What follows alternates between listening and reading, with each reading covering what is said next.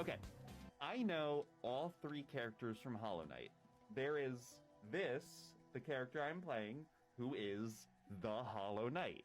That's why the game's called that, because the character's name is the Hollow Knight. Then there's Bafanada, the one that sells the compass and the other items. Her name is Bafanada. And then there's the character that sells the maps. His name is Bafanada's husband. We all know this.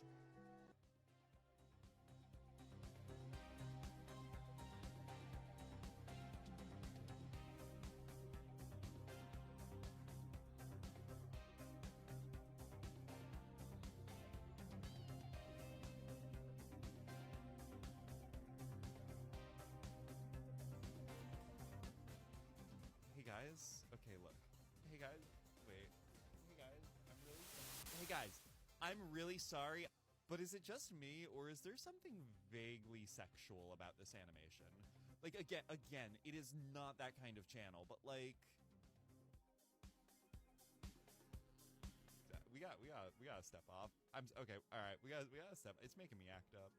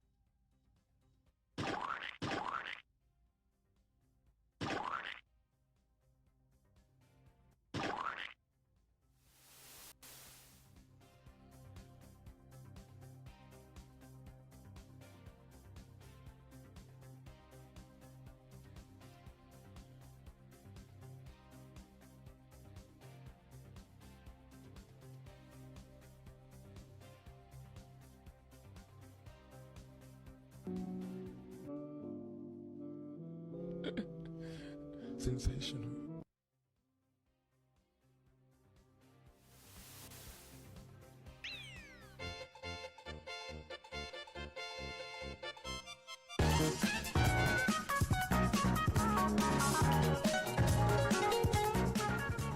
Where is the creature? $10 for a slice of pizza. Of course I would. I'm a idiot for real. Like I would. They could.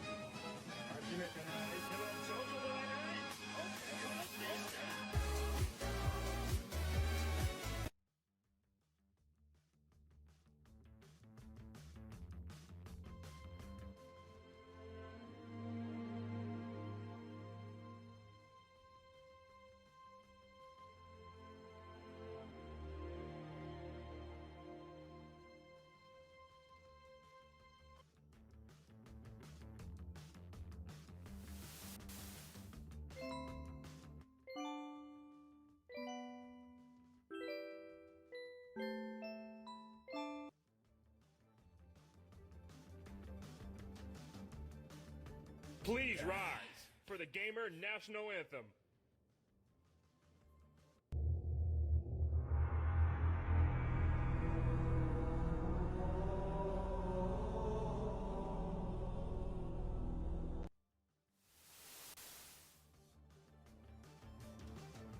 Just a reminder, if you got stuffed Pokemon toys in your room, that means you're gay.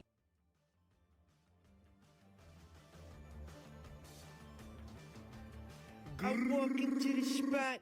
Who's that on the kitty bed? Had to stop, give him pats on his baby head. He's feeling good. Now you start to hear him purr. How can I resist with his soft little kitty fur?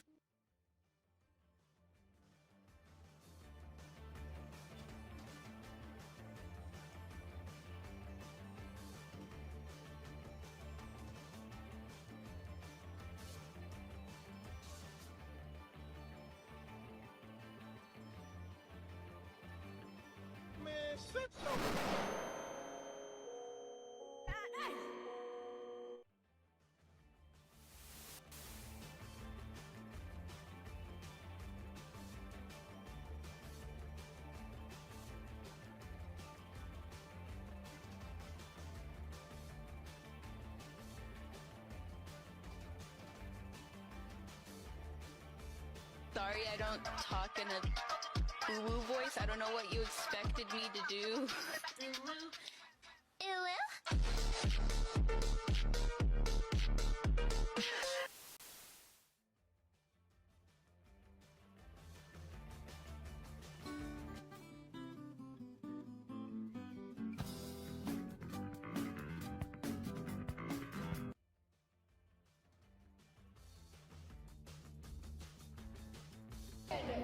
Hey, we down by 17, but I didn't hear no bell. This game ain't over yet. So the season is over.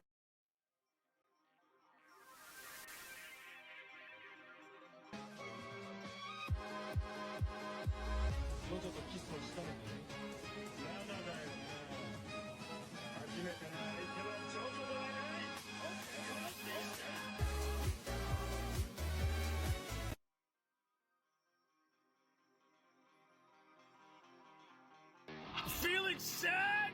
Feeling depressed? Get off your ass! Get outside! Let's go!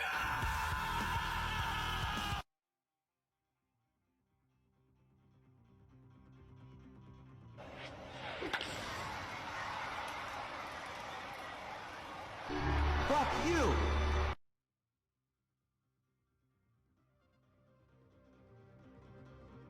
How cringe do I want to be tonight? The most? I want to be the most cringe. Okay, let me see if I could do... Hold on. I'm going to take 30 seconds. I'm going to see if I can hit the grid real quick. Just real quick, you guys.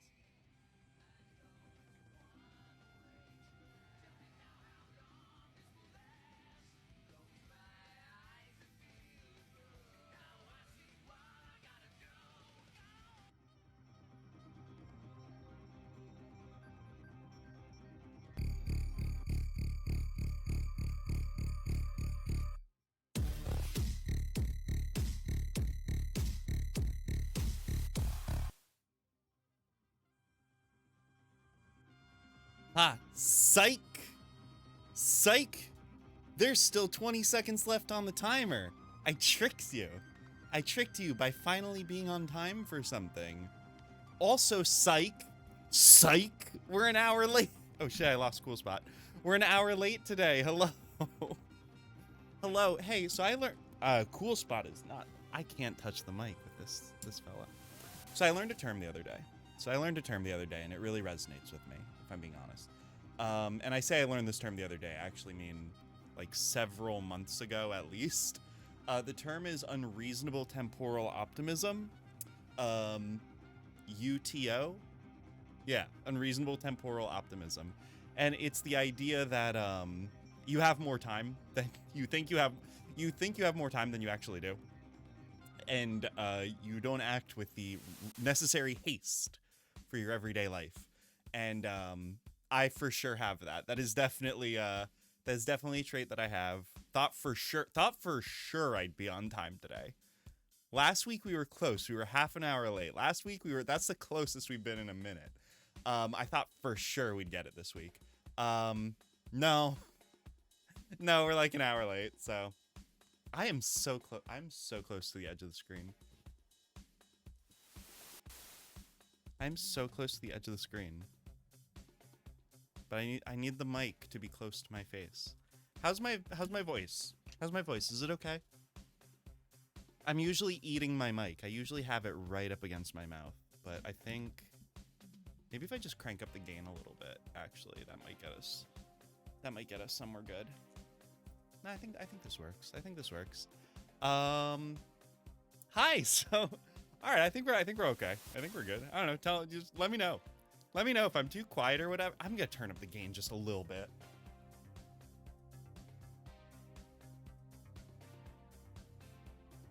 Just a touch, just a smidge. Just a smidge of gain, okay? Is that all right? Just a little smidge of gain. Just give me a little bit of gain as a treat, okay? Just a little bit as like a treat.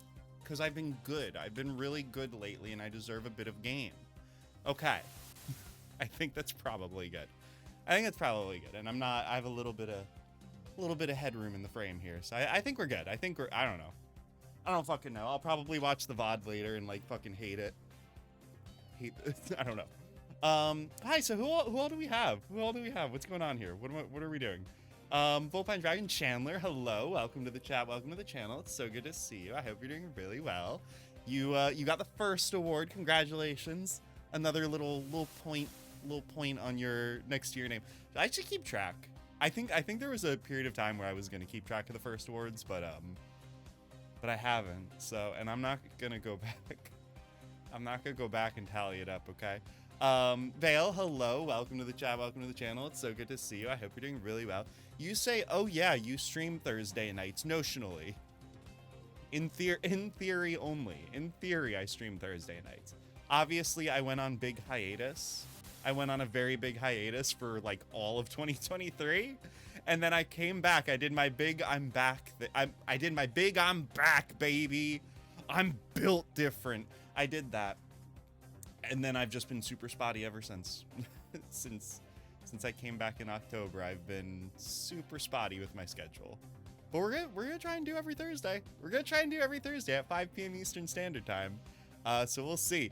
Boxster, hello. Welcome to the chat. Welcome to the channel. I hope you're doing really well. I love that emote. I love that emote you use. It's very fitting. Roxy, oh my gosh, hello. Welcome to the chat. Welcome to the channel. It's so good to see you. It's very good to see you again. I hope you're doing really well. Oh, that's a cute emote. Oh, I like it. I wasn't sure what it was when it was very tiny, but I like it. Chandler, thank you for the 27-month subscription. Holy, entirely too long. Entirely too long for me to be doing this, if I'm being honest. Maybe I should have just gave up the channel to Blaze. Shit, this is entirely too long for me to be doing this. Holy shit, but thank you. I really appreciate it. Blaze, speaking of which, Blaze, hello. Welcome to the chat. Welcome to the channel. I hope you're doing really, really well. You say help IDK what emoji reaction to use to represent the Stanley Parable. Never played it. Clueless.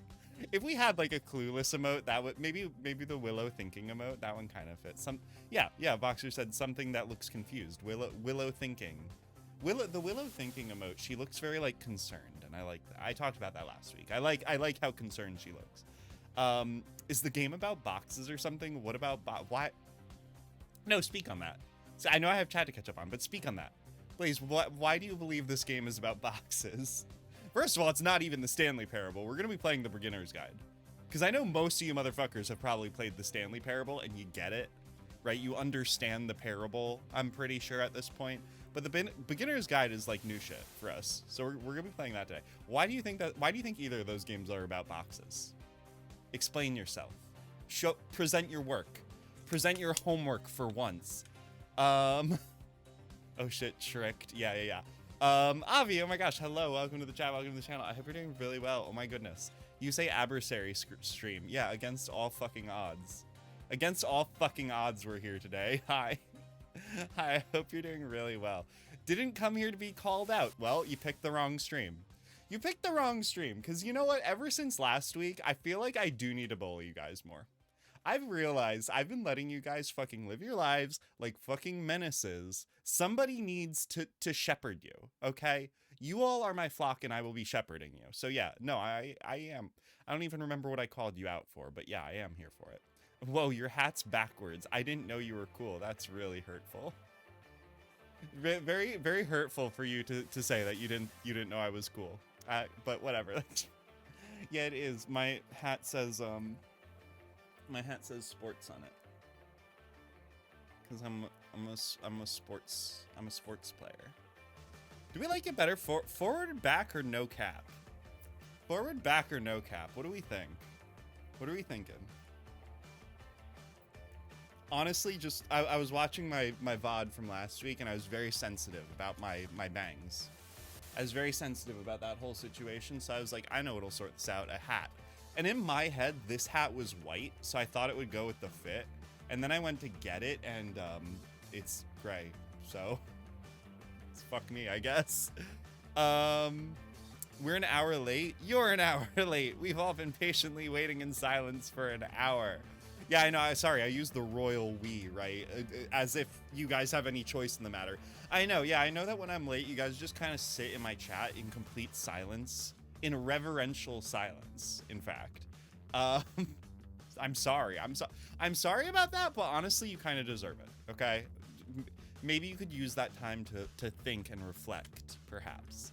Vale says, I have 5 streams open and 6 people talking. Pretty sure I have a limit of being able to comprehend 2 people at once. Mistakes were made. So what you have to do, and this is so they don't talk about this enough, is you have to set each of our streams to alternate every like 5 frames, right? So you only get 1 stream each frame, and it alternates, and then you could comprehend it. It's a little trick, just like a little gamer trick. Let's see. Blaze says, "Good boy / girl." I'll take, yeah, good boy girl. I'll be both. That's fine. You start doing that and I'll start joining in milliseconds. I don't remember what I said, but it would be good if I did, because then I was probably cooking. Cook too hard and you'll burn the kitchen down is what I always say. Chandler has says, I have an unfair advantage for first awards. You, not as much as you might think, right? Because you know about when I'm going live, because I shut the door in the office. Sorry, in the studio. We're in the studio today. I shut the door in the studio, and but then it's usually like another 20 minutes because I'm fucking around with socials and stuff. So like you still probably go off the notification like everybody else. Let's see. See, though, I also moved my stream tonight, but it's also gonna be my last Thursday stream, I think. Whoa, hot drop, hot gossip. Vale stopping the Thursday stream? Why? What did Thursday ever do to you? Of course I should have. I see. This is the problem with me catching up on chat, is I don't remember what I should have done. Again, cook too hard, you'll burn down the kitchen. I thought, of course I should bully you guys more. That's probably it. I thought it was about thinking outside the box, and you're like in an office with an air. Okay. That actually, you know what? The Stanley Parable is kind of like being it really, the parable is about the illusion of choice, but it's nuanced. It's a good game. So honestly, the themes of boxes kind of, it's fitting like a box, like a shipping container. Boxster, speaking of boxes, says, I like forward. We're not even playing a sport, so it's funny to me. All right, we got one for forward. I don't dislike it. Maybe I point it towards the camera a little bit, like that, so that it reads loud and clear. I don't know. My roommate gave me a hat with the We Fit logo. I used to wear it playing tennis sometimes. That's actually very cute. I actually quite like that. Oh, okay. So Blaze says, well, that, referring to bullying, I should bully you guys. But he says, but also, of course, you should have given me the channel. Okay. Yeah, you know what? I'm kind of over it. I'm kind of over all this. I'm kind of over the whole streaming thing. I think you could take over. I'm gonna give you the authenticator codes. This is your problem now. This whole situation, it's your problem now. Hey, what do you guys? Okay, what do you guys say we slip into something a little more comfortable? Head over to our just chatting scene. We're back at Scenic, what the fuck is the name of the city? What the fuck is the name of this city from Mirror's Edge Cattle? We'll look this up in a second. Let me throw some music on. Here, I got a special tune for you guys today. It's not that special. I like it. Yeah, there we go. It's vibes. Let me know if it's too loud or if it's too... It's actually maybe a little too loud. It's a touch too loud, I think. I'm going to turn it down a little bit. Just a little, though. This is, I saw this in my recommendeds. This is the palace theme for Ryuji's Palace from Persona 5. The real Persona heads will know this one. Ryuji's Palace, remember that one? That's such a good palace, right? Where it's like, you know, Ryuji has his dark desire that you have to steal away, and there's all those cool moments, and it has this music. You guys, it's one of my favorite palaces in the game, so figured I'd play it. I'm realizing my ring light's not on. I'm gonna go turn my ring light on.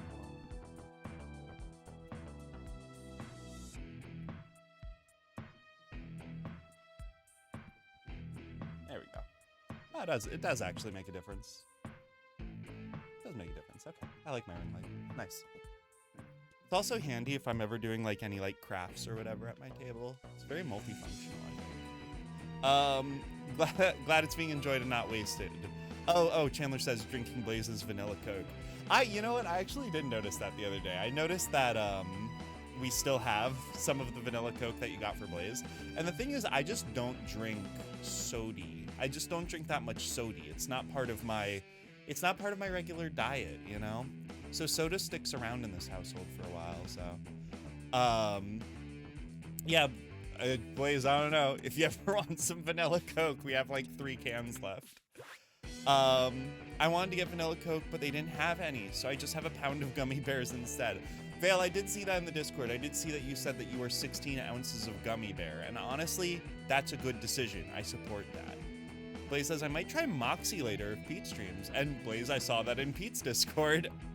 I saw that you got Moxie. I've always said, Blaze, you got Moxie, but now literally, you got Moxie. You have the drink called Moxie.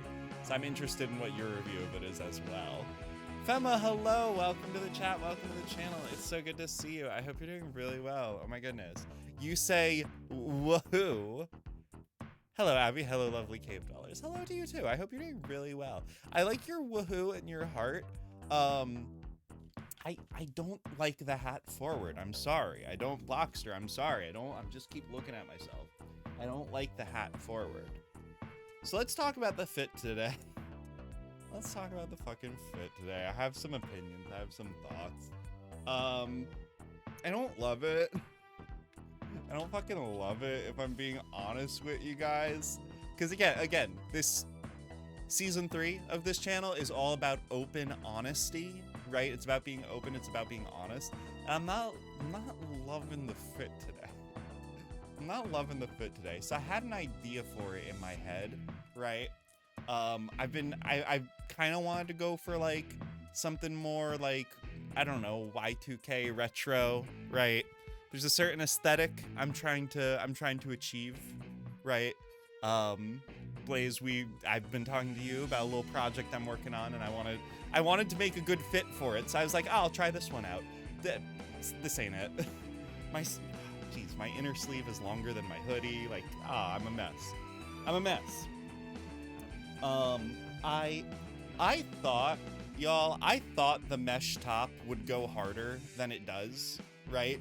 Because I'm wearing a pink bralette under the mesh top, right? And like, you can barely even see it. It just looks like an ugly top, if I'm being honest. It just comes out looking like an ugly top. I don't like it. And the pink skirt, I thought I would like it. I thought I would like it sincerely. But nah, it's just that the waistband, not loving it. It has built-in shorts, right? Which like normally we vibe with, but like it means I can't wear it like really high-waisted, right? Like it limits my options. Yeah, overall, like not loving it. I'm not a huge fan. Do I have any other thoughts? I think that might be it. I thought I had another thing to bitch about. I'm wearing white shoes.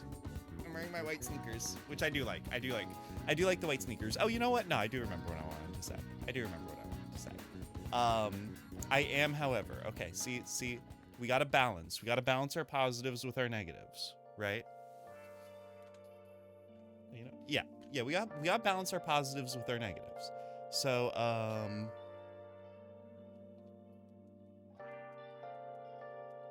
because while I don't love the outfit, I'll say this for free. I am happy with the photo I took. So you guys know I always do a little stream photo before I go live. Is Twitter really not going to let me look at my second post? Is it only going to let me look at the first fucking... Come on. Be serious. Be serious, Elon. It's my second post in the queue. Oh, come on. All right, where else did I post it? Can I go to my fucking Mastodon, I guess? That's not how you spell Mastodon. You get it. Can we go to my fucking Mastodon, please? Yeah, there we go. Cool. Yeah, like, I like the picture. I think I took a good picture today. I'm really happy with this one. See? They're balance. The positive and the negative. Not thrilled with the fit. Do enjoy the photography. I think this one came out really good. I'm happy. It makes me feel nice. I like looking at it. I like beholding it.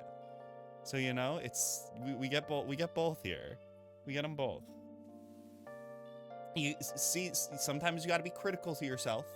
You got to turn a critical eye to yourself. You also got to hype yourself up, because you got to hype yourself up when no one else will. Anyway, Dan, hello. Welcome to the chat. Welcome to the channel. It's so good to see you. I hope you're doing really well. Oh my goodness. You say hi there. Well, hello to you too. I hope you're doing really well. What are you up to tonight? Anything cool? Wow. Haha. That's so interesting. You tell the funniest jokes. Sorry. I don't know what that bit. Dan, I hope you're doing good. Avi says, I kind of get the early 2000s vibe. Having said that, I was like 6 when it was current. I mean, yeah, like, I guess I was 6 at the turn of the millennia, right? I guess the real takeaway here is I don't know what Y2K aesthetic is. I think is the real actual takeaway here. I keep saying it. I don't think I know what it means. Blaze says, call that outfit McDonald's because I'm loving it. Thank you. That's so sweet. Oh, built-in shorts, rip. Yeah, honestly, I'll say this for free. Never enjoyed a skirt with built-in shorts.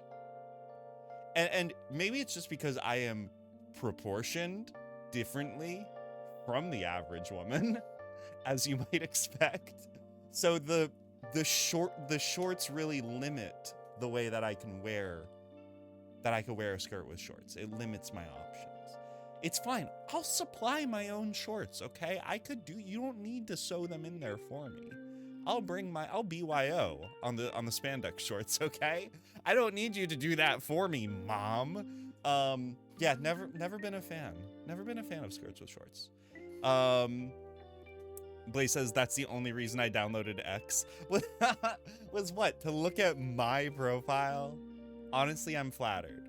And I will say this. I'm the only good profile on Twitter. You know what? Actually, Dan has a good Twitter. Makeshift Quill. At Makeshift Quill. Dan, you have a great Twitter. Dan, I love your Twitter because I love just reading your tweet responses to like shitty chuds, right? And just like really giving them the business when no one else will. I appreciate that. Ari, oh my gosh, hello. Welcome to the chat, welcome to the channel. It's so good to see you. I hope you're doing really well. You say, I don't want to be critical of myself. I'm flawless. All your opinions are based in law.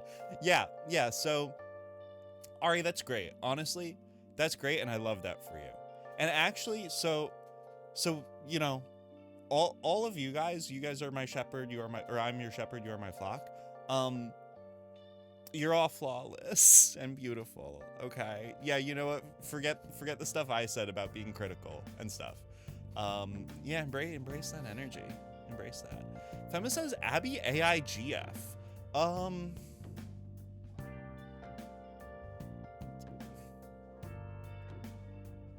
No. No, I'm as real as it gets, actually. See, we've done that joke before. We've done the whole joke about how I'm like an AI, right? We've done that whole bit. On mine and Blaze's stream, we did the whole like we're AI or whatever, right?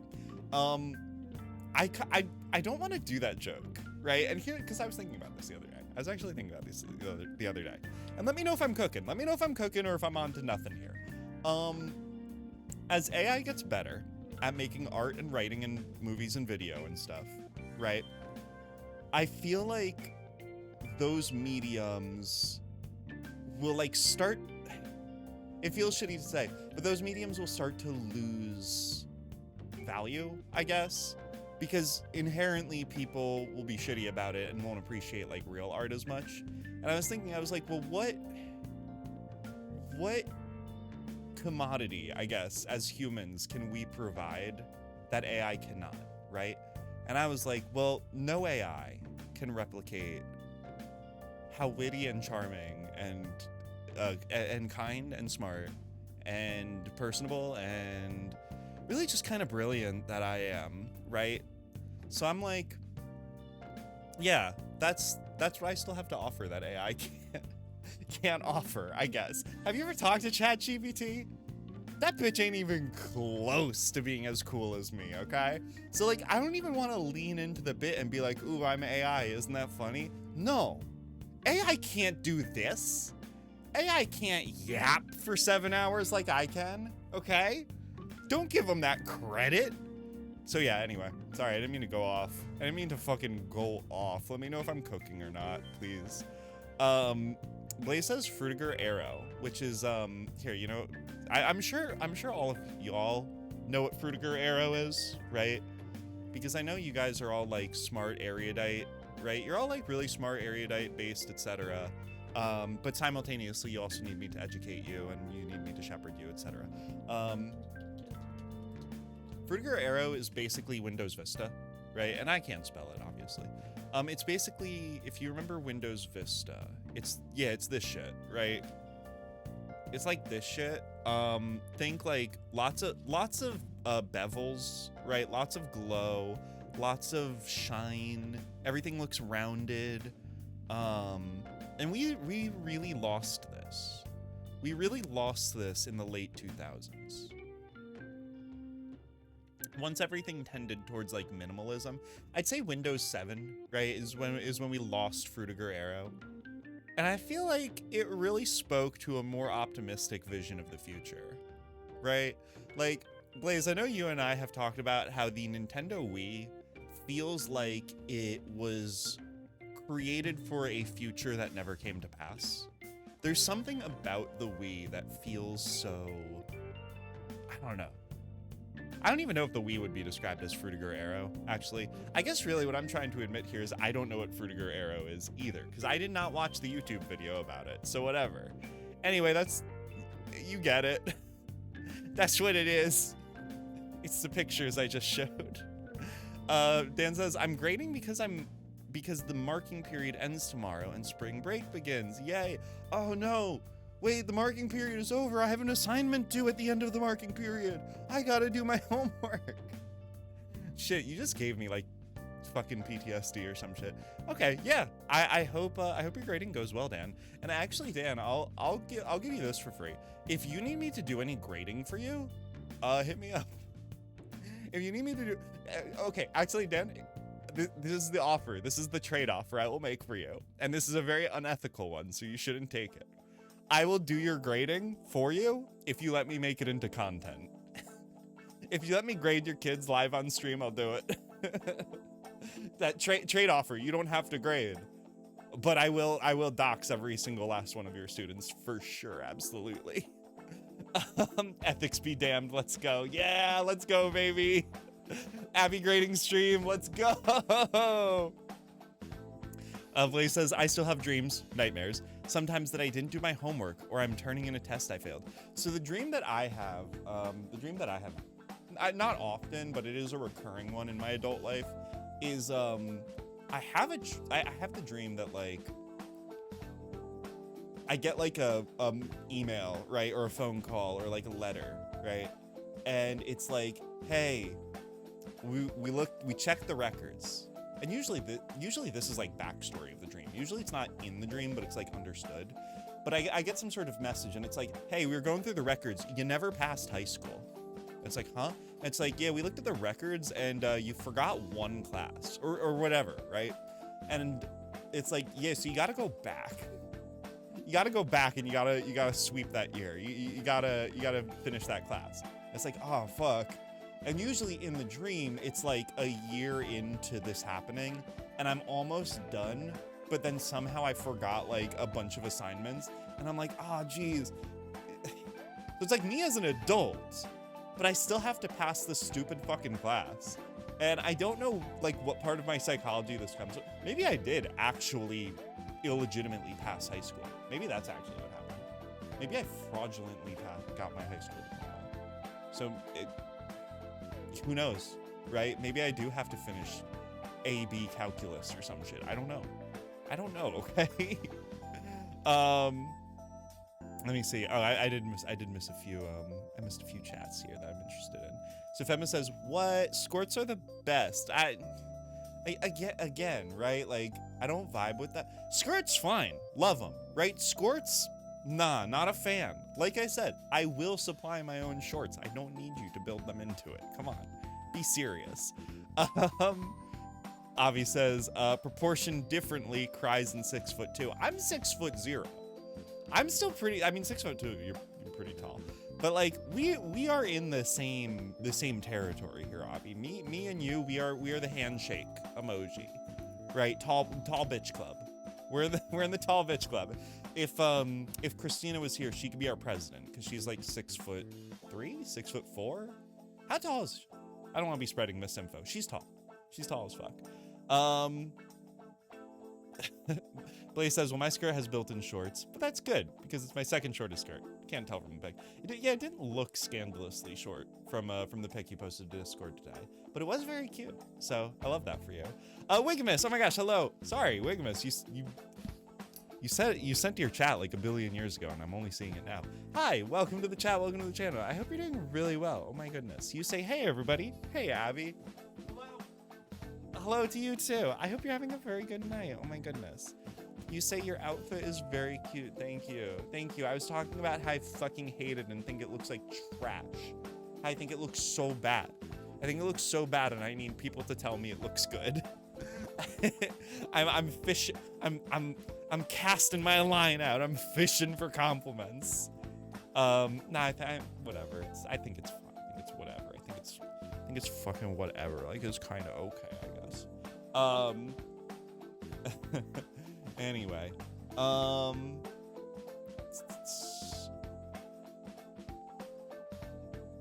Blaze says, I'm still worried about it for the first 20 seconds after waking up before remembering it doesn't exist. Oh yeah, your homework stress stream. That's how it is for me as well. That's how it is for me as well. When I have my school stress streams, I always wake up and yeah, there is like a second where I'm like, and it's like a relief that watches over me where I'm like, oh shit, I don't have to worry about that. I just have all the normal things I have to worry about, but not that one. Dan says, I should send you the concluding paragraph for one kid's persuasive essay on fashion. It's amazing. Oh my goodness. I'm very curious what position they're persuading for. That sounds funny. Blaze says, wow, a lot of my dreams are about me going back to college too, but they're happy, and it's future CNU. Way cooler with skyscrapers and hotels like dorms. Yeah, future CNU. Like it's all the old school, like what, late 1800s architecture or what? I don't know I don't remember when those buildings were made. Anyway, all that like classical architecture, but it's like sweeping skyscrapers and shit. Like they preserve the aesthetic, but apply like modern. That would be cool. I'm very into the idea of future CNU. I'm very into the idea of future Penn State now that I think about it. Avi says, honestly, I just use my tall energy to mom 90% of my friends. It's a hierarchy, isn't it? Right? You can mom anyone shorter than you, right? So I'm 6 foot. I'm most of. For all of you, I can mom most of you. I'm your mom now. Sorry. Do your homework, eat your vegetables, drink your water. Actually, I do normally say that kind of thing. So I am your mom. But yeah, Avi, you're taller than me, so you outrank me. Is the point. Wigmas says, no, it's really cute though. Thank you. You're playing right into my hand, you fucking rube. Blaze says, but fine, you reeled me in. You look great. Oh, thank you. Do you really mean it? Wow, thank you so much. That's so sweet. Oh my goodness. Dan says the paper is persuading people to get into fashion. Hold up, I'll send it to you on Discord. Please, I would love that. I won't read it on stream unless you say I can, because that would be impolite.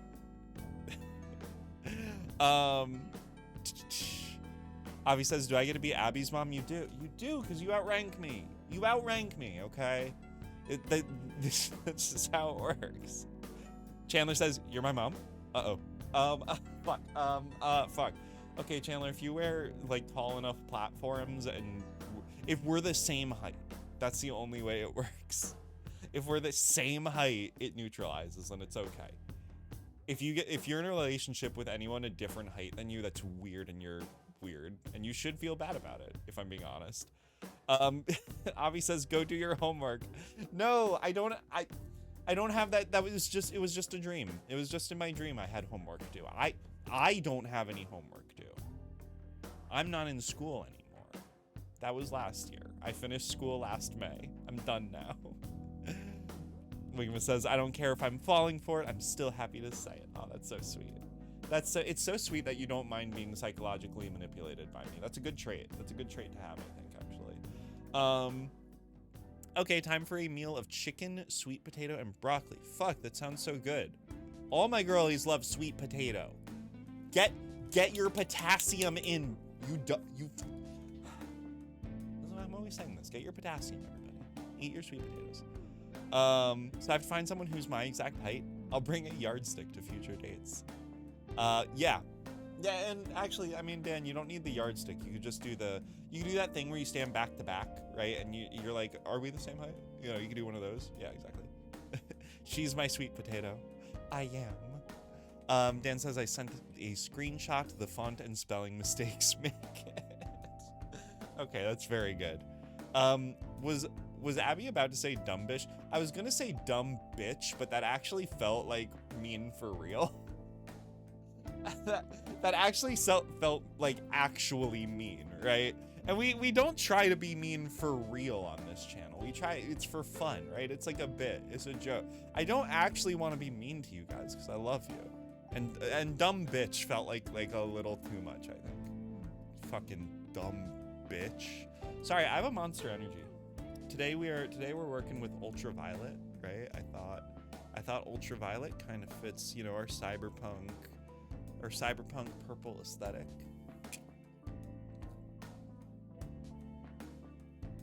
Actually, shit, Ultraviolet really does. It fits you all in my phone over here. You have the purple background, right? And I have the sort of purpley pink fit. And you know, Mirror's Edge is a little bit purple, so kind of works. Anyway, what are we doing today? How did 45 minutes already pass? How did we already pass 45 minutes? This is insane. Okay, so first of all, one thing I did want to look up, want to look up is what is the name of the city from Mirror's Edge? 100 points to anybody who actually knows. Here, hold on, I'll take a guess first. I want to say it's something like Glass City or something. It can't be. There's no way the name of the city for the game Mirror's Edge is Glass City. That would be insane to me. Fuck me. God fucking damn it. How am I always right about this shit? It's called the City of Glass, you idiots, you imbeciles, you fucking morons. Fucking EA called it the City of Glass. I'm getting upset. I know the name of the city in Mirror's Edge. It's the City of Glass. Yep, nailed it. Blaze, I don't believe you. Blaze, I don't believe you. Blaze, I looked up your Xbox Live gamer tag. And your games were set to private. So I'll never know if you've played Mirror's Edge Catalyst. Is this in both games? Is this what it's called in both games? The City of Glass is a city located to the far south of Cascadia Prime and is the setting of Mirror's Edge Exordium and Mirror's Edge Catalyst. What is Mirror's Edge Exordium, actually? What is this? Oh, it's a comic series. Okay. Okay. I actually, yeah, hey, fun story. I read the first issue of this because on Free Comic Book Day, a friend of mine from college gave me an issue because he knew I liked Mirror's Edge. That was Josh. That was very sweet of him. Josh gave me a copy of the Mirror's Edge comic. Yeah, I don't know if I talk about this enough. I'm really into Mirror's Edge. It's one of my favorite games, actually. It's like literally one of my favorite games. Also, Fema says, does the Monster Energy taste more like blue or more like reddish? Hold on, let me check. Let me check real quick.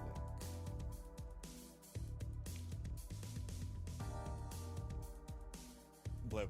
Yeah. No, for sure. For sure it tastes more blue. For sure it tastes more blue. Wig says, hey, Abby, do you remember Magic Eye? Did you know that they're animated now too? What is Magic Eye? I remember the here, I remember the concept of like a Magic Eye poster, right? I remember those. Yeah, I remember these where like it's supposed to look like something else. Is this what you're talking about?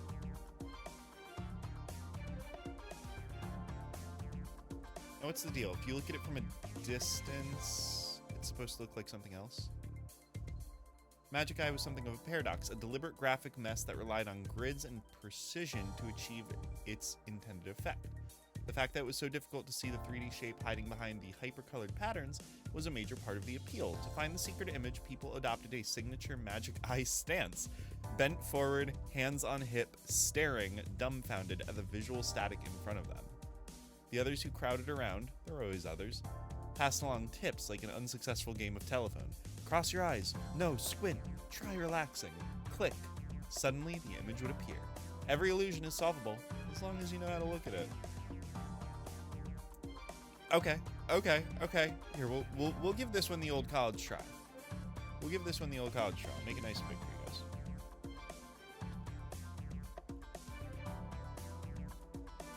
Oh, hi. Yeah, you can see that my green screen is like totally... Okay, hold on. Let me fix that real quick. Actually, sorry. I thought I took care of this.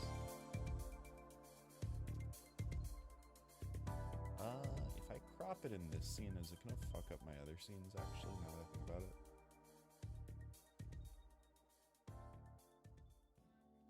Hi, now you know I have a ceiling fan. Scandalous, I know.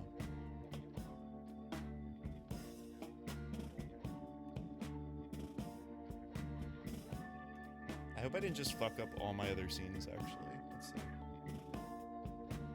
Yeah, I did a little bit. Okay, that's really cool, actually. That's so sick that I did that. Cool. Well, at least OBS isn't crashing on me this time.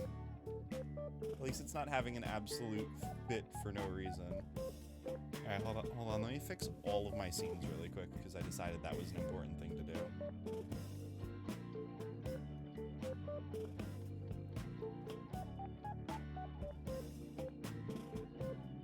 There we go. Alright, cool. We're good. We're good. Fixed it. Alright, what were we talking about? Magic Eyes. So they're animated now? I've never... You know what? I've never taken a crack at Magic Eyes before. This has never really been like a part of my life. You know? So, okay, I want...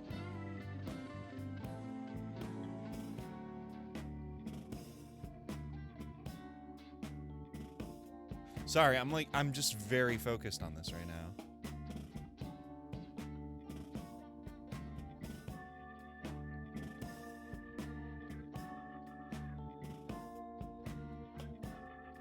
I can kind of stare at this. Oh! Holy shit. Sorry. That scared the crap out of me. Why did this website make a little eyeball appear on it? That's so scary. That's so fucked up. Okay, I'm done. I'm done with this. I don't want to do this anymore. That legitimately scared me. That scared me for real. I'm so upset. This one kind of sucks. Yeah, roast it. Yeah, it sucks because it jump scared me. I'm so pissed off. Is this a fever dream stream? Oh my gosh, Chris, hello, welcome to the chat, welcome to the channel. It's so good to see you. I hope you're doing really well. It's not, but it could be. It's not, but it for sure could be. If we want it to be. Excuse me, oh my goodness. No, it's just a normal stream, unfortunately. Unfortunately, it's just the normal kind. I don't even know how one would do a fever dream stream. Maybe if I just took just a bunch of Benadryl. Just a bunch of Benadryl and see what happens. I've never seen anything like that before. I can get it to look weird in 3D, but it doesn't have a nice shape. Wow, fucking brag about it. All I did was get jump scared, so who care? I don't even care, actually. I don't even... Magic eyes are dumb, actually, is kind of where I'm at. Where my head is at, if I'm being honest with you. Okria says lucid streaming. Yeah. Yeah, imagine lucid streaming. Imagine if fucking anything I said was lucid ever. I can't tell what's cooler, you or Cool Spot. Thank you. I mean, we do have a resemblance, don't we? I need sunglasses. I need shades, actually.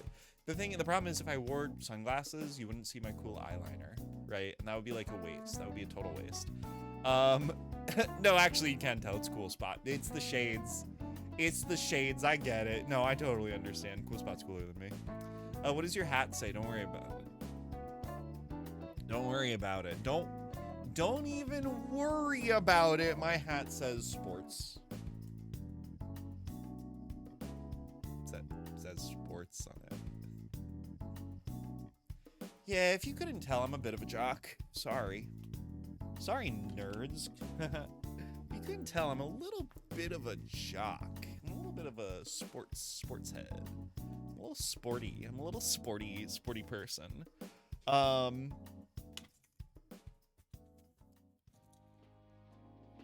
I dropped my keyboard, so. Alright, so let's talk about it. Let's talk about it, folks. I can do the Curtis Connor. Folks! I don't know if my clap comes through the mic. I know in the past I've watched VODs, and if I clap, it gets caught by the noise gate. So I don't know, you might not even hear that. I have a sweatshirt that just says college. I've looked at that. I've seen that sweatshirt before. I've thought about getting that because I think that's really funny. Isn't there a picture of like Nicolas Cage wearing the college sweatshirt or something? Right? Why am I getting Nicolas Cage right now?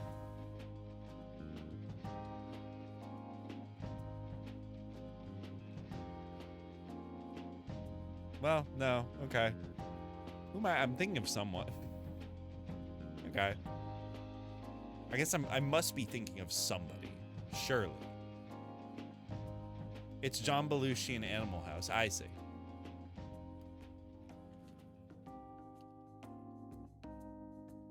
Which, by the way, we are being introduced to some truly supreme merch right now.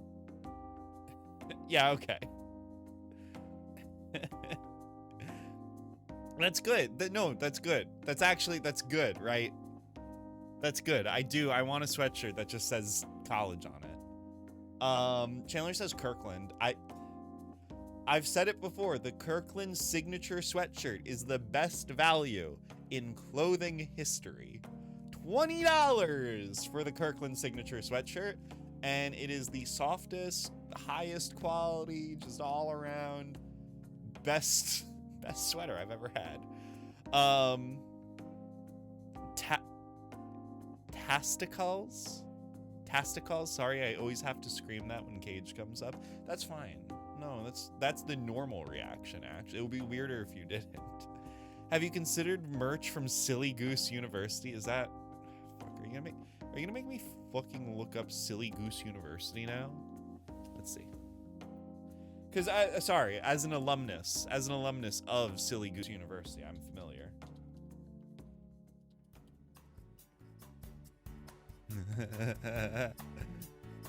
Okay, I kind of like this. Established 1910 Silly Goose University. That's kind of cute. This is cute merch. I like it. This is alright by me. SGU, baby. Put that on the resume. Hell yeah. They have one of those predatory spin to win things. That's cool. No, that's normal, actually. No, this is cute. I can get a diploma, like my diploma from Bird School. Oh my gosh, I can get a student ID. This is actually pretty cute. All right, we stand. We stand, we vibe with it. We're fans. Maybe check out Pumpernickel merch. Yeah, you know what? Fuck it. Let's just look at merch, I guess. Let's just look at merch. I'm for sure not gonna buy. Pumpernickel. I mean, unless it's like really cute. Is this Fema, is this it? Did I get any? Is this anything? Is this just people who are really into bread? Which, by the way, I get it. Which, by the way, I super get it, but I thought maybe there'd be more to it. Am I missing something? You went to Bird and Silly Goose. Yeah, I did my first 2 years of my undergraduate at Bird School, which is for birds, and then I did my junior and senior year at SGU for sure. Do they really think people are going to be excited when they land on the biggest discount on the wheel? That's all they ever land on. Like, duh. I mean, it is kind of exciting to get like a 20% off. Sales are such bullshit. Like, especially in clothing, it's such shit. I fucking hate sales. But apparently JCPenney's tried doing that. They called it fair and square pricing, where all of the clothes in their store was just priced at market value. No sales, no special cash back, no normal shit. And apparently it was very unsuccessful. Apparently in the world of apparel, people are acclimated to trying to get like coupons and deals and stuff, and they feel weird if they don't. I don't know. I'm not a marketing expert. I would just prefer not to spin wheels when I go to websites. That's my thing. That's where I stand as an individual. I would prefer to not have to Google, Silly Goose University promo code. Like, I would just prefer to not have to do that, but here we are. This is where, we used to be a country.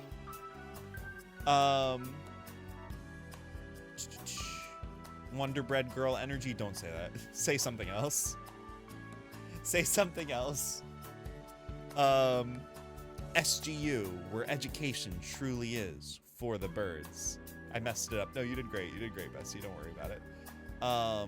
Bird School, Silly Goose, both Bird School, where education is truly for the birds. You got it. See, this is what I expect from an SGU alum, for sure.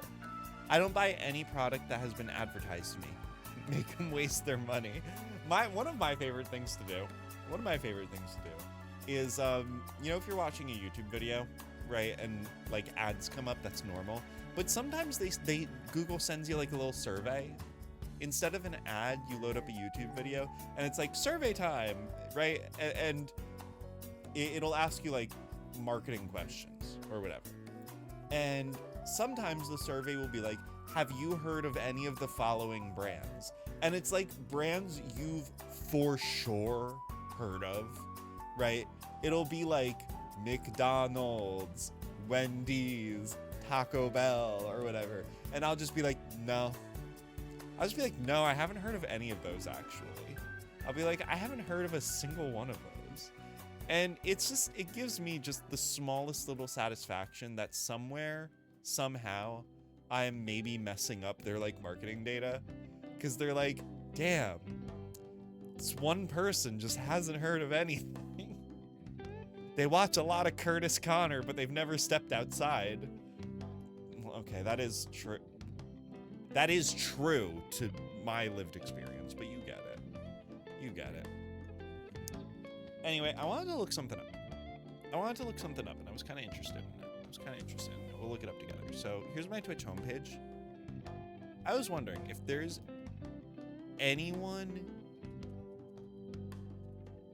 anybody on Twitch running the beginner's guide. If I'm gonna be the only person. Yeah, let's see, 12 viewers. Oh, yep, it's me.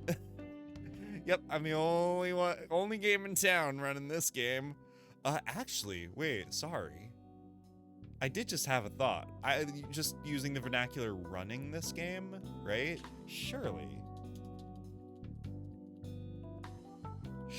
there are speedruns. Yes? Surely there are speedruns. And we will play this game, believe it or not, and you'll find it's not a speedrunnable game. Okay, actually, it seems like it's fairly competitive, if I'm being honest. What do we got? We got 26 runs, a couple within the past year. Yeah, okay. Oh, wow. World record set 1 month ago. The JJ. Well done. Well done, the JJ. Dang, he's a pretty good runner. Gotta hand it. Gotta hand it to the king here. Nice. My XGF had the exact same attitude, and I wish I could say the same for me, but sometimes the algos get me hard. I would maybe not use that specific phrasing, but I get you. What ads? Just practice proper internet hygiene. So, obviously on this, by the way, Jandra, hello, welcome to the chat, welcome to the channel. It's so good to see you. I love you. Obviously on this channel, we stand ad block. We stand skipping YouTube sponsorships. We stand, you know, basically anything that gets you out of the clutches of advertising. But sometimes it is unavoidable. Sometimes I do like watching YouTube on my smart television, and that doesn't have ad block, you know? Sometimes we are mercilessly inflicted by advertising, and there's nothing to be done about it. So I do try to avoid all ads, but it happens. It happens. And whenever I am served up an ad, I close my eyes. Just instantly, if an ad comes into my field of vision, eyes closed. Sorry, not gonna get me. Not getting me today. Jay Concy, hello, welcome to the chat, welcome to the channel. It's so good to see you. I hope you're doing really well. You say I also stand ad block. 100%. 100%. It actually annoys me that ad block doesn't work on Twitch, right? Because I would want every single one of you to block every single one of the ads on my channel. I would not run, if Twitch let me do it, I would not run a single fucking ad on this channel. I hate them. I hate them. In the latest TMNT movie, there's a scene where Splinter looks like Curtis Connor. Come on, be serious. If I just look up TMNT Splinter Curtis Connor, is that gonna get us there?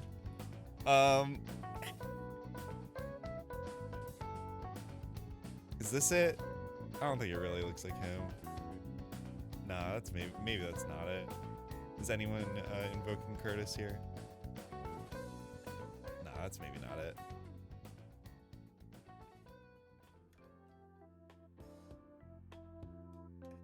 Is this it? I don't. Avery with the facial hair.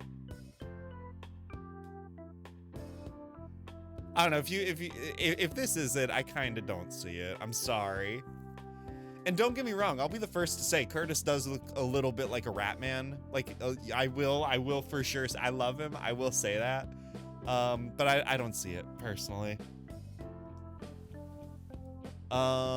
Avi says, I get that a lot of these speedrun games are probably a combination of memes and time sync. Yes, that's the thing. Is I feel like there are a lot of games that you can run for the meme, but also, I mean, it is a time sync for sure.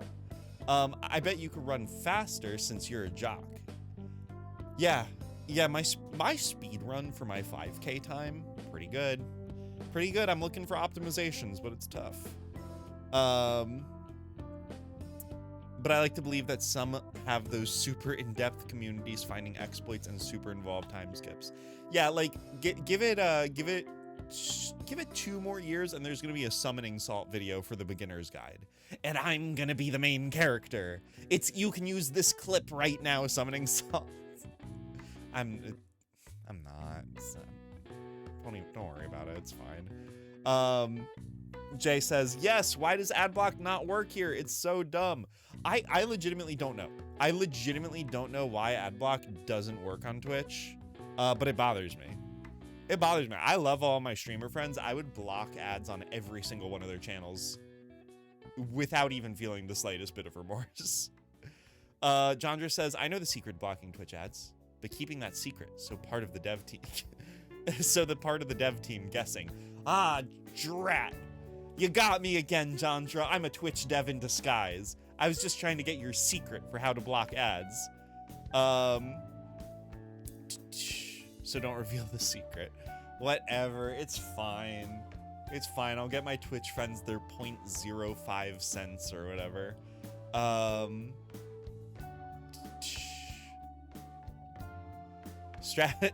Chandler says strategy for increasing my 5K speedrun. Run faster. That's the fucked up part. That's all you can really do. You wanna optimize your 5K time? Run faster, idiot, dumbass. You stupid dumb bitch. Just run faster. Syndrome song speedrun. Okay. Hold on. No, okay, actually, Blaze. Because I bet you Syndrome song Apples to Oranges doesn't even have a speedrun.org page. Let me see. Here, hold on. I'm gonna make a prediction. I'm looking up speedrun Syndrome song. I bet you there's a YouTube video. Where someone does like a world record or whatever, but I bet you it doesn't have a speedrun.com page. Okay, so first of all, it thinks I'm writing speedrun central song, which, ouch, that hurts. Hey, there's me. Is this a Twitch clip? Why does it say adversary videoer? What does that mean? Oh, this is one of the different language. Okay, got it. Makes sense. Wow, it is not giving me English results here. Okay, so what I'm getting out of this is that this one is wide open. What I'm getting out of this is the Syndrome song speedrun is wide open. Here's the problem with that. Syndrome song gets legitimately hard after the 3rd chapter. Once you get to Vivace, the 4th Syndrome, it gets legitimately really difficult.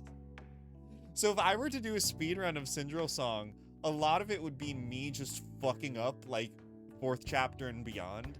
But like it would still be a world record, right? Because it would be uncontested. It would be a really embarrassing run, but technically it would be a world record. I would be running uncontested. All right, let's talk about what we're doing today. World record, put that on your resume. Please, it's dire. Bestie, it's getting dire out here. I do not have a lot to put on my resume. You got me staring down the barrel of the fact that I've been at this same job for 6 years. Ooh, I do not have very many bullet points. I do not have a lot of bullet points. I might have to do like a fun facts. Do a little fun facts bullet point where I throw that on there. World record speedrun holder or whatever. God, it's so embarrassing. Yeah, I need to update my resume. Hey folks, none of y'all in chat are career counselors. I need a little bit of help. I'll tell you more Sunday. But yeah, what are we getting into? Okay, great. Yeah, thanks for the segue. I appreciate it. Yeah, so what are we getting into? We're gonna be playing the beginner's guide. So let's talk about it. Let's talk about the beginner's guide. So we actually did stream the Stanley Parable, right? Like months ago at this point. And I'm sure it was a pretty popular game back when it came out in 2013. I imagine many of you are probably familiar with the Stanley Parable, whether you watch that stream or not. And the developer, I believe, well, let's dip into the Wikipedia page real quick. I believe the game was made by one guy, right? So let's see.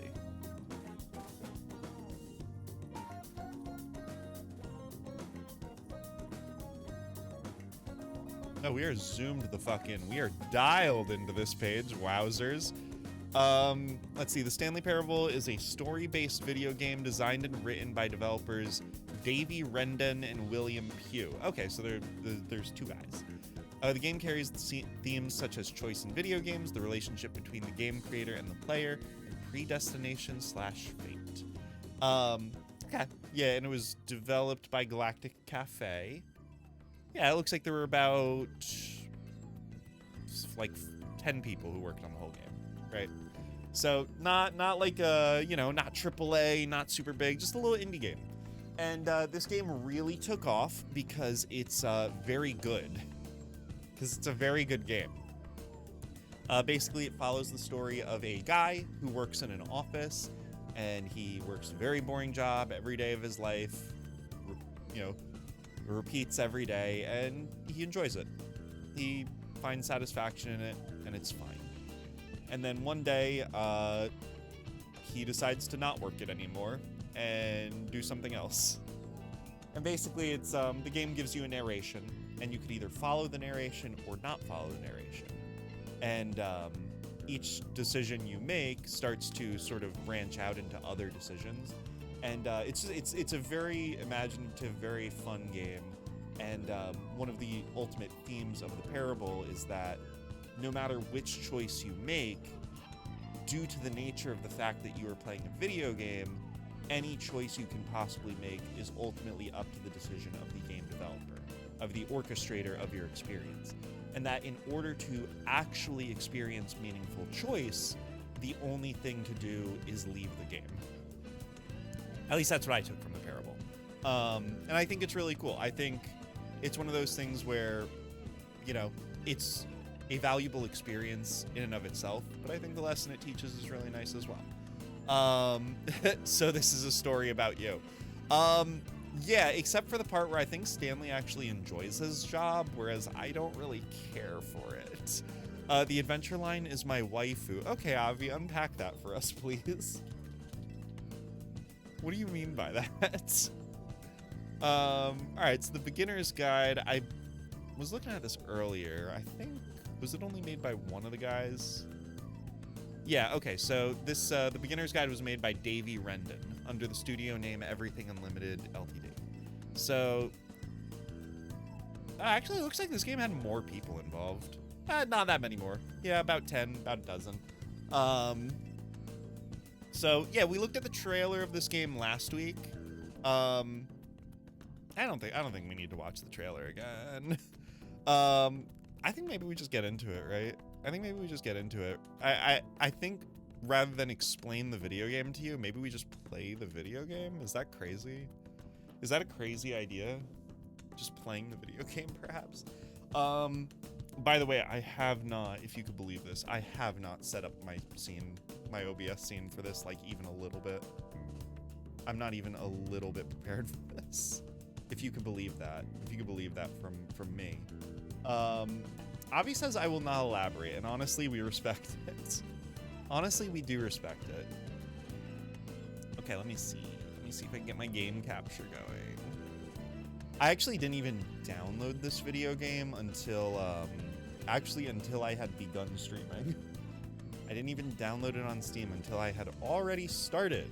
According to Steam, I have 1.7 hours on record, so I can technically return this game if I'm so inclined. But that feels really mean to Mr. Davey, to the guy who made it, so.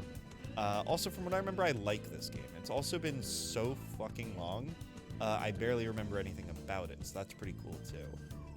Also, I'm really hoping, this is also something I maybe should have perhaps vetted.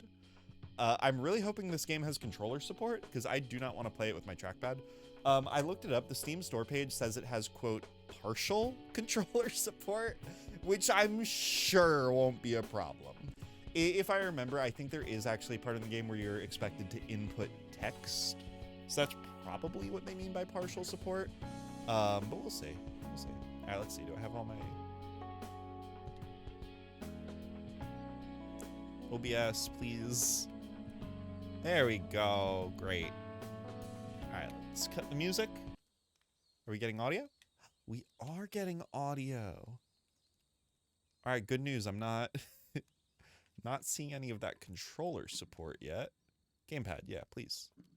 Please, I wish you... No, enable, please. Couldn't find any gamepad. Uh-oh.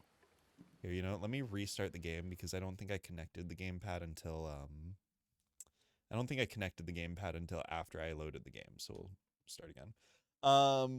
Wigma says, it could be a wiki... Oh, it could be a wild idea to play a video game. Or it could be the most sane thing possible. Yeah, no, I'm really going out on a limb here. I'm really going out on a limb for you guys. There we go. There we go. Yeah, calibrate buttons, please. Actually, yeah, could we please calibrate buttons? Because it looks like you're not getting. Move forward this way. Move left that way. Look up. Well, yeah, that way. Look left that way. Interact, menu select. I guess A, right? Go back a menu. B. Pause, the normal one. Chat option 1. Oh boy. I guess D-pad up. But nope, doesn't want me to do that. Left bumper? Right bumper? Left trigger? Nope, doesn't like left trigger. X? Okay. Okay, so there's 3 chat options apparently. Blaze says, this is a really big day. Abby's first video game. Yeah, it's true, and it's hardly even like a real video game. It's like a walking simulator. You guys will see. It's like a walking simulator. I'm really concerned about these chat options I just selected. I did left bumper, right bumper, and X. That doesn't feel very intuitive, but I can't think of a better. Way. It'll be fine probably.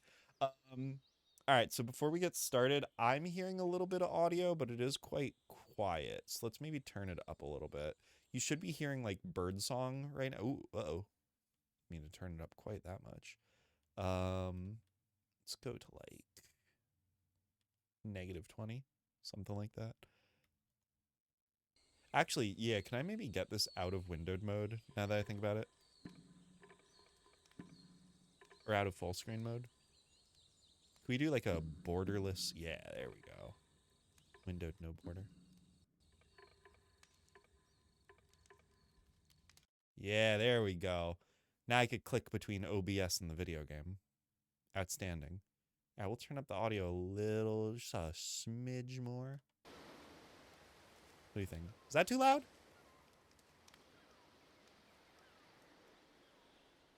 Feels a little loud, maybe, but we'll know once we get into game.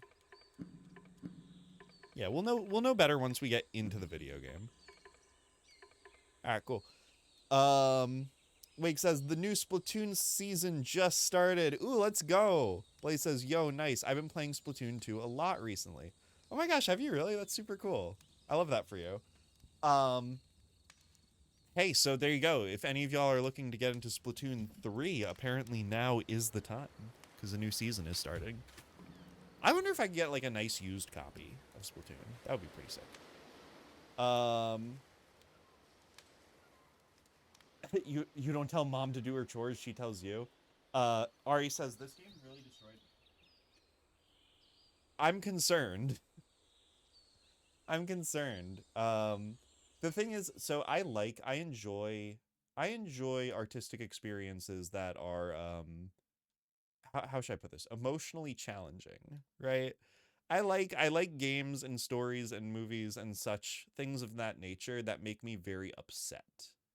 So if that's what I could expect from this game, I'm in favor of that. Okay. Oh, Avi says, I assume you finished all your chores before Nintendo's, young lady. Yeah, exactly. Listen to Avi. Avi's your mom now, okay? On virtue of being the tallest one here, I'm pretty sure.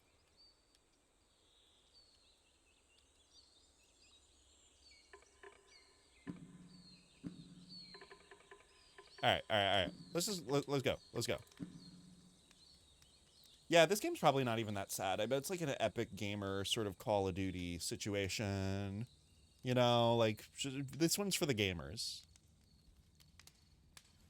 Yeah, thanks for telling me the controls. I just set them. I picked those. Hi there. Thank you very much for playing the Beginner's Guide. My name is Davey Reedon. I wrote The Stanley Parable, and while that game tells a pretty absurd story, today I'm going to tell you about a series of events that happened between 2008 and 2011. We're going to look at the games made by a friend of mine named Coda. Now, these games mean a lot to me. I met Coda in early 2009 at a time when I was really struggling with some personal stuff, and his work pointed me in a very powerful direction. I found it to be a good reference point for the kinds of creative works that I wanted to make. So just to start you off, this is, I think, the first game he ever made. It's a level for Counter-Strike. You can walk around here, by the way. Oh. And mostly it's just Coda learning the basics of building a 3D environment. But what I like is that even though he starts from the simple aesthetic of a desert town, he then scatters these colorful abstract blobs and impossible floating crates around the level. And of course, it destroys the illusion that this actually is a desert town, and instead this level becomes a kind of calling card from its creator. It's like a reminder that this video game was constructed by a real person. And it kind of makes you wonder, what was going through his head as he was building this? This is what I like about all of Coda's games. I mean, not that they're all fascinating as games, but that they are all going to give us access to their... By the way, how's the audio? Is the narrator loud enough? This game, like the Stanley Parable, is very, like, narration heavy. So, at least from what I remember it is. So listening to the spoken words is going to be important. He's good for me? Okay, cool. Which and I agree, Blaze. Coda is a pretty name. I like it too. I thought the same thing. I was like, ooh, that's a good name. That's a nice name for a mysterious creative person. Audio sounds good to me. Okay, cool. All right, thanks. And if I check the VOD and the audio is not good, I'm gonna fucking garrot both of you guys in your sleep. So just keep that in mind. Their creator. I want us to see past the games themselves. I want to get to know who this human being really is. And that's exactly what we're going to do here. So, it's 2008, Coda starts making these games, and he never releases any of them. He doesn't put them onto the internet, he just makes them and then immediately abandons them, and they sit on his computer forever. And I think he really understood this image of himself as a recluse. At one point, he jokingly renamed his computer's recycling bin to Important Games Folder. So, you know, this was just how he worked. He tended to crank them out one after the other without even really pausing to try to understand what he had just made, until suddenly one day, he just stopped. In 2011, that was it. He made his last game, and then he hasn't made another one since. And that's why I've taken this opportunity to gather all of his work together, is because I find his games powerful and interesting, and I'd like this collection to reach him, to maybe encourage him to start creating again. And if the people like you who play this also happen to find his work interesting, then I'm sure it'll just send that much stronger of a message of encouragement to Coda. So thanks for joining me on this. If you have a particular interpretation that I haven't mentioned here, or if you just need to get in touch, you can email me at daveyWreden@gmail.com. Okay, that's about it for introduction. Let's take a look at Coda's first proper game. As each game is loading, I'll show you the date that it was completed. This first one was made in November 2008. Is Coda real? But this game wasn't well received, so Coda was double sure to never return to game design. So okay, I actually we could talk about that too. I think I was kind of erroneously I think I erroneously mentioned that during last week's stream, that this game was not well received. I was looking at that too. It seems like it was. So here, let's look at this super quick, because I haven't done a deep dive on this myself.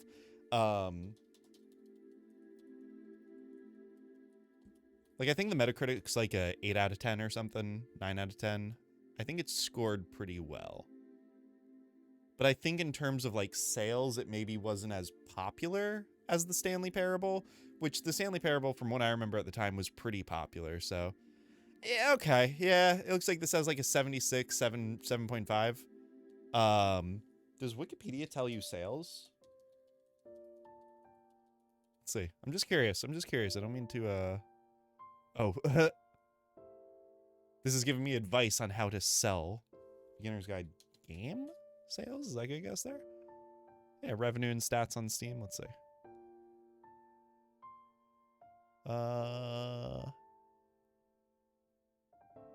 Does this actually tell me how many sales they got? That would be kind of cool. Ah, access restricted. Get real. Be serious.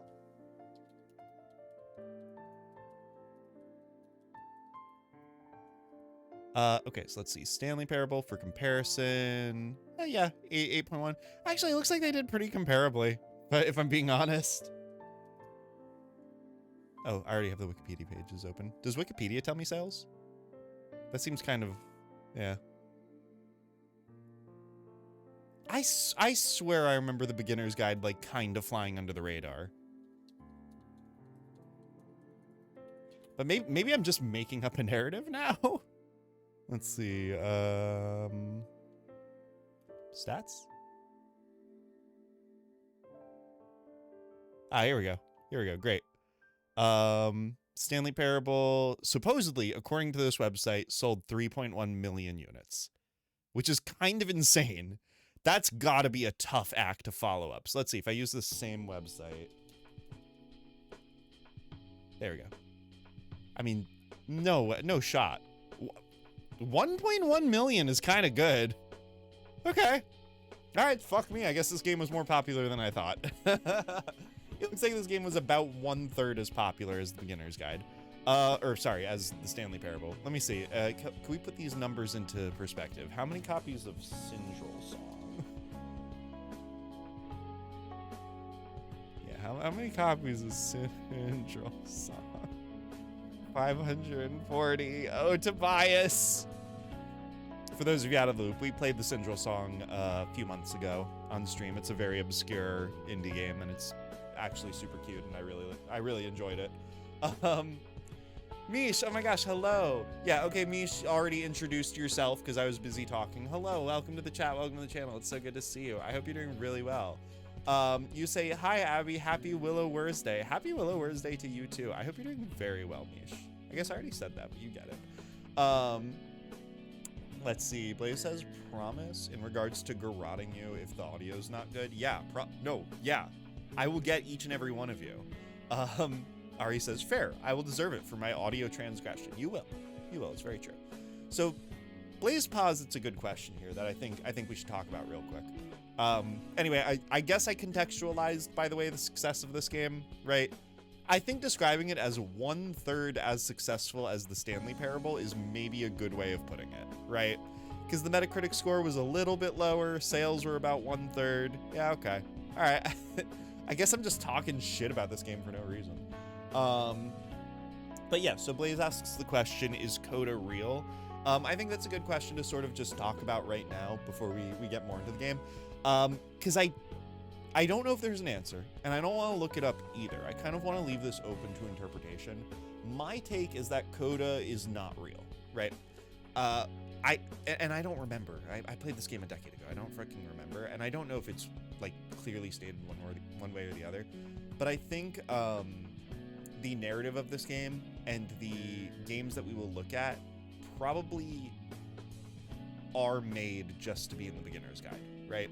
And Coda is probably a fictional person that Davey has written for the game, right? However, I strongly suspect that the events of this game and the character of Coda is probably intensely autobiographical, if that makes sense, right? I would guess that Coda is a fictional character meant to be a stand-in for Davey himself. Maybe it'll be more nuanced than that, so they lied to me. Yeah, Blaze, if you consider the concept of fiction to be a lie, then yeah. And if that's the case, I actually have bad news for you about a lot of TV and movies. But you know, that's fine. We don't have to unpack that, I don't think. But yeah, so that's kind of the way the vibe that I'm getting from this. That Coda is a fictional character for the sake of this game, of this story, but he is based on Davey himself. Say it ain't so. Yeah, actually, you know what, Blaze, don't worry about it. Blaze, don't worry about it. Movies are real, TV shows are real, and Back to the Future did actually happen. So don't worry about it. Jandra says, some games failed on one or both consoles, but succeeded on PC. But the producers listened to the... Wait. But the producers listened to the noisy can, even if it was only 1/3 or less of the players. So they ended it and never bothered making it work better. Sorry, my watch just told me I got a text. I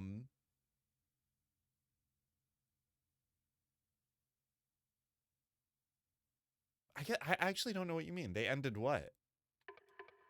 I actually don't follow. I apologize. All right, let's keep going. This is Coda's first game, it looks like. I do like this white void. That's kind of a cool effect. Am I tall enough to go in here? Yeah, okay. Oh, let's go. Okay, evacuate immediately. Okay. Yeah, let's This get game out of is here. called Escape from Whisper, and it's one of the more generic games you'll see from Coda.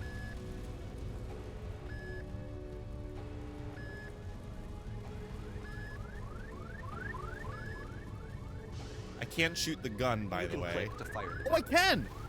Sorry! Huh, psych! I can shoot! Alright, so it says Whisper Machine status active. Evacuate immediately. I don't know what the Whisper Machine is. Oh, I'm out of ammo. I can't seem to reload, so I hope I don't need to shoot anything. It kinda looks like this game was abandoned mid-development. For instance, you have this gun, which you'd think would indicate that there are supposed to be monsters or enemies somewhere. I would think but then that. clearly there are no enemies anywhere. You can't even reload the gun when you run out of bullets. Yeah, But ultimately, we don't really know. Maybe Coda thought that actually it was complete the way that it is. And I think that we should talk about his games for what they are, rather than for what they're not. Enemy force neutralized. Begin ship evacuation. Alright, so I can't leave this room. Oh, yeah, I can. I can't, like, sprint. I love how you can see the bottom of the universe from this room. You can, in fact, see the bottom of the universe. Okay. Finally catching you live, and I love this game. JJ Van Van, hello. Welcome to the chat. Welcome to the channel. It's so good to see you. I hope you're doing really well. Yeah, I have a fond memory playing through this game like a decade ago or whatever. But it's been so long, so I'm into it so far. Yeah, you know, Apparently the space station has a labyrinth on it. Sure, I don't know. There's really no reason for it that I've ever been able to discern, so in the interest of time, I'm just gonna skip you on past it. I appreciate that.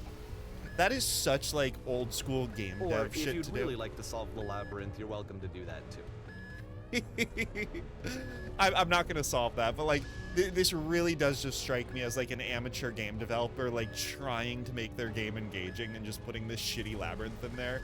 Like I made games as a kid, like you know, I made Flash games. We've looked at them on stream, but also in like Warcraft 3. This is I the made part games. that's interesting. The game has this narrative about the Whisper Machine and how it has to be turned off, and then you get to the engine room. Okay. Hey, you there, in the engine room. You could save us all. That beam is powering the Whisper Machine. We could disrupt it by introducing a great enough heat signature. If your body could stop the beam. It's so much to ask, but for all of our lives, would you do it? Could you give yourself? Wow. Wow, what a tough moral choice.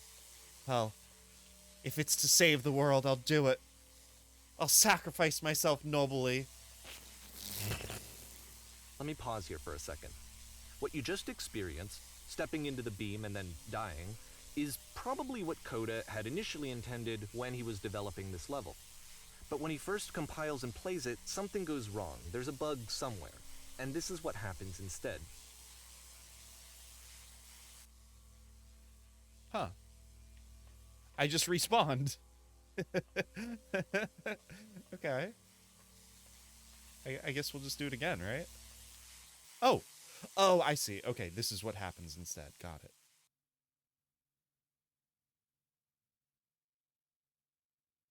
The beam causes you to start floating. And this is an important moment for him. Because yes, this is technically a glitch, but Coda identifies something human about it, like how small it makes you feel in the face of this larger chaotic system. Or this floating could be the afterlife, a peaceful place, juxtaposed against all of the hysteria that you've just had to traverse. I don't even know. I have no idea what he was thinking, but what's clear is that after making this, something lodges itself in his brain. He wants to do more of these really weird and experimental designs. So he stops work on this and moves on to a stream of tiny little games that go in all sorts of directions. Let's go ahead and take a look at the first game he made after leaving this one behind. Huh. So this is November 2008, which is actually the same month as the Whisper Machine game that we just played. So Coda's working pretty quick. I am going to bump the narration volume up just a little bit. Just a little bit. In my ear, it's sounding a little quiet. Just a few decibels. Just a few decis. No need to get crazy with it. No need to get crazy with it. Let's see. JJ says, I think I played it like 5 years ago. Okay. Not as long ago. Because I played this game released in 2015. And I would have played it around release. So, yeah, holy shit, it's been probably close to a decade. Obviously, it ain't working. Obviously, it's not working. She ain't whispering. Yeah, I thought that was interesting that Coda's game has a voice in it. I believe the narrator's been using masculine pronouns for Coda, right? He, him. That was a feminine voice, so maybe Coda had someone else in his life. It's interesting. Odd shape for a spaceship. Yes. That's an awfully shit spacey shit. I don't know if I could do an Eminem voice, but yeah, that is an awfully shit spacey ship. All right, let's keep going. I'm into this. Where the fuck did I put my controller? There it is. Oh, I did want to say that so far, really nailing the vibe of like amateur source engine gaming, right? I just want to mention, yeah, when I was a kid, I loved making video games in game engines, right? I'll give us music again. I loved making video games in game engines, right? If a game had a level creator, if a game had a, custom game mode thing or whatever, I loved messing around with it. It was one of my favorite things. I remember as a kid, spending a lot of time in Zoo Tycoon 2, not building zoos, but building like palaces and forts and actually mazes. I built labyrinths because Zoo Tycoon 2 had a first-person mode, and I loved just being able to like walk around in these little like buildings I would make and stuff. Probably spent more time on that game playing it that way than playing it the correct way. But yeah, so gosh, I remember one of my favorite like games I made was in Warcraft 3. I spent ages building this like complicated life simulator, right? I downloaded like plugins and stuff to like add more functionality to it, but it was like an open world game with like an overarching narrative and stuff. It was really ambitious and it was so shitty. It like feels like these games, right? These Coda games. Well, we've only looked at one so far, but I guess the point is I relate to a amateur creative, right? To someone who's using a limited tool set and limited knowledge to try to make something cool, to try and make something that they find satisfaction in. The game invites us to speculate about Coda as a person, and right now I'm kind of getting the vibe of like he's kind of younger, maybe like late teens, early 20s or whatever, like maybe like a college student or like high school student or whatever. I'm not getting any formal education in programming. These games are made in the Source Engine, which is a very accessible platform for creatives. That's also a big part of this, I think. You can make a Source Engine game with like no programming knowledge at all. So far that's the vibe I'm getting. Somebody who's interested in game development as a hobby, but kind of not much more than that at least at this phase in November 2008. I don't know if maybe it'll become something more. But I don't know. I'm relating to Coda, I think.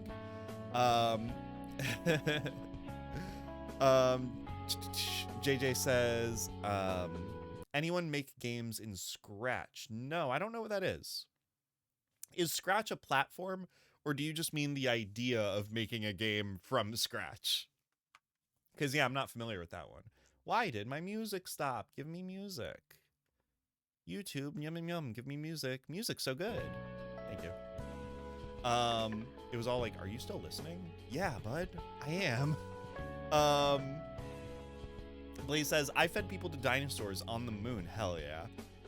Avi says, I just spent ages in Zoo Tycoon making Jurassic Park, but with 50 T-Rexes. Oh man, I bet you felt like a real idiot when they made an actual Jurassic Park Zoo Tycoon game like 8 years later. I made some super duper good maps in Halo Reach Forge. Oh, I love that. Oh my gosh, I made some super duper dog shit maps in Halo Reach Forge. Or actually, I guess I'm a little older than you. I did more Halo 3 Forge than Reach. By the time Reach came around, and by the way, okay, can we talk about this? Halo Reach had a pretty solid tool set for Forge mode, right? Like, it let you place static structures, it let you clip structures into each other, it gave you a lot of control over game modes. Halo 3, we were fucking out in the hood when it came to Forge mode, okay? Like, making a cool map in Halo 3 Forge was a nightmare. I had one friend in high school who was way too good at it. That was just horrendously good at Forge mode, though, and made the coolest maps ever. Maybe the end reveals his name is Coda. Okay, Coda, and he's an AI. No, this is 2015. AI isn't real yet. AI doesn't exist yet. By the way, I don't think this game is gonna have any like big twists or reveals or whatever. It doesn't strike me as that kind of narrative, you know what I mean? Avi says, I was a sadistic kid. I think any kid that played a simulator game in the 2000s was a sadistic kid. We were all feeding people to animals in Zoo Tycoon. We were all launching roller coasters off the tracks in Roller Coaster Tycoon. We were all letting our Sims burn to death. It's just normal. I'm normal, actually. I'm the normal one here. Scratch is a platform made by MIT. Okay. Would you say you're codependent? I would. On what? I'm not sure, though.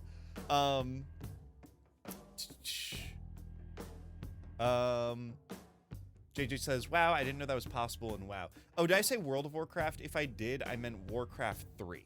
I made a bunch of custom maps in Warcraft 3. Yeah, sorry, if I said World of Warcraft, that's I'm lying to you. Warcraft 3. Warcraft 3 was the shit, by the way. Avi says, oh god, I've made games in Scratch, let's go. Scratch was banned by the schools here. How have I never heard of Scratch? What the fuck? That was the worst, but also actually usable by like 9-year-old me. Okay, let's fucking look up Scratch like super quick. Let's just look at this. Because I feel like Scratch probably has the same vibes as making like Source Engine games and stuff. Coda was the mastermind all along. Or the narrator. Yeah, exactly. Maybe at the end the narrator will be like, oh, actually I'm Coda the whole time. But I don't think that's like necessarily the vibe either, if that makes sense. Yeah, let's see, Scratch. What is Scratch? Yeah, scrat.h, Scratch. Oh, no way. So yeah, it's just like, it's like a game engine. Well, obviously Genesis, can I just play this in browser? Really? Oh, let's go. Let's go. It's the Adobe Flash stream again. Oh, this is kind of sick. Hell yeah, dude. Scratch rules, actually. How do I jump, actually? I probably said at the beginning, but I skipped it. I probably have to, like, spin dash, right? Oh, this kicks ass! Uh-oh. I just clipped through the floor. Oh, no! I realized I wasn't showing it. We cannot see. Sorry. This is... Sorry, I'm having a fun time here playing Sonic on Scratch. I'm having the time of my life here playing Scratch Sonic, I guess. It's, quite slow to respond. And I did clip through the floor when I got to this part last time. But let's see if we can get past it this time. Yeah, okay, okay, I didn't clip through the floor this time. Oh, shit.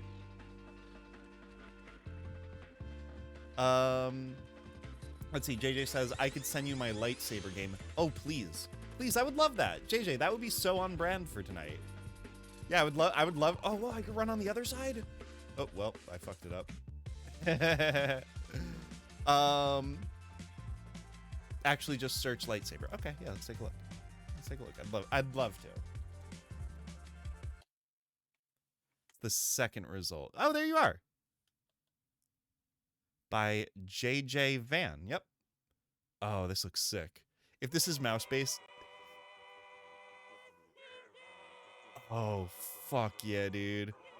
Let's see. I can do a lightsaber or a blaster. Obviously, we want to do lightsaber. All right. Please, please tell me these voices are you.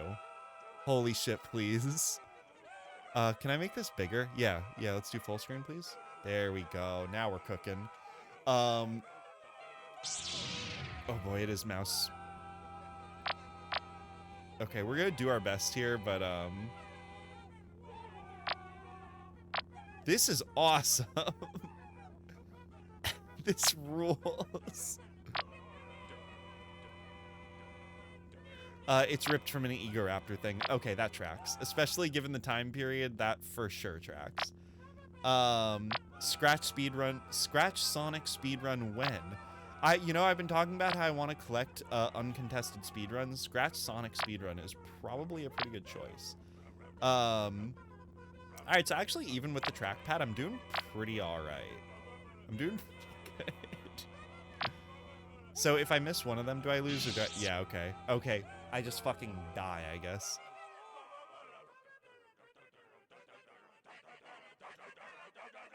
Do I just have to refresh?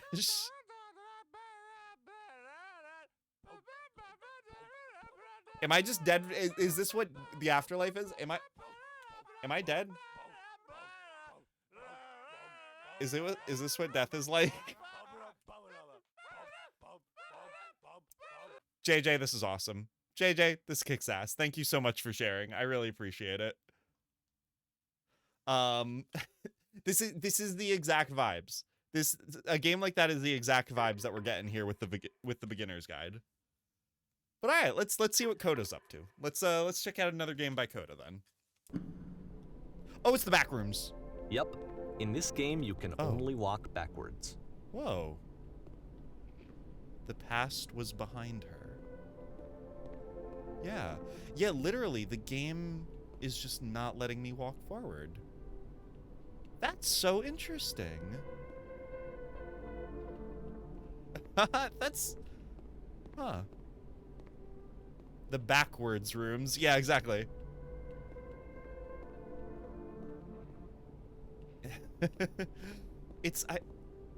But so it's a short and relatively minimalist experiment combining motion and narrative. It is less advanced than the previous game, but actually it seems to be more focused, more complete. Yeah. Coda's trying to give it a unique voice rather than simply basing it on a pre-existing trope. Yeah, the past was behind her, but the future could not be seen. Why does the future keep changing? It's kind of striking me as like I'm 14 and this is deep, but like I kind of like it with the visual metaphor of having to walk backwards.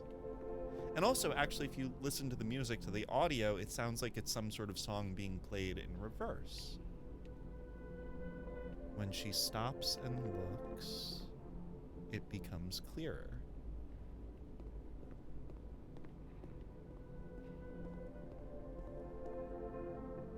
Ooh, I actually can't quite read that. But if the future is always behind her, how will she find the strength? Wait, the strength for what?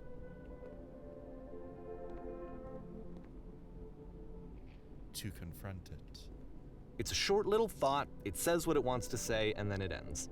Didn't need anything more than that. Which to me is why it works, because it gets out quick. Okay, next one. I like Okay. Okay, I'm just thinking about if I have any thought. Also, is the narrator too loud now? Did I make him too loud now? It's too scary. Yeah, Blaze, the Backrooms game is too scary for you. Are you spooked? Are you too spooked by it? Tick tick tick, Blaze says. What, do you have a problem with the backwards rooms? I wish I could make a game as good as the backwards rooms. You know, with a little bit of time in the Source game engine, maybe you can. It's Slenderman. Fuck, first the backrooms and now Slenderman. Man, 2015 Coda was ahead of his time? Her time? Actually, no, I'm not sure. Is Coda a woman? Anyway. Oh, okay, so I can walk forward in this one. Great. Good start. I'm actually pretty restricted in my side-to-side movement. But we can go forward. You are now entering.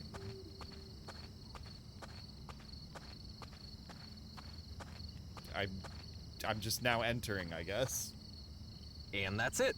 What? Okay, the meaning of this game won't be clear just yet. Please be patient with me for a few more games, and I promise you'll see what makes it interesting. What? Okay, so we're in December Oftentimes, now. Coda would put bizarre titles like this one at the start of his games. Ooh. Ooh. I wish I'd known him at the time that he was making these early games. Okay. He would really only talk to me about his work as he was making it. Once he stopped work on a game, like, that was it. It was dead to him. And I don't agree with that at all, but what are you gonna do? Can I walk off the edge? Oh, okay, no. So we just have a void in the bottom. I'm not gonna explore every corner of this, I'm just curious. I know it's tempting, but there's actually nothing over here. Sorry. Okay, alright. I kind of figured. Thanks, Davey. They used he, him pronouns. Okay. Yeah. Yeah, I could recreate it, but I mean thinking of something new. Well, yeah, so actually, if this game inspires you to create, I think that's a really beautiful thing, right? I think that's something that's kind of cool about a concept like this, is it's kind of a look into what I like to describe as like the art of process. Since these are unfinished games, it kind of like, it's a look into the creative process. Even if it, you know, these aren't actually like unfinished games, they're built to seem unfinished. Anyway, whatever. So this is nonsense in every direction, which I guess is true. It is nonsense in every direction, but this one goes up, so. Oh, I'm going slower. Wait, no, but I'm almost there. What? Once you've been slowed to an absolute crawl, the door at the top of the stairs opens. So why, if Coda's not showing these games to anyone, why bother opening the door at all? Well, to show you, I'm modifying the game here so that when you press the use key on your gamepad, it'll bring you back up to full speed so you can enter the door for yourself. I mean, it slowed me to a crawl, but it hasn't slowed me to a stop. I could conceivably get to the top without using the little hack. We'll stick with it for just a little bit. There was something over there, a voice line. That's fine. We don't have to get every single last voice line. If I want to see a work of art, I just look at you. Oh, thank you. I appreciate it. I mean, art does come in all forms, okay? A well-chosen outfit, a well-put-together stream, a photograph. They are all different types of creative work. We must persevere. Nah, I mean, you heard the voice line. Oh, okay, cool. Yeah, I already got it. Yeah, okay, we're gonna go ahead and speed this up.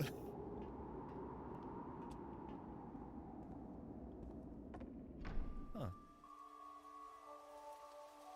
Stand on an X. Wait, fuck. You run a shop inside your own body, selling your organs strategically to make more money before you die. You start in a small room until that's you warm and nice and filled with little ideas for games. You are the queen, dusting your jewelry while your kingdom is destroyed.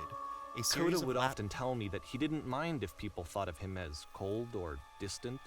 He said that he knew that he was actually a vibrant and compassionate person, but that it takes time to really see that. It can be a very slow climb to get there. These are really cool ideas. Wait, no, wait, I wasn't done. Okay.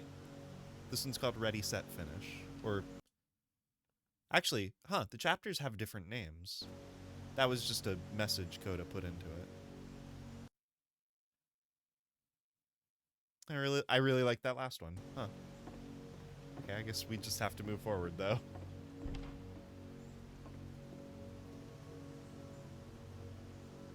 It's giving, what, GoldenEye for the Nintendo 64 vibes?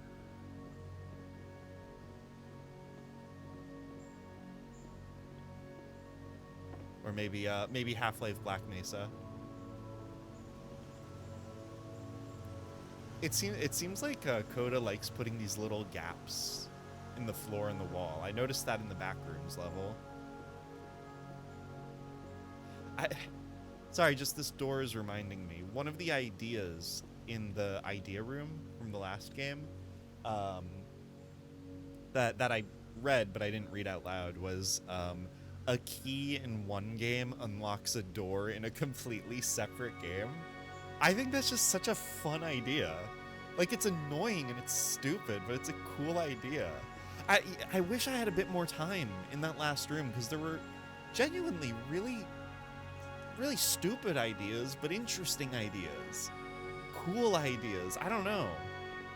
I'm very interested in how Coda's Well, this is new for mind Coda. works. It's an actual puzzle. Go ahead and see if you can solve it. Okay. I mean, it's a lever. Yeah. Not missing something, right?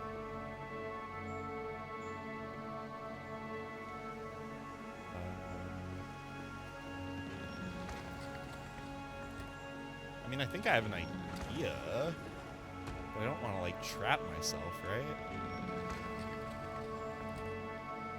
Haha, there we go, I gotcha. Don't forget that solution, because we're going to see this puzzle again soon. We're going to see it a lot. We're going to see it a lot, okay.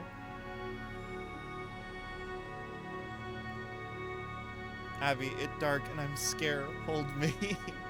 Please, I promise. This isn't a scary game. This isn't a scary game, but I'll hold you if that's what you want.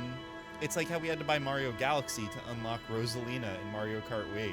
Is that really how that worked? That's kind of fun. I guess actually a key in one game unlocks a door in the other is kind of like if you guys knew about what was it, Stop and Swap from Banjo-Kazooie. Here, I'll talk about that one super quick. Because it's interesting if you guys aren't familiar with it. Basically, Banjo-Kazooie set little pieces of code in it that would be compatible with its sequel, Banjo-Tooie, right? And it's super cool. It was intended to take advantage of a hardware defect in the original Nintendo 64. Basically, when you shut down a Nintendo 64, it didn't clear its RAM instantly. It took about 15 seconds to clear its RAM or something like that. I'm not a computer engineer. And I think it was actually problematic because if you swapped games too quickly, there was a chance it would like fuck up your data or whatever. But Rareware wanted to use that flaw as an intentional part of their design with Stop and Swap, where basically after you beat Banjo-Kazooie, you were able to get these unlockables. And if you got the unlockables and then quickly turned off the game, took out Banjo-Kazooie, put in Banjo-Tooie and started it, it would read that you had those unlockables and give you bonus stuff in Banjo-Tooie. Which is so cool, which is such a cool idea. Now it had to be scrapped because between the development of Banjo-Kazooie and Banjo-Tooie, Nintendo improved the Nintendo 64. Unfortunately, they fixed the flaw. So Rareware just took the feature out of the game. I think it was just supposed to unlock like, I don't even remember what, but the ideas, it's really fucking cool. I love shit like that. Apparently in the, I think they re-released Banjo-Kazooie for like the Xbox Live Arcade or something. And apparently they reintroduced Stop and Swap, which is really cool. So yeah, the idea of a key in one game unlocking a door in another, it's actually been done before, and it's kind of cool. So Avi says, honestly, stuff like this is what makes me enjoy creating. And it's my dream, and is my dream to achieve. Like, call me a basic trans bitch, but Celeste got me. and I want to be able to make something that does the same thing for others. Yeah. No, I totally get that, right? I played Celeste, oh gosh, like back in like 2017? No, 2019, because I already lived here. It was a few years ago. And yeah, if you could believe it, I've been thinking about Celeste recently. Again, call me a basic trans bitch, but it's been on my mind.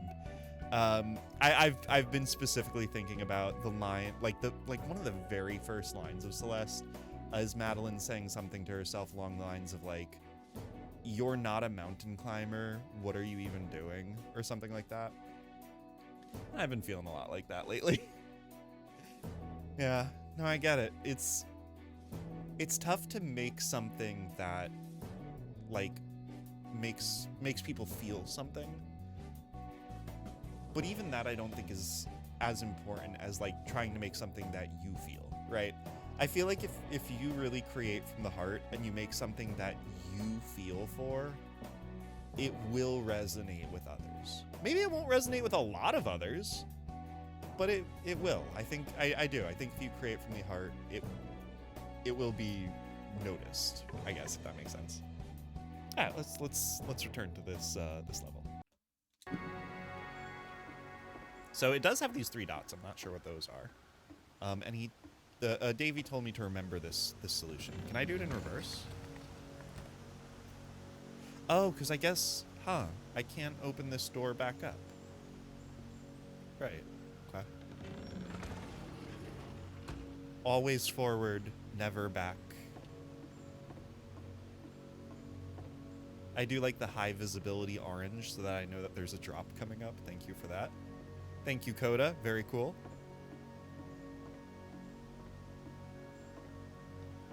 What the fuck is Juge? I gave a whole explanation of Juge last week, so I'm not gonna go over it again. It's slime. So that seems to be it, right? You walk down a corridor, you solve a puzzle, you get to the end. Simple enough. Yep. All right, now I'm going to modify the game again, so that when you press the use key on your gamepad, it'll remove all of the walls from this room. Oh, okay, I like that. Coda up to OSHA code. Yeah, Coda is really up to Coda. Oh. Whoa. There's so much more. Wait, what the fuck? How about that? There was more to it than we had any way of knowing. I actually find it funny that this game comes after the Stairs game, since they essentially convey the opposite idea. So, in the Stairs game, a dull exterior concealed a rich interior. And then, in this level, a dull interior hides this fantastic outer world.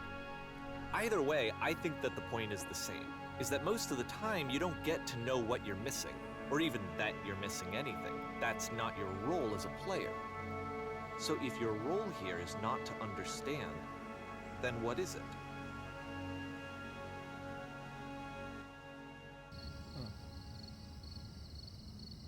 Minecraft X-Ray be like, literally I was thinking like, oh, Minecraft mine shafts, right? I was thinking along those lines.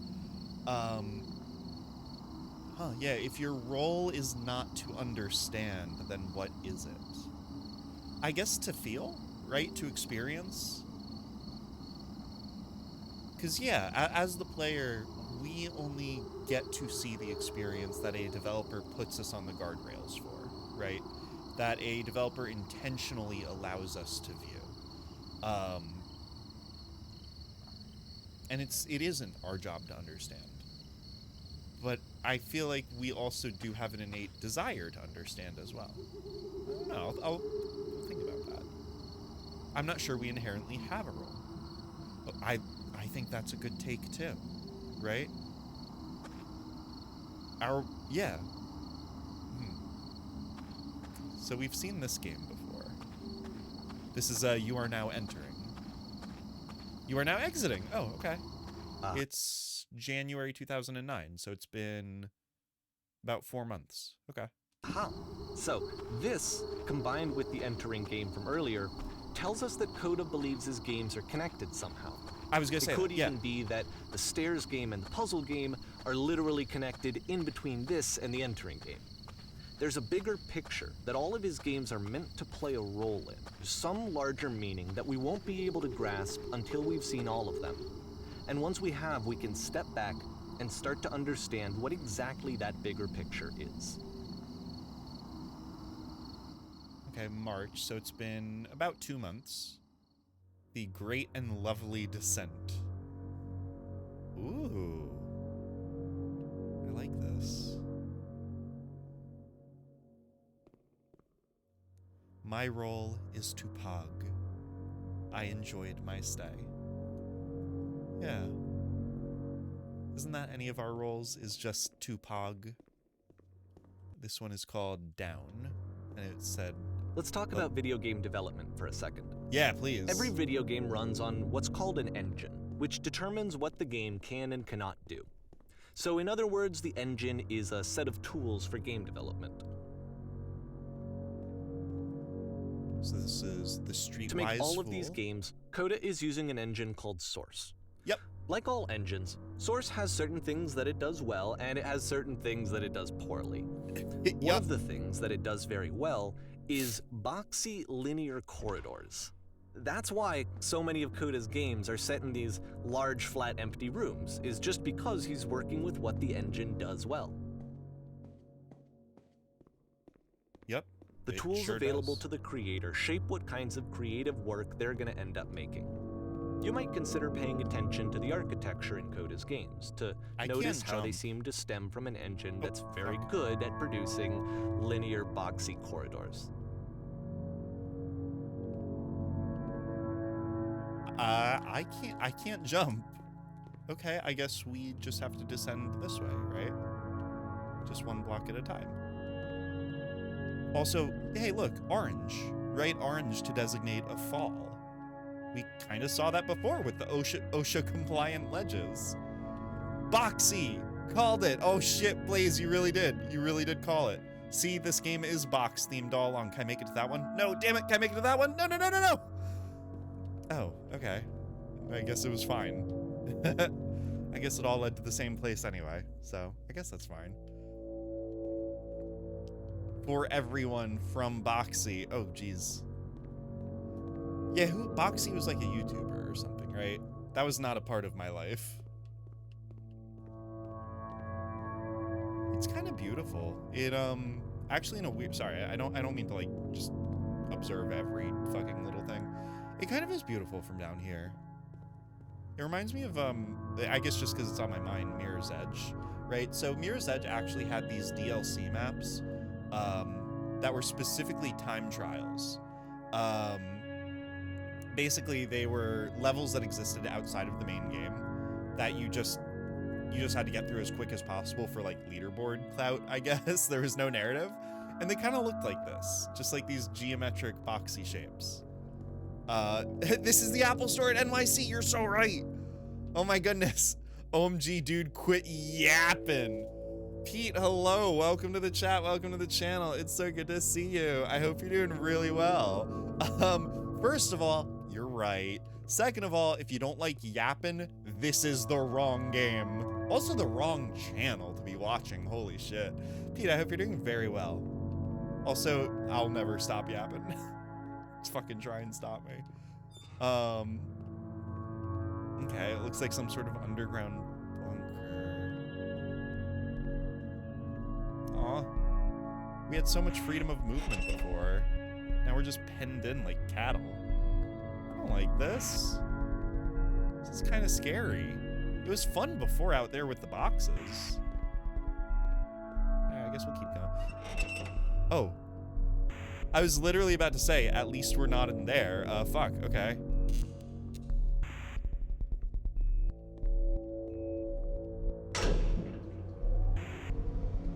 Okay, we're going. Oh wait, can we get out? No. Okay. Yeah, it actually won't let us. It won't let us leave. OMG, I'm trying to watch the stream and you're still yapping. Pete, I really love the idea. I love the idea of somebody like joining I love the idea of somebody watching a Twitch stream, but they don't realize the person on the stream is part of it, right? They're just like, what's this little guy just in the corner of the screen yapping? What are they doing there? What's going on? Get out of here. Little guy in the corner, get out of here. This prison, funny enough, in Coda's original design, the doors stayed shut for a full hour before letting you go. Oh my god. If you don't mind, I think we're gonna skip that. That's so funny, actually. That's such like Artur, like indie developer shit. You have to wait an hour before it lets you go back out. This is something that he and I used to argue about a lot. You know, whether a game ought to actually be playable, whether it means anything if no one can get through it. And I would always defend that, you know, all this work goes into the game, why not make it playable and accessible? And so we just got into heated arguments over it, and there was one time that after one of these conversations, he went home, and a day or two later, he sent me a zip file entitled Playable Games that was full of hundreds of individual games, each of which was just an empty box that you walked around in and nothing else. Believe me, I played every single one of those just to find out if there was like a gag hidden somewhere. There wasn't. That's awesome. That's awesome. Oh, that is an interesting idea, right? Does a game have to be playable to have value, right? And maybe to put it in a more broad way, does art have to be accessible to have value? If I make a kick-ass painting, right, and then I put it in a box and I bury that box underground and I tell you, I made a kick-ass painting. You can't see it, but it's awesome. What is that? Who's that for, right? Is it for me? I mean, I made it, so that's kind of cool. And, you know, I told you about it so you know it exists, but what does it really add to the conversation? It goes back to what is the role of the player, right? Is our role... Fuck, I forget what he said.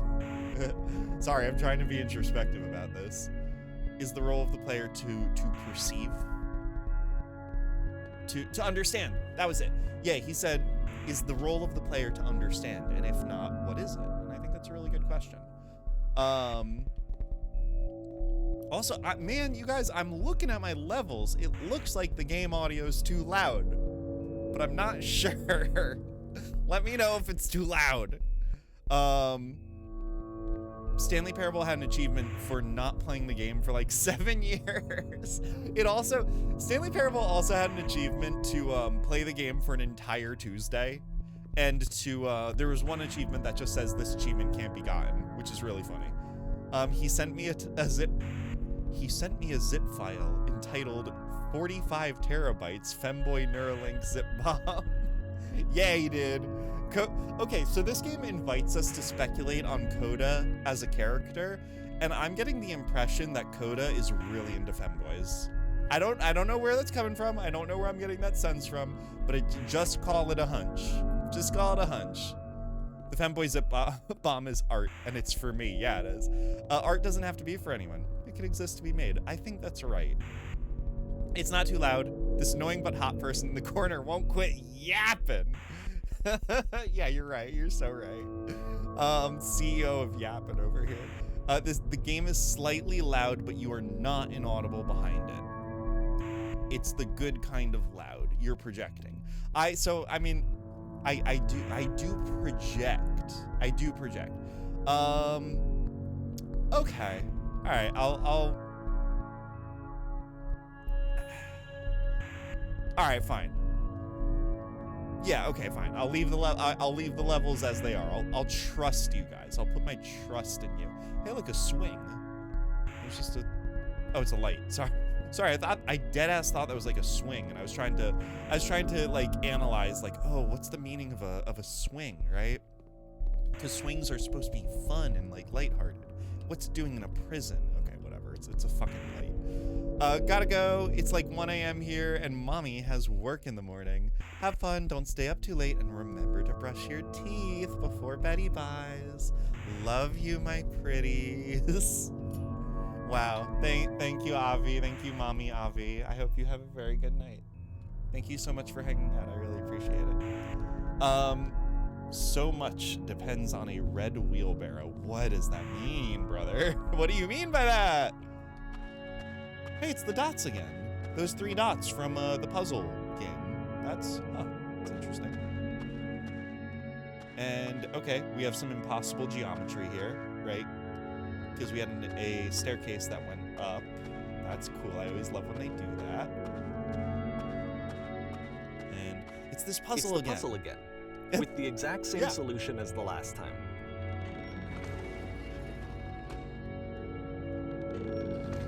It's a good puzzle. I mean, don't get me wrong. I like it. There's still no clear indication of what makes this puzzle so special that Coda is going to return to it over and over. But I promise I'll share with you my interpretation very shortly. What the? Is Abby the narrator? No, I just, you know, the narrator, Davey, right? The narrator's the guy who wrote the Stanley Parable. He's like really smart and talented and stuff. And, you know, I just like to think that I'm kind of a great creative mind myself. You know, I think we're both just two really brilliant and smart creators. Honestly, I think, you know, Stanley Parable sold 3 million copies. I think I'm about as good as that, I think, if I'm being honest with you.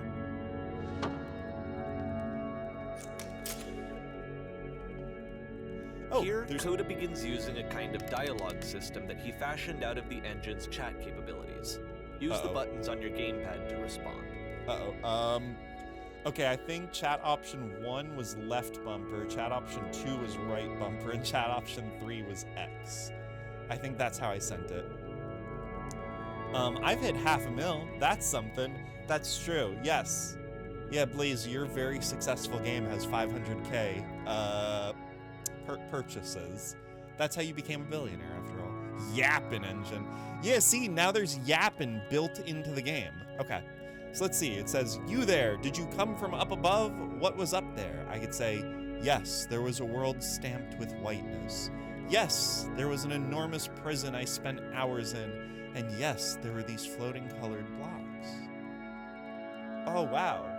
Yeah, I guess the floating colored blocks part was all still part of this level. It's all part of the same experience. What stood out to me the most? I mean, I spent a lot of time in the prison. I feel like if I actually had to spend an hour in the prison, that probably would have stuck with me, right? Like, fuck, I had to stand in this place for hours. I feel like that's probably what I would say. Yes, there was an enormous prison I spent hours in. That's the world above. You've been there. Now this is important. Did you have to get through a puzzle with 2 doors and switches? Yes, I did. That was literally the last thing I did before coming in here. Or, no, I don't remember having to go through any puzzle. Or, I'd prefer not to tell you. After all, we've only just met. So now we're participating in revisionist history? What? No, within the context of the game, I did spend hours in the prison. You know, Davey broke me out, so I didn't have to actually wait that long, but I'm not lying. Come on. I'm just gonna be straightforward about this. Yeah, I did. There was literally the last thing I did before coming here. Again, perfect. Now please, tell us how you solved it. Tell us the solution. Tell us how to get to the other side. I don't remember how I solved it. I'm trying to remember, but I can't. Or, I didn't solve it. Someone else let me in. Or, trust me, you don't want to go over there. I mean, none of those are really the truth. I still remember how to solve it. It's not very complicated. The problem is that puzzle can't be solved in reverse, right? It's only one way. You can only enter through it, but you can't leave.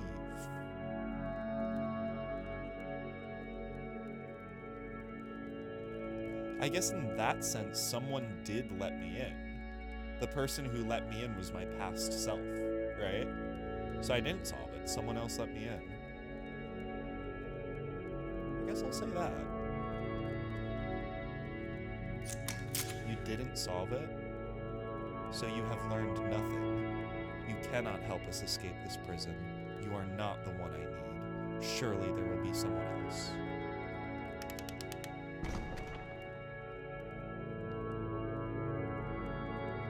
But I did escape the prison. But I did. I'm out of the prison. This isn't the prison.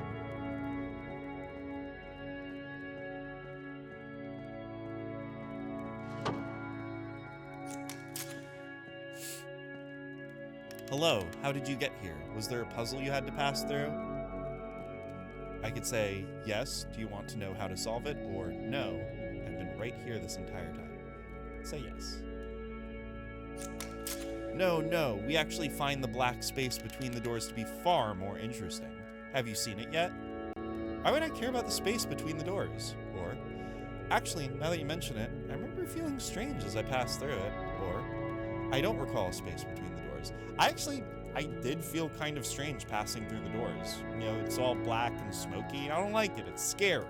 It is scary. Blaze, you said it's scary. I agree. They say, don't think too hard about it. You'll see it again. Soon. His head is like kind of offset a little bit.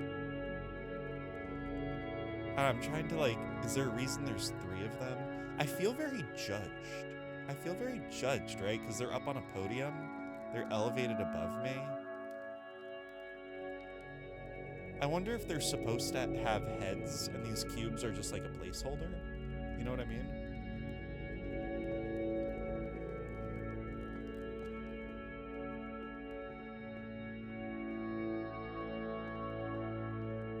It feels like the beginning of the new And so we make Dungeons & one Dragons. last descent down to the final floor of the level. Oh yeah, this level is called Down, right? And when we started, Coda's message was, it was something like the lovely descent or something like that. Yeah, we've been going down and down this whole time. In fact, the only time we go up is when we're entering the prison.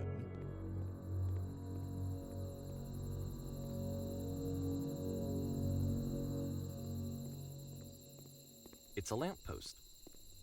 Okay, I can't tell you quite why, but for some reason, Coda fixates on this lamppost. It's going to appear at the end of every single one of his games from here on out. Huh. I'll tell you what I think. I think that up to this point, you know, he's been making really strange and abstract games with no clear purpose, and maybe you can only float around in that headspace for so long. Because now he wants something to hold on to. He wants a reference point. He wants the work to be leading to something. He wants a destination, which is what this lamppost is. It's a destination.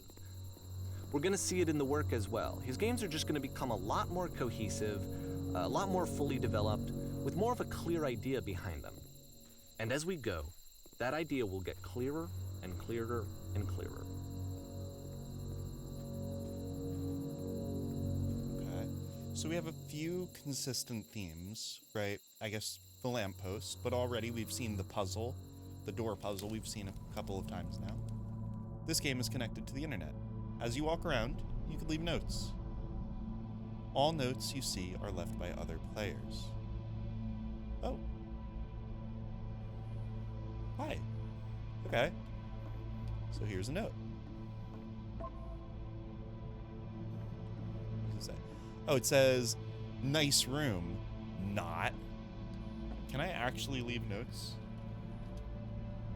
Maybe not. Internet comments, what could possibly go wrong? So first off, I'm sure you can deduce this, but this game is not connected to the internet. All of the notes that sure. you're gonna see have been written by Coda. This was actually the first game of his that I ever played. This was shortly after I met him at a weekend game jam in Sacramento, where I grew up. I saw him working on this very level, and it was just so different from anything that anyone else was doing. So right away I was like, I have to be friends with this person. In retrospect, I think I was probably a bit too pushy, trying to get his attention. I was over-enthusiastic. But he was very gracious about it and very patient with me. And I cooled off eventually.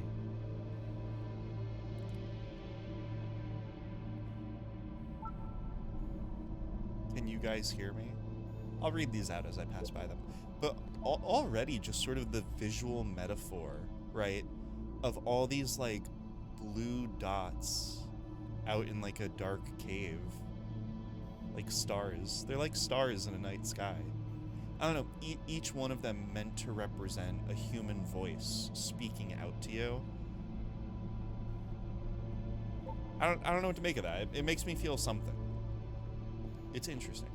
I mean, yeah, obviously it's not connected to the internet. These aren't actual comments. They're all written by Coda himself, you know? But even that, I think that kind of has a certain sadness to it as well. Right? Coda is simulating this idea of a human connection. Feel free to skip over any of these notes if they're not doing anything for you. Nothing extra is going to happen if you read all of them. Okay, cool. Either way, to me they convey a sense of loneliness.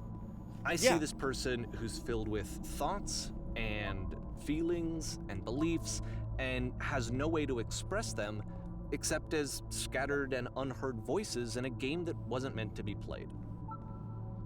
That's exactly what I was going to say. But that's kind of what I was already saying, right? But it's ironic, isn't it? That in playing this game and seeing how alone Coda often felt, that we get to know him better and actually kind of connect with him. And I have to be honest with you, this idea is really seductive to me. That I could just play someone's game and see the voices in their head and get to know them better and have to do less of the messy in-person socializing. Actually, yeah. I could just get to know you through your work. I think this is why I always liked Coda's games so much, is because it felt like they let me have that connection. I felt as though he was inviting me personally into his world. And then I feel less lonely too. Yeah, there's something incredibly, like, intimate about the concept of this game. The guy over there wrote so much wrong. Like, I'd rather be doing literally anything other than playing this. There are too many messages in this area. We're running out of space. Soon, we will suffocate. Cool cavern, bro. I just saw a flying penguin. Let me tell you, it was the most majestic thing I had ever seen. I don't like living because nothing will ever be as majestic as that. I never want to see it again if nothing will ever be that beautiful again. I am crying right now and plan on ripping my eyes out. I must go now to do that. Me at Luray Caverns. Yeah, me at Luray Caverns dropping my little speech notes. So, okay, this actually makes me think of something really specific, and I want to yap about it a little bit, if you don't mind. If you'll allow me to do a little bit of yapping. So, you know, we've been joking. We've been talking about the Syndrel Song stream that I did a few months ago, right? And at the time I talked about Syndrel Song, it's a independent game made by a small indie developer named Tobias Cornwall. Really small unknown game. As we looked up earlier, it sold 500 copies. You know, Tobias is not a well-known creator, not a particularly successful one, but his games have always had a lot of heart to them, and they've all been very personal to him. And he's lived a very isolated life, right? I think he actually just turned 36. I still read his blog, by the way. He just turned 36, and he's pretty much lived on his own like his whole life. And when I look at this game, right, this game kind of simulating human connection, it makes me think of him.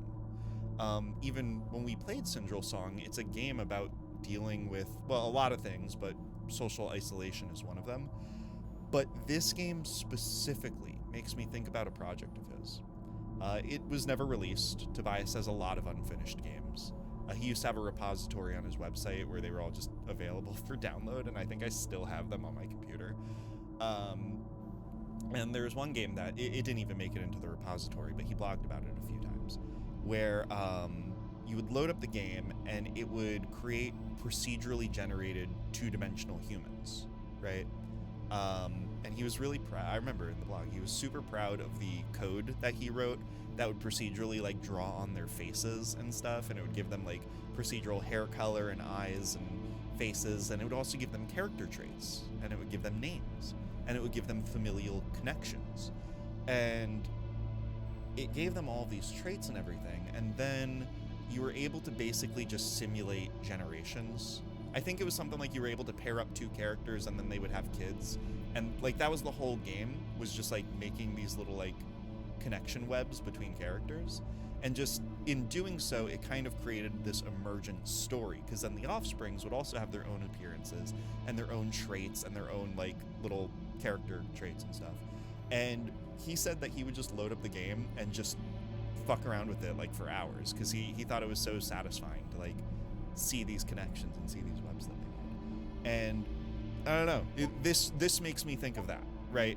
It makes me think of somebody through their medium trying to like not simulate human connection, but experience it where they're otherwise unable to. So yeah, like Davey, this strikes me as a very lonely game. I can assure you, guaranteed, that there's an acorn somewhere here in this place, and the sailors are looking for it. Well, now I want to find the acorn. Call me a sailor, because hey, howdy sailor, I want to find your acorn now. Hey guys, just looking for someone to talk with. Well, that's so sad.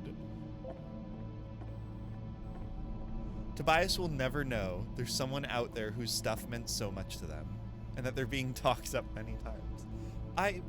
For real, and I don't know, maybe I should tell him that, you know? I have commented on a few of his blog posts and stuff and offered my thoughts, just because I guess that's the kind of person I am. But I guess I've never really, like, shared that with him.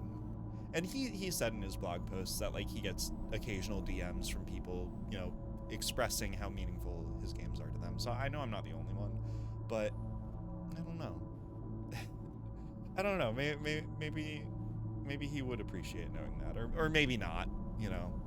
I know he tends to avoid, like, messages and social media and stuff, but yeah, I mean, obviously with how much I talk about him and the whole fucking stream I did, it's something I think about, and I read his blog, and I find him to be a fascinating person. I guess I kind of see myself in him, right? Maybe like a different life path I could have gone down, something like that. So Ari says, okay, so this is interesting because the narrator is talking about getting to know Coda better through these notes. Like, these are all their inner scattered thoughts and ideas, but in actuality, these notes are Coda pretending to be a million different people. They're not meant to be his inner voice, not all of them at least. Right, it's kind of a combination. It's like a tableau. It's separated, right? This isn't the same as like reading Coda's diary, but it does still tell us about him. This is how Coda perceives a wider online community. And I think that says something about a person. For example, a number of these notes are hostile. I wasn't reading all of them because of the narrator, but there are a number of notes that are like, oh, look at this shit-ass cavern. This place is dumb. This place is boring. That might not be how Coda feels about this level, or maybe it is, but it's how Coda feels other people might feel about this level. And I think that's kind of telling too. I refuse to believe. Butt ass butt. Yeah, you said it, brother. I need to go to the freaking bathroom. You said it, brother. Recognize me, please. There's nothing here. Go back. Don't listen to that guy. Yeah, don't listen to him. Huh. I don't know, that theme of going back, like from the backwards game. It's interesting. That's my comment. Blaze, your comment is butt-ass butt. Yeah, right? A free t-shirt. Need other side. Door, why you so? Yeah, right? Makes game, includes door, cannot open door. Thanks. Open sesame. Yeah, there's no lever, nothing. Door, how open? Door. I kind of like the positioning of these nodes, because I could imagine like these 4 people standing around this door being like, how to open, how to open. How'd you know I was talking about that one? There's lag. I could have been talking about any. But yes. Yeah, I think I know you pretty well. Call it a hunch. Someday I will meet the person who made this. Huh. I help people because of the internal good feeling I get. New room! New room, new room. I don't know if we're gonna go through all of these because there's kind of a lot. We'll keep going. Do you hear the chimes? They keep you going, don't they? Oh, the chimes, like when I approach a node. Yeah, it is kind of nice. I would like very much to be desired. Aw, Coda. It's really sad. It's not very crowded here. Scared of writing something. Don't want to feel judged. A game where you leave notes and suddenly everyone's a poet. I feel like that is how people would be, though. Don't bother. You can go in here, I think. Welcome! Congratulations! I don't really know where to go with this. Okay. This is where I get off. Yeah, okay. I failed to write anything here.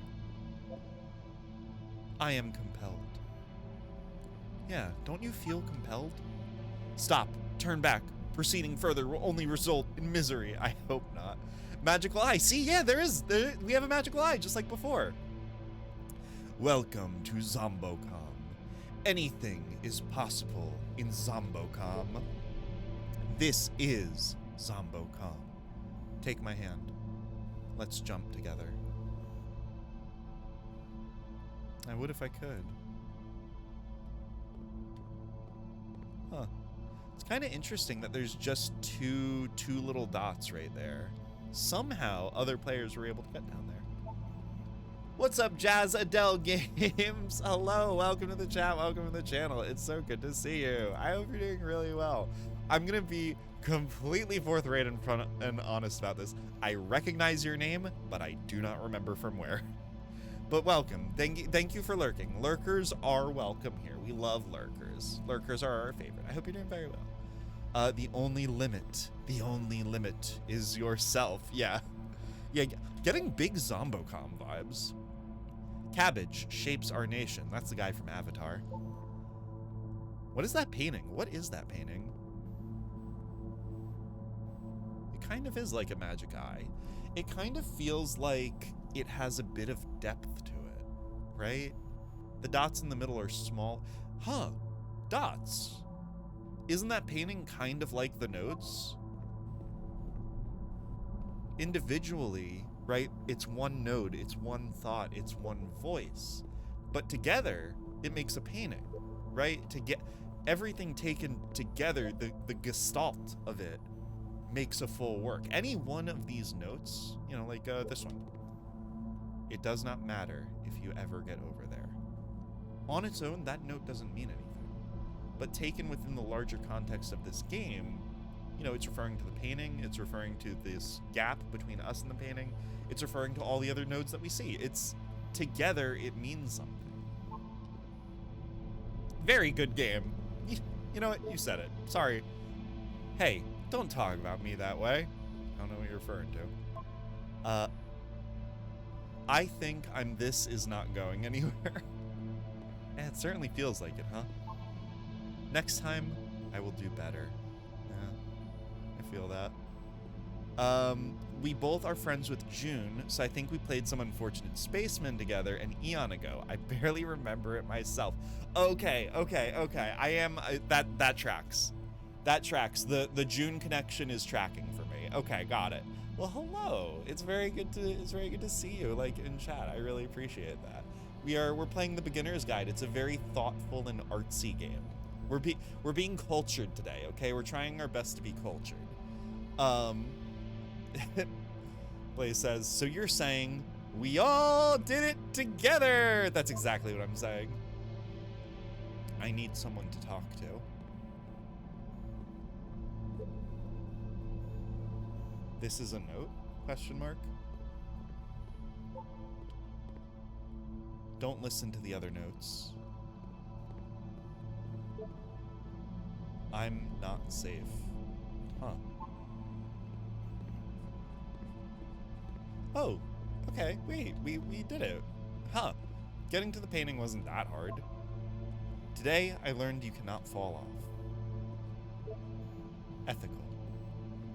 Oh, make no mistake, I could definitely fall off.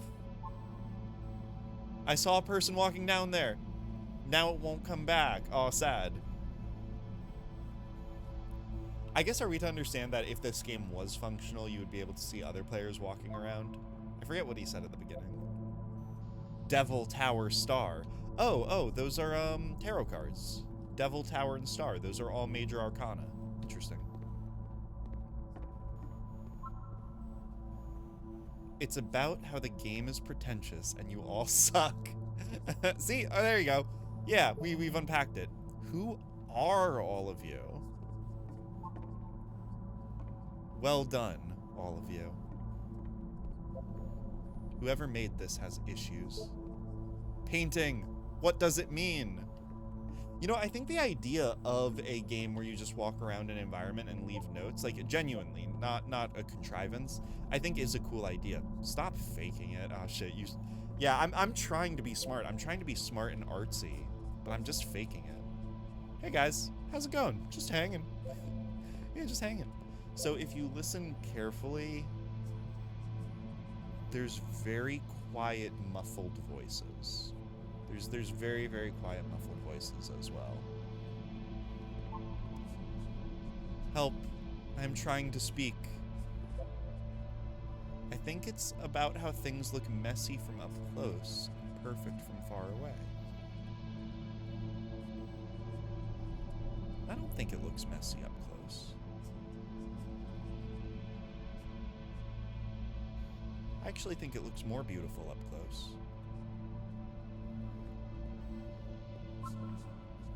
From up here, it just looks like dots. Yeah. OMG, Zombocom is trapped in the game. We gotta get Zombocom out, brother. Cabbage shapes our nation. It's the Avatar guy again. We will all die someday. Oh shit, you're so right. Stop pretending you are other people. Spoilers. It doesn't mean anything. Devil, Tower, Star. Same tarot cards. Ah, damn. I guess is Coda into tarot? What a fucking nerd. Imagine being into tarot. He was, himself, the most horrible creature he could imagine. Woof. Okay. Oh, jeez. He was himself the most horrible creature he could imagine. Because, as we know, this game isn't actually online. All these notes were written by Coda, right? Huh.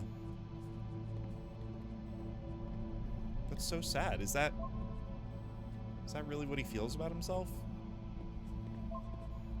Maybe I'll feel real someday. Well, I'm here now.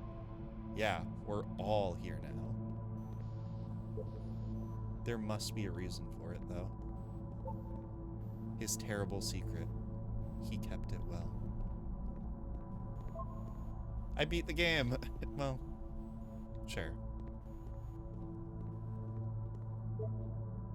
More room? At the end of this level, we're going to see the puzzle again. And here, I'll tell you what I think the puzzle means. Each of these games represents an idea that was on Coda's mind at the time that he was making it. And the puzzle is a way of closing the door on a previous chapter of his life before moving on to the next one. I wish there were notes in the real world. Yeah, what if any of us had the ability to just digitally leave notes somewhere? What would we say?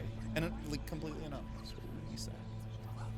Become one with the spiraling nonsense. Downward, keep digging. In each of his games, after exploring a theme that, he might find difficult, Coda can then place this puzzle that he knows has a reliable solution, he understands exactly how it works, and so it gives him a simple mechanism for moving on.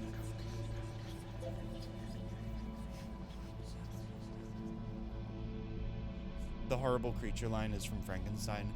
Oh, he imagined the most horrible creature and it was himself, or, fuck. It was more poetic than that, but you get it. Ah, interesting. Said by Victor, who, as we all know, is the real Frankenstein, not Frankenstein's monster. Agoo! So that gives some context for the line. Okay, I appreciate that. If we had that ability, people would spam it with ads and stuff. Oh, come on. Don't say that. I wouldn't leave any notes that said twitch.tv/adversary. Does this puzzle have a solution? OMG, I've been here for literally an hour. What the fuck do I do? Help. Help. This doesn't make sense. The second door won't open. Shit, how do you solve it? Developers, answers, please. It's not... I mean, it's not a very hard puzzle. And because there's this dark area between the doors, a space between spaces, before you move on, you get to pause. Just for a moment, a few seconds to reflect on and let go of the events that led you here. To step back and connect the pieces together. To grasp at that elusive bigger picture.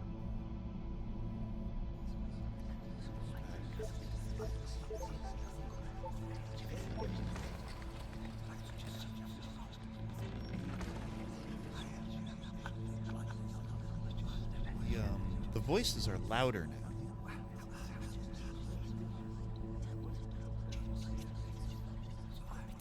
I can't quite make out what they're saying. But they sound upset.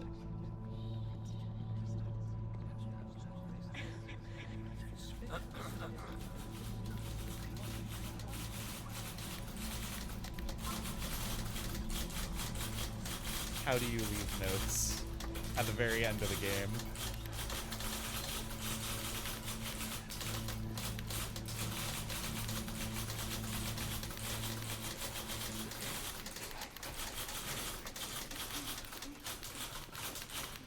Are you there? Please say something. Pick me anything. I just need you to say something. Talk to me, please. Why aren't you having so much difficulty talking? Speak, speak, speak, speak, speak, speak.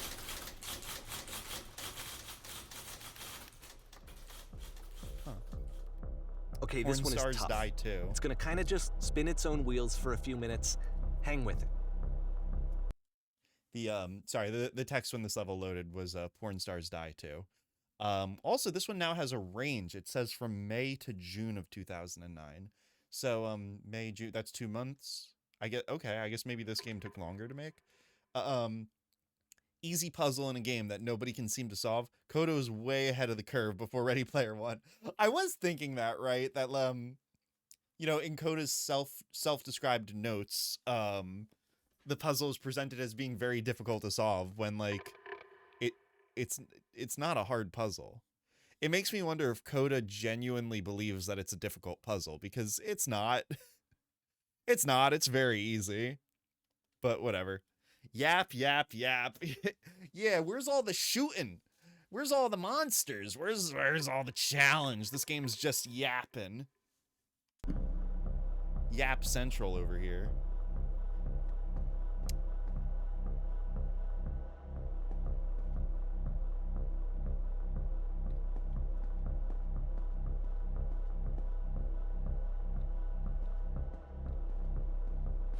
Oh, okay. It seems like my cat would like to come in. Hold on.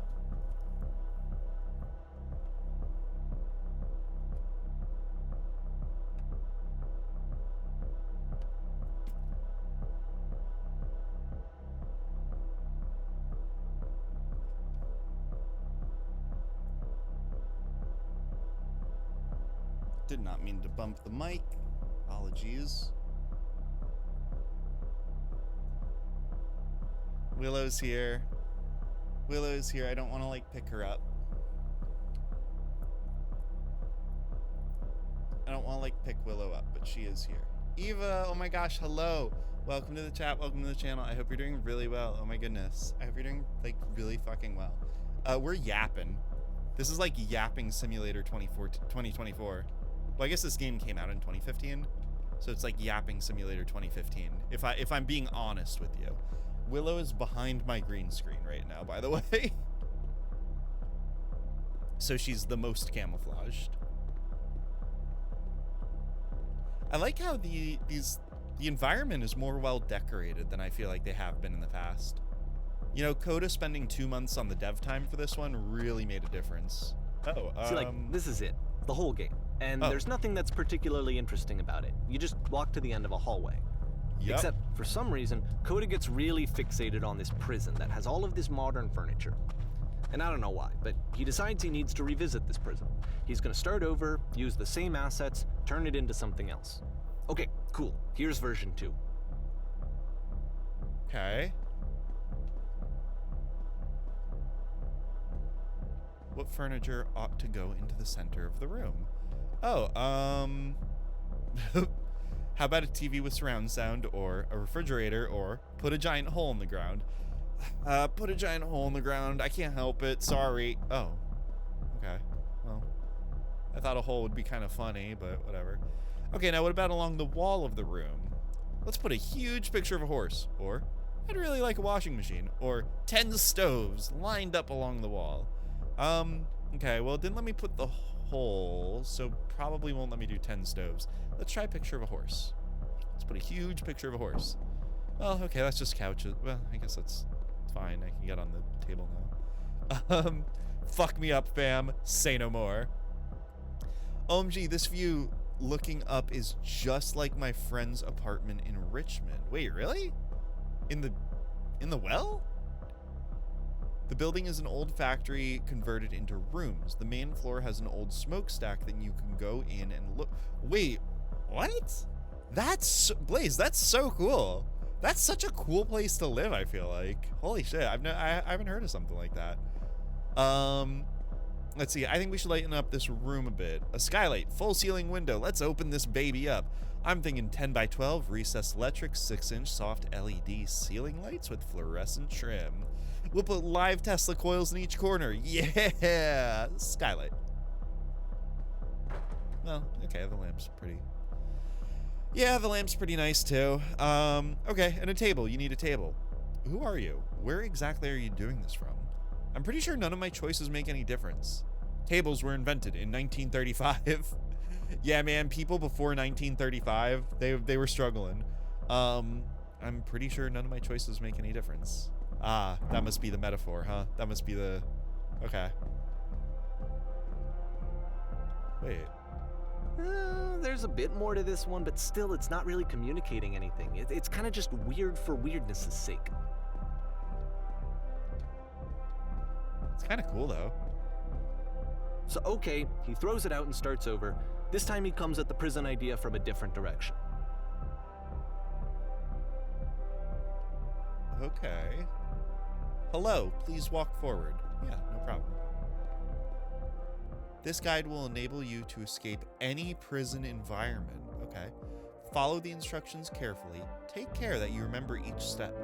Oh geez, my memory's not very good. First, click on this table. Okay. Good. Go over to the photo frame and click it to turn it slightly. Okay. Now, turn the floor lamp in this room off, then turn it back on. All right, click the table, tilt the photo, turn the lamp off and on. Got it. Off, on. Now go to the left side sofa, move it over just a little. Okay.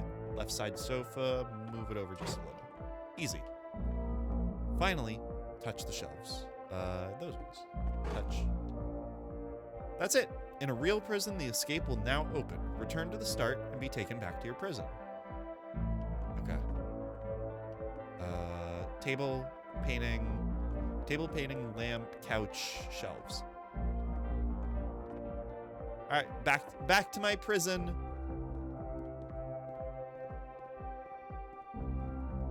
Isn't that what all of us do? We just do some stuff and then return to our little prison every day. And of course, now the table is gone and you can't begin the chain of events to escape. Yeah, wait. Coda. Here's a version where there are no bars, but you can't actually get to the well. And then a version where the inside of the prison is the outside and the outside is the inside. Let me just blink you real quick through a few more of these. I mean, he really unloaded on this prison idea. There's nearly a dozen of them. Personally, I think it's awful to watch this, to see a person basically unraveling through their work. And for what? Like, at what point do you just go, maybe there are game ideas other than this prison that I could be working on? But Coda doesn't have that voice telling you to stop, that particular mechanism of defense against yourself. Without it, you just spiral. And so he keeps going and going and going and going and going, and then he hits on something. And he likes it. And that's it. He's done. He stops making prisons. This is the very last version of the prison game that he created. And the reason I think it works is that the prison is not actually in it.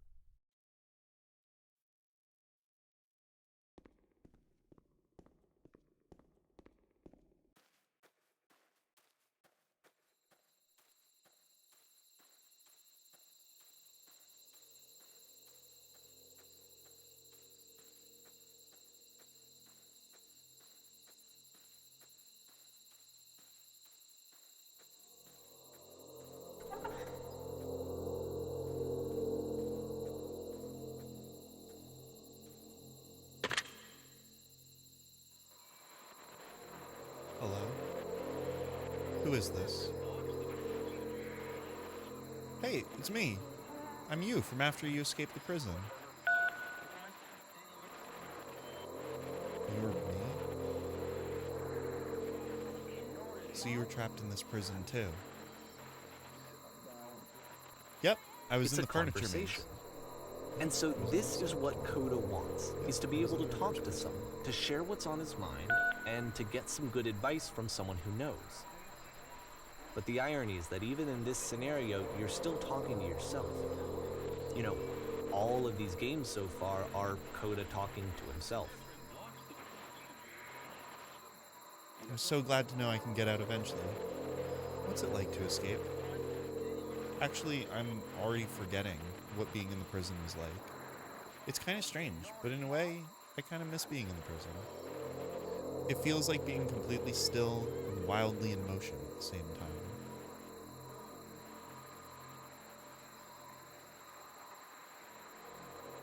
Me too. In a way, I kind of miss being in the prison. Why? Was there anything about it that you felt good about? Being here sucks. True. Maybe I only like things once I don't have them anymore. Or, it was comfortable. I knew its limits. I knew my place. Or, but don't you feel excited about getting out? The promise of freedom?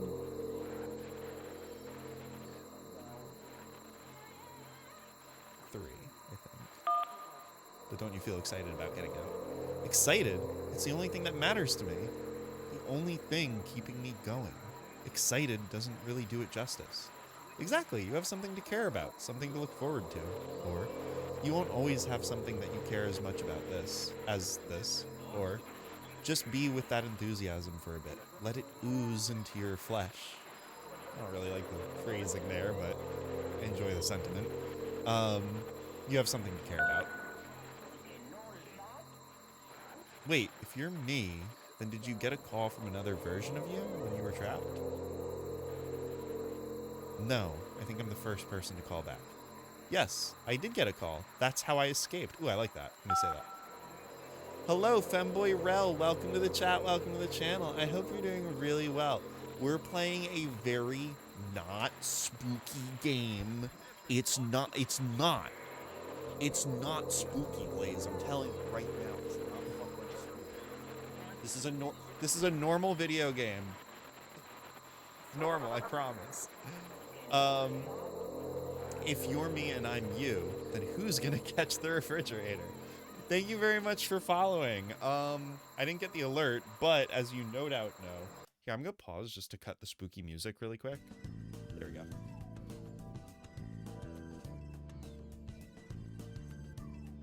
As you no doubt know, every follower gets a glow stick, right? Yeah, everybody knows that. It's why you follow the channel, so that you get a free glow stick. And it looks like, ooh, I think you picked a very good color. Trying to get a connector. I think you picked a very good color. It looks like you got orange or blue. I like your Olympic mascot emoji. Yeah, haven't you heard? Astolfo is going to be the Olympic mascot for the 2024 France Olympics. It's true. It's true. Look it up. They just announced it. Blue? Nah, sorry. You're team orange. You don't get to pick. You don't get to come into my house and pick your own glow stick color. Be serious. You get orange. Well, if I can put it on my wrist, that is. I want blue. You.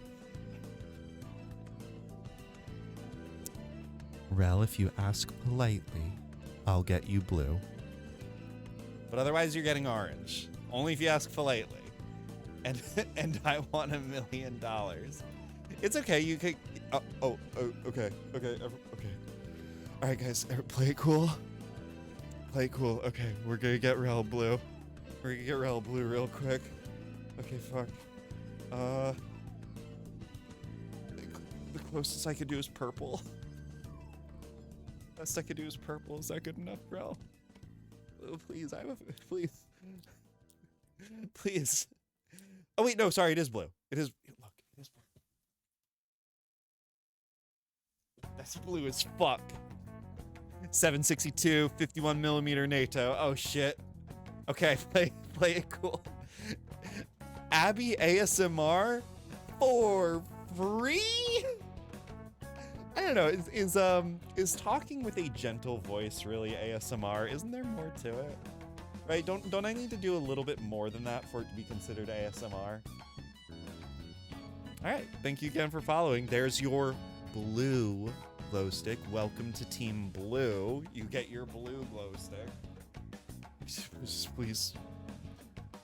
Please, I need to protect my chat. Okay, I can't have people running around with wild guns. It only cost threatening Abby's life. It did. All right, hey guys, just while we're at a little pause here, it's like really bothering me how close I am to the edge of the screen. I'm gonna see if I can maybe pivot my camera a little bit. I don't know how much green screen I have left to work with, but I'm gonna try really quick.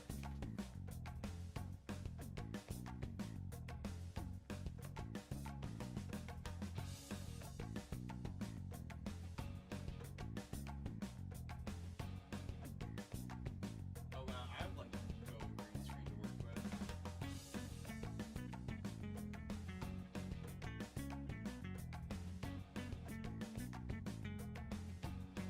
I like for real am at the absolute edge of my green screen. Oh my goodness. Hold on. Let me see something.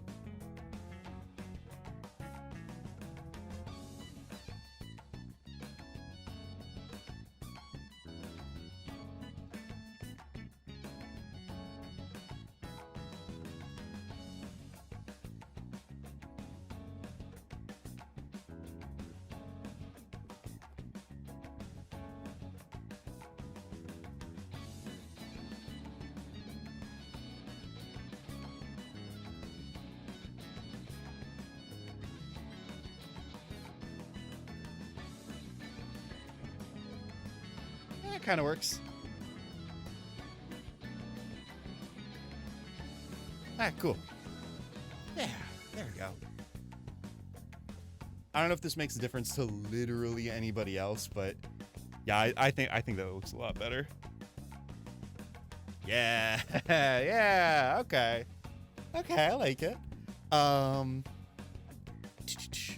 When you do it close to the mic, it is. So when I do it close to the mic, that's ASMR, right? Okay, hold on. Let me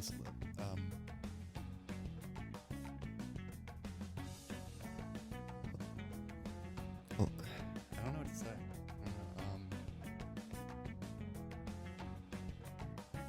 Welcome.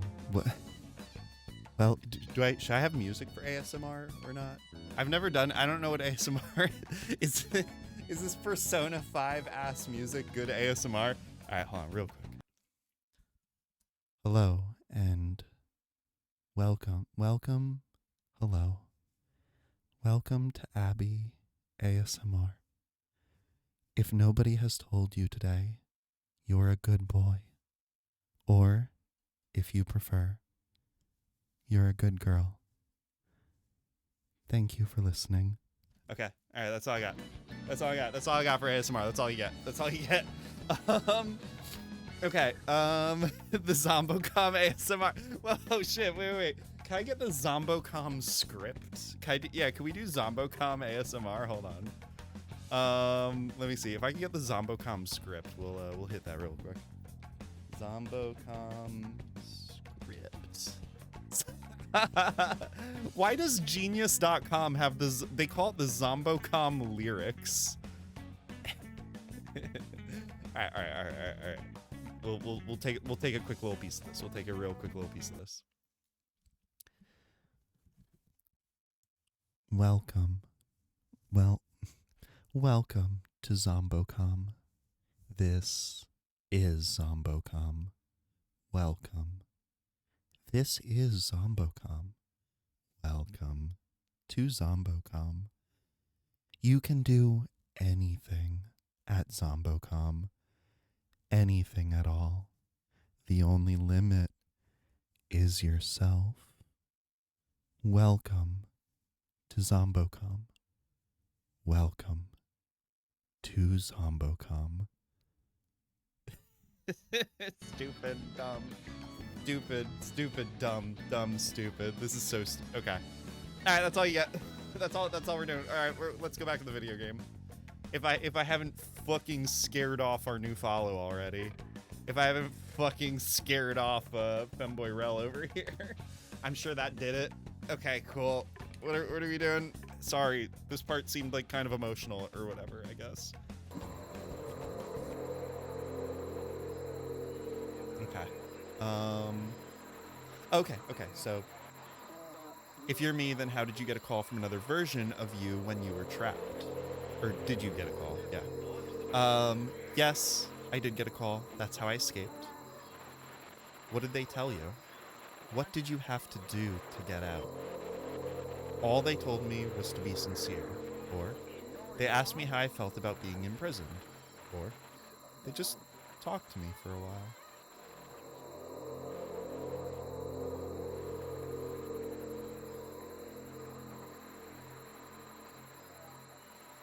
Isn't that what we all need? Is just the proverbial Chunky Kong to listen to us talk for a little while. What? That freed you? How does that work? Listen, you can't know until you're out, but I promise it works. Or just talk to me. Or it will make sense. Just talk to me. Okay, I can talk. Let's just talk for a bit. Will you be here? I will be here for as long as you need.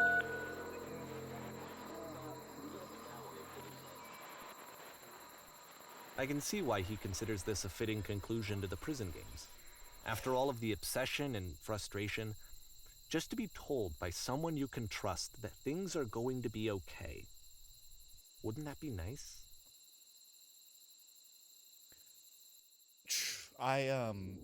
So I really like that one. The interesting thing about that one is I feel like the final version of the prison game, how do I put it? It doesn't really have as much impact unless you've seen all the previous versions, right? And that is something that Davey tells us about Coda, is that Coda sees his games as connected, and I wonder if that even applies to the unreleased versions of his games. If even those iterative versions are part of what influences the final project. And I guess that is true for any art. I really like that final version. I think it's really good. I think it kind of has impact even if you haven't seen the other versions of it. I really like that one. It's every day, bro, with the Zombocom flow. This is amazing. I feel like the only limit is myself. A gun is no match for Zombocom ASMR. Yeah, well, apparently. Yeah, actually, JJ, apparently, because as Ari says, I miss Rel. Yeah, we have 100% lost Rel at this point. Rel has bounced. Rel has unfollowed and bounced at this point. My sort of retention is not amazing. Whatever, it's I'm having fun. I'm having a fun time, and that's really all that matters. Hi, long time no see. How are you, Plaga? Oh my goodness, hello, welcome to the chat, welcome to the channel. It's so good to see you. Hey, for those of you who don't, for the real OGs out here, Plaga is like, is like a OG Abercary follower. It's been a minute. I hope you're doing really well. Holy shit. Let's see. Ari says, all the obsession and frustration. Yeah, Davey, you know something about that? Yeah, Davey, you know something about being an obsessive creative? Huh, interesting, Davey, very interesting. Bounces after you bend the rules for a new glow stick just for him. Shake my head. I honestly, I do everything in my power to make people feel welcome, and appreciated. And I try to give little special magic moments like that. Yeah, well, whatever, it's fine. No love for the fake OGs like myself. I mean, so we have people like Plaga who have been following since like day one of this channel, and then we have people like JJ who have been following since today, since literally today, I guess. It takes both. It takes all kinds. It takes all kinds around here. So you know what? There's still love for you as well, JJ. There's enough love to go around. Oh shit, 2 months? Wait, it said you were a first-time chatter. The fuck were you doing 12 months ago? That's fine. No one's obligated to talk in chat. I get it. All right, this one's called House. Oh, House, like the like that doctor show, like the doctor show. What would it look like if Coda wanted to make a game about talking to someone other than himself? I knew you as Abby from Willow Wednesday for like 2 years. You knew Willow more than you knew me. That's so funny. Here, hold on. I'm gonna try something. Really quick, actually, because I think it might work, and I think it might be funny.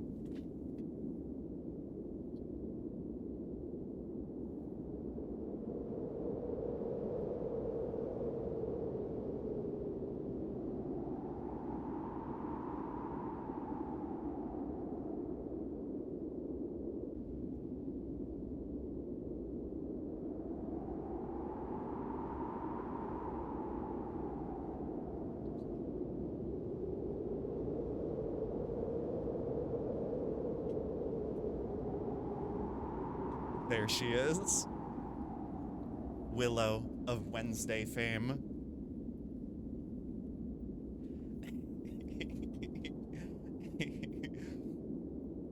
Thank you, Willow. Thank you, Willow. Let's see. I never caught a stream live until now. I saw parts of some VODs. Also, I saw you in Terra's Discord before Rav shouted you out. Oh, gotcha. Okay, I appreciate that. Yeah, you know, I love Terra. I love her streams. And honestly, I guess I've never really talked about this. Terra is kind of one of my major inspirations. Just for being the person I am. I don't know. This is gonna sound so dramatic.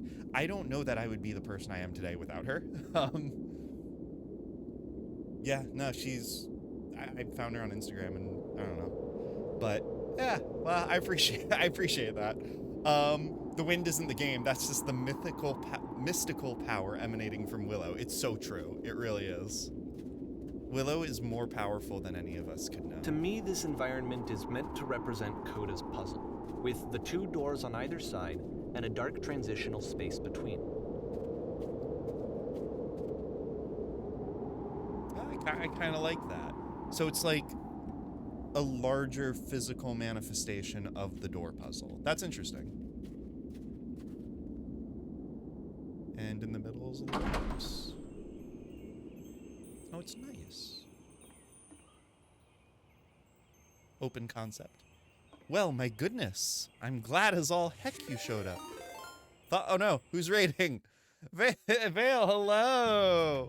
Hello, welcome to the chat, welcome to the channel. I hope you're doing really well. It's so good to see you. Gamers!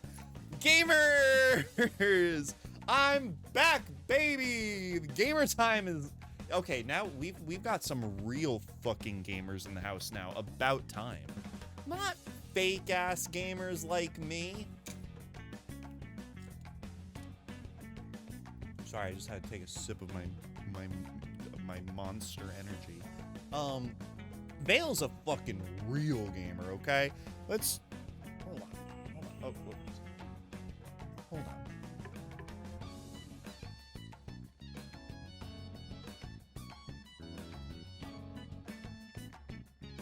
What are you playing, Val? Yeah, I spelled it right. Let's go. Yeah, honestly, if any of y'all do not follow Vale, which I'm pretty sure like most of you do, but like, look, obviously like all the cool people follow Vale, so like I know you guys all follow her, like obviously, but if you don't, you should just go click over to the channel real quick and drop a follow. Yeah, if you like actual video games, Vale is a good follow because she's very good at video games. I'm not, okay? You're playing Ikaruga? That's awesome. That's actually really cool. How'd that go? Did you have fun? You're a real gamer. You played Sonic earlier. It's true. I did play Sonic earlier. You're so right. Sorry. Why have I been following Vale for 3 years? I don't remember anything. Ari, are you good? First, you don't remember who I am. Now you don't remember who Vale is. Are you having a moment right now? Should we call someone? I'm so good at video games that I can't even get past Ikaruga's third boss on easy mode with maximum lives. I probably couldn't even get that far in Ikaruga because that game looks hard as shit. I might be dying of cringe. That's so fucking in my house.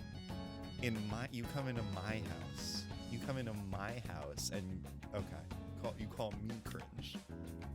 The disrespect, the bombastic disrespect. All right, let's keep playing this game. Though I might be having to clean the entire house all by myself, and right miserable that would have been. You'll notice that the quality of the art is a step up from previous games, including this new and improved chat system, which he started using from this point on. From here on out, he begins putting much more effort into the visual polish of his work, and this particular game took 2 months to create as a result. Okay. So I do actually like this updated chat version, right? Because I can still walk around. I can walk around and like interact with stuff and still do chat. That's actually really cool. Ari says, no, it's my cringe. It's fine. I'll find a nice hole in the woods. You don't have to do that. You're not even that cringe. You're good. Everyone knows lonesome hands make lousy homes. Don't worry about me. A place this nice, I'll be glad to stay here all night. Or, and lousy homes make home loners. It's a bit of a stretch. Or, are we cleaning this whole place? I'll stick with number 1. Don't worry about me. A place nice, I'll be glad to stay here all night. Well, now you just might be getting a little ahead of yourself there, no? Why don't we start cleaning and then you decide whether you can do it all night? Okay. I'll finish up here. In the meantime, could you please clear the table? Of course. No problem. Much nicer. This is the table I want to see. Now, would you please run into the bedroom and make the bed? Yeah, of course. Sounds kind of nice. While you're in there, why don't you straighten out the rug a bit? All the little details matter.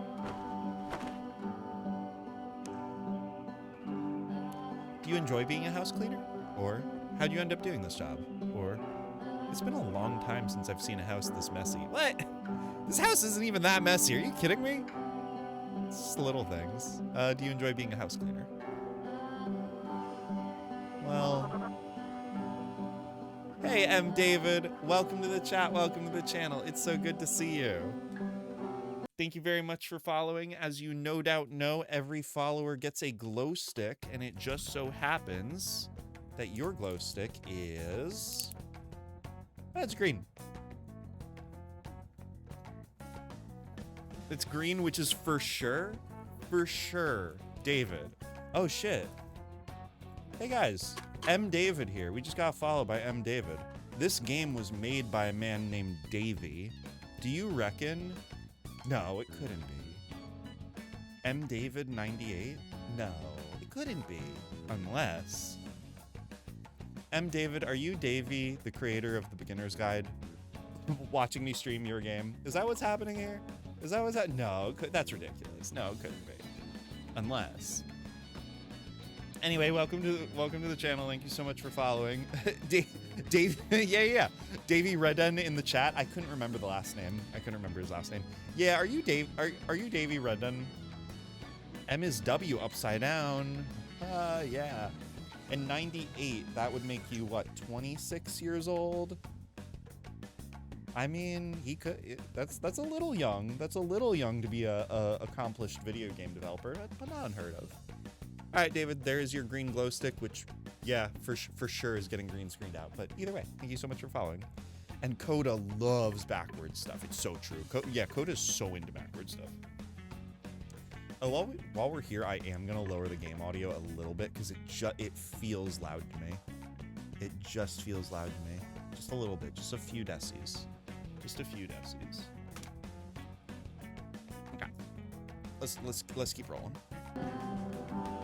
Well, I don't enjoy it so much as I need it. While I'm working, I feel a kind of calm that rests in the pit of my ribcage. My soul just can't be soothed any other way, it seems. Oh, whoops. Which I guess is about all that matters. Oh, that and a tidy couch. Would you straighten out the pillows on the sofa out here? Yeah, of course. Yeah, no, they are. They did get a little bit. Okay. Oh dear, looks like someone spilled a drink over by the couch. Will you mop that up as long as you're over there? Yeah, of course. Oh, that's easy. On a glass table, no problem. I feel compared to Shell an incredibly cheesy personal insight. You okay with that? Yeah, make it especially cheesy.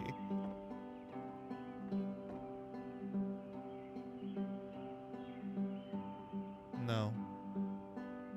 No, it was stupid. Sorry. Never mind.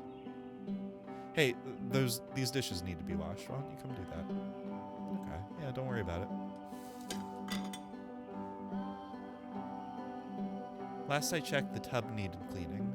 How about you scrub it down as best as you can? No need to be perfect. We're all just human. Done is better than perfect. Yeah.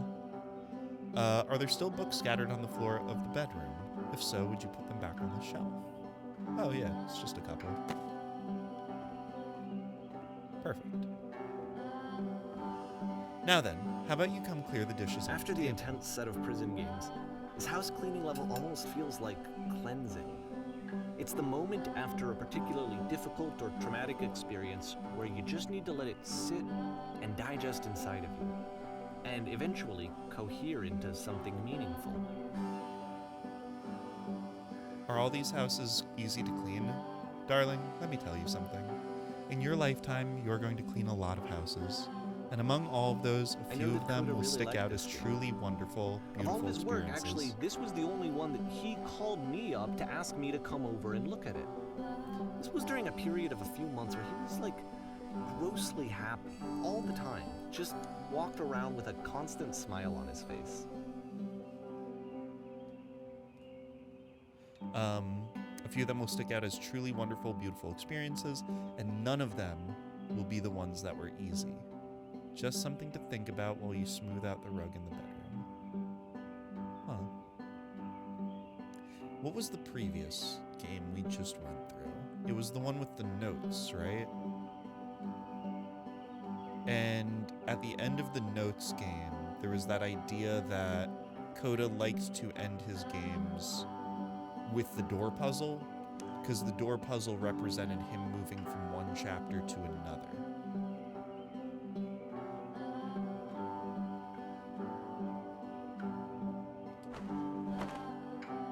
And now after that, it seems like he's doing a lot better. Looks like the tub has gotten rather dirty. Would you mind tidying up for a bit? Oh, again? Yeah, for sure. Earlier when I said I had a really cheesy thought, I was going to say that it occurs to me that one's house is a lot like one's soul.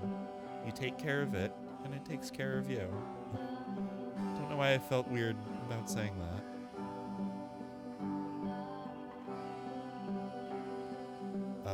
But there's a bit of truth in it, no?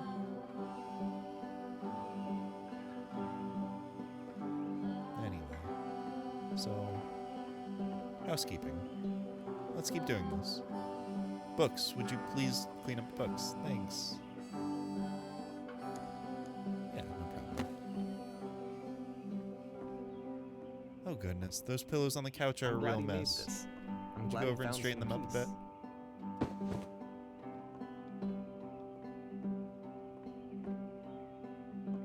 bit? Question. But, of course, it can't last. The music stops, your companion is Oh. gone, it's time to leave. The door at the top of the hill is now open as well. Again, you can't stay in the dark space for too long. You just can't. You have to keep moving. It's how you stay alive.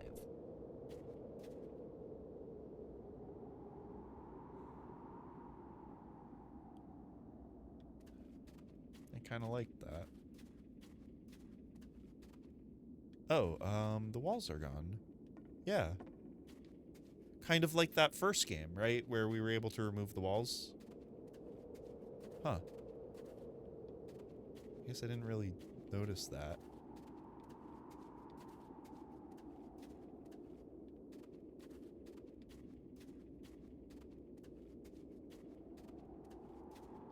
This concrete wall isn't as... it's not as nice. Blaze says my fave so far. I really like that one too. That one was really nice. Which is the whole point of the puzzle doors, right? That sooner or later you have to pick up and move. I really thought that was the point of it.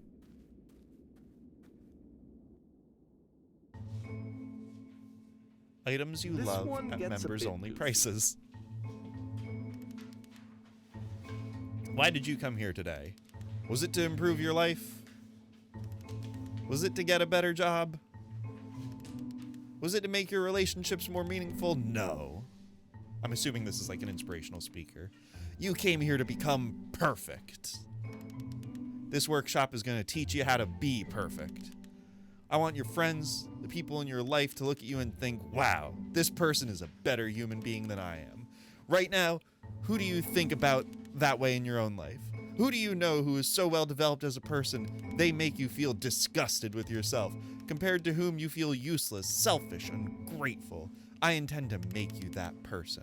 I intend to make you into that person. Perfection is within your grasp, and the question is not how we do it, but how we do it effortlessly. This is easy. It is so easy. It About is halfway through the so game, easy. the perspective shifts. Oh.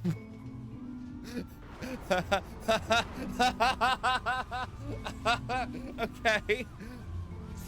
Being And you play perfect as is the teacher. effortless. And suddenly, you discover that your teacher is just as bigoted and afraid as you are. Oh, and also you can move around the classroom now. Oh, wow. Okay. I love this. So, we're in the perspective of the teacher now, and option one is, well, let me tell you right now, it isn't effortless. If it isn't effortless, then it's not the right answer. Or I can say, I still love you. It's just that you make me feel cold on the inside. Or I can say, being alone must be awful. Can I say options 2 or 3? I can. Okay, yeah. Being alone must be awful. Oh gosh, this is so... Okay, so we could say, thank goodness all of you perceive me as being wise and intelligent. Or, drinking is not hurting my life. Or, if you're torturing yourself trying to find the right solutions for your life, you're not doing it right. Huh. If you're torturing yourself trying to find the right solutions for your life, you're not doing it right. Do you understand? Okay. Sorry, took me a minute. I get it. The yellow text option is the like it's what he's supposed to say, right? It's what somebody in this position is supposed to say, and then the black texts or gray texts or the dark ones, that's what he feels on the inside, right? I'm looking away from the swirling mass. Can I walk up there actually? So we can say, do you understand that you won't be happy until you love me? This is for you. Or, seek out only one thing. What is the easiest, simplest path forward? Or, Ew, I'm developing a cyst. Gross. Yeah, do you understand that you won't be happy until you love me? This is for you. I could say, ah, just kidding. Anyone want to do some ecstasy after this? Or there is no truth. There is no path. Anyone want to do some ecstasy after this? What if I'm not a good teacher? Do what is easiest. Do what is simplest. Feel what is true. Holy shit. You guys, something is coming out of the back of the room. Look out! What if I'm not a good teacher? Nothing. No one. It's coming for you. It's going to destroy you. Everyone run! Run! I felt pretty hard for this one. I feel like it's one of the most relatable experiences that you can have. To assume that some other person is perfect and totally fulfilled in every way, and completely miss all of the little flaws that make them painfully human. I think about this game a lot these days. Yeah. This one's really good. Abby, have you played this before? I have, but it was like a decade ago. Yeah, I played this game like a long time ago, and I barely remember anything about it.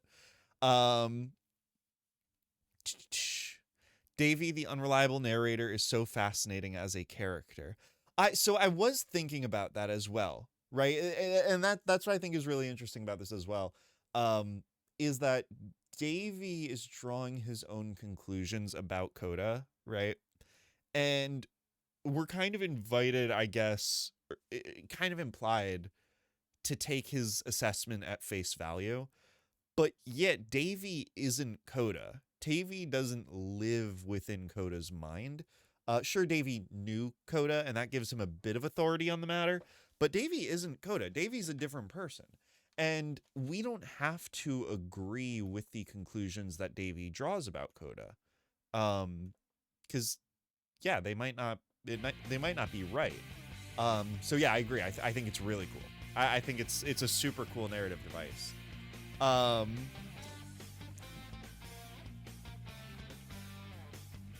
This game is awesome. Lucky to find you and be one of your followers. Thank you so much. Thank you so much, Davey. I'm happy you like it. This is a very cool game. I would say we have a habit of playing weird, quirky games on this channel like this one. So if you like this is not a bad place to be in. Blaze says, I, for one, see no parallels between this and my life. Yeah, Blaze, you're, I mean, Blaze, I will admit, right? When Davey says, or when the speaker at the beginning of that game said, think of the most perfect and actualized person you can imagine, I was like, oh, that's Blaze. I was like, oh yeah, that's Blaze. I got it. Yeah, for sure. So yeah, you see no parallels there? No, you're the speaker if the speaker didn't have the upsetting internal monologue. That's, yeah, you taught this class in CNU, exactly. I would agree he draws conclusions that in hindsight are very obviously wrong. But this game is so cool because it actually has so many equally valid interpretations. That's the impression I'm getting, right? I don't expect anything to be explained definitively at the end. I don't. And I feel like the game would be lesser if it were. You know, I don't want an answer necessarily. But yeah, I don't know. It's just truly, this is just a very fascinating game. Is this skip this level option? Has this been available the whole time? All right, let's keep going. I think I will not sleep because of you, sweetie. Yeah, God willing, I'm gonna fucking terrorize you in your dreams, in your nightmares. This one took a lot longer than all the others for Coda to make. Okay, January 2010. It was 4 months between this and the last one. That's twice as long as it took him to make any other game before this. Yeah. It's not like it's particularly complex, so I remember I found that a little strange at the time. So, that's interesting. 4 months, okay. The creative process isn't like a linear thing, right? It's not like spending more time on something inherently makes it better, right? Or makes it higher quality. We don't know what Coda was dealing with in his personal life. It's not like all 4 of those months were necessarily dedicated to game development. We don't know what he was going through.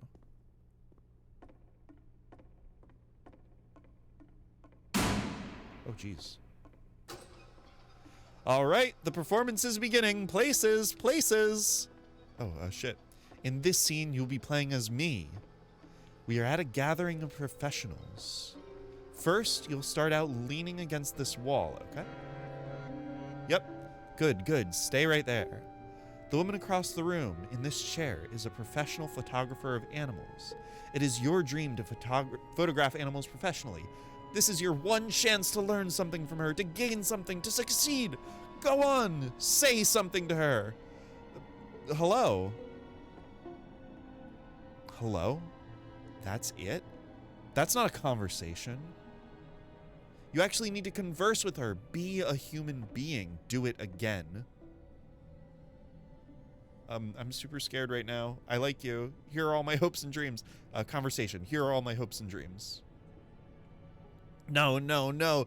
That's not what I said to her at all. You're completely missing the tone of the conversation.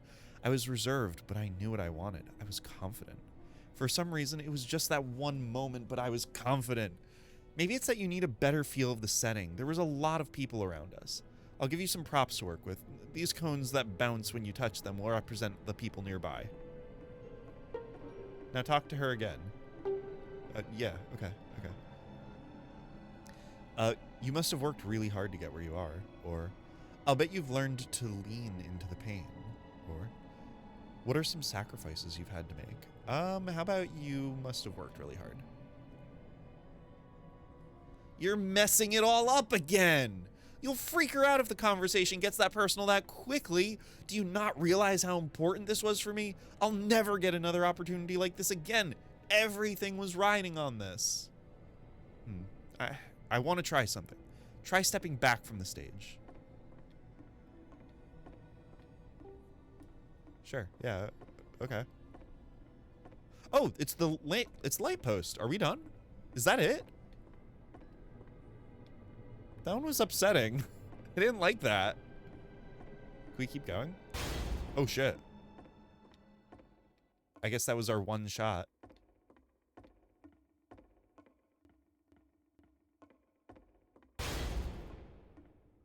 Okay, yes. Now The game this ends is with working. this eerie premonition of what's going to happen next in Coda's life. The solution to social anxiety, to fears of having to perform and having to chase success, the answer for Coda is to withdraw, to hide himself away. Which is what leads to scenarios like the stairs that slowed you down several games ago, where it just becomes harder and harder to access Coda's inner landscape because he keeps retreating. He just keeps backing away from possible connections to anyone other than himself. And to be honest, I didn't consider it very healthy when I first played this. You know, it looked to me like he was trying to justify the idea of just disconnecting yourself from the world. And that wasn't what I wanted for him or for his games. Because I feel like a lot of his games are inviting me to connect with this person, to bring him closer. But what can you do? After this, Coda went off and took another 5 months to make a new game. Mobius Trip. To play this game properly, you must keep your eyes closed. Click to begin the game. Oh shit. Okay. Okay. Interesting. I guess we'll just go into I don't know, I'm trying to unpack my thoughts from that last one, right? I don't know, it's just it's so the imagery, right? The imagery of that ending of him withdrawing. I guess it's just it seems like he's trying to express a moment where he put himself out there for somebody and got rejected. The presence of a woman makes me think maybe it was a romantic interest, but of course within the context of the game, he said it was an animal photographer that he wanted to impress. Yeah, I think that's obviously a metaphor. And I guess it didn't work out the way he wanted to. And then that leading to social isolation. That last scene with just the gates heavily dropping down with loud clanking over and over, getting deeper and deeper. I don't know, there's something evocative about that. It feels powerful. That one was also really good. That one was really good. JJ say this shit do be happening to me on the reg. but not today. That's right. You are here. You are not socially withdrawn. You are with friends right now. So that's a good thing. We are fellow friends. Maybe a fellow game developer. That it could have been a big career move. Actually, I guess that kind of makes sense too. Yeah, maybe it was his big shot, you know, impressing a industry veteran or something. Honestly, if we are to maybe understand on a meta contextual level, this is probably semi autobiographical to Davy's life. I wouldn't be surprised if Davy had an experience like that, you know, as an independent developer. Big Shot, the song by Billy Joel. I was thinking Big Shot like from Deltarune is what I was thinking. But yeah. Coda was hitting the club every night in those 4 months. Hell yeah, brother, you know it. Also, Okri says hopes and dreams. I love that song off the Undertale OST. Hell yeah, you got it. Deltarune reference, Undertale reference. We're doing good tonight. I have heard Davy's thoughts on this, but I will not spoil it. Okay, cool. All right, so Mobius Trip. To play this game, you must keep your eyes closed. Click to begin the game. I'm gonna try. Okay, I guess you guys are welcome to look, but I am closing my eyes right now. Okay, click to begin. Oh, it's okay. It sounds like the Whisper Engine. I remember this one. Can I shoot? No, I can't shoot. Okay, I assume I can move. I think I hear steps. No, am I moving? I actually can't tell if I'm moving. Okay, I'm trying to listen for the alarm. Because I heard an alarm and maybe I can get closer to it. Oh. Did I die? Okay. Okay, so I guess I am moving because I just died. So maybe if I just go directly... You should directly... probably open your eyes if you haven't already. It's pretty much impossible to solve otherwise. Okay. And there is a solution, by the way. Oh, what? How was I supposed to get any of this with my eyes closed? What? Help, I'm blind. I can't see anything. What's going on? Blind. No. Oh, it's the door. Okay, help, I can't. So, okay, none of them can see anything. Why am I blind? I can't see. I don't like this. I can't see. I don't know yet. I'm trying to find. So everyone is blind. Okay, I am the only person who's not blind because I refused to follow the directions and I opened my eyes. I cheated and opened my eyes. Okay, so there is actually a solution. I guess I'm the only one who could do anything about this. The only way to stop is to speak something that is honest. I'm bursting with creative energy. I can't keep making these. My work is always fun. I can't keep making these. The only way to stop is to speak something that is honest. Yeah. Yes, that's it. That's the truth. I said I can't keep making these. Okay. I don't feel it anymore. Like I said, I was getting concerned. I'm out of First ideas. Off, he's never been this It's explicit training in me. his work about exactly what he's thinking. So where's that coming from? But then even weirder, his work has potentially stopped being an outlet for him. Not like he's having trouble iterating on ideas, but he literally just can't think of new ideas anymore. And in person, he was being a lot more distant than usual. Like, you know how sometimes a person will just deflect anything that you say in order to keep themselves disconnected all the time? It was that kind of thing. Here was the point in my relationship with Coda where I really started to wonder if he needed my help in some way.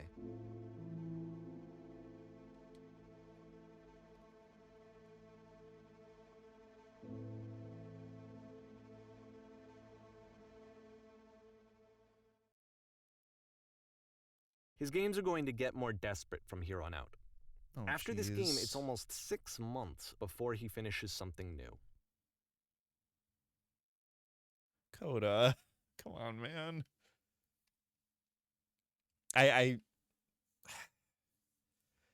The last option there, the thing that he spoke from the truth, the option I picked was I have to work harder, right? And I feel like that's probably not the healthy way for Coda to feel, but that's something I've felt, right? If you know, I try to do creative stuff. I try to do good at my job, and I struggle with these things a lot, right? And the thing I always tell myself is that I have to work harder. You know, there's only so much time in a day. There's only so much energy a person has, and sometimes I feel like if I could just be a stronger person or tap into more energy, I can make it all work. And I guess that kind of must be where Coda is at right now. So I kind of relate to that a lot.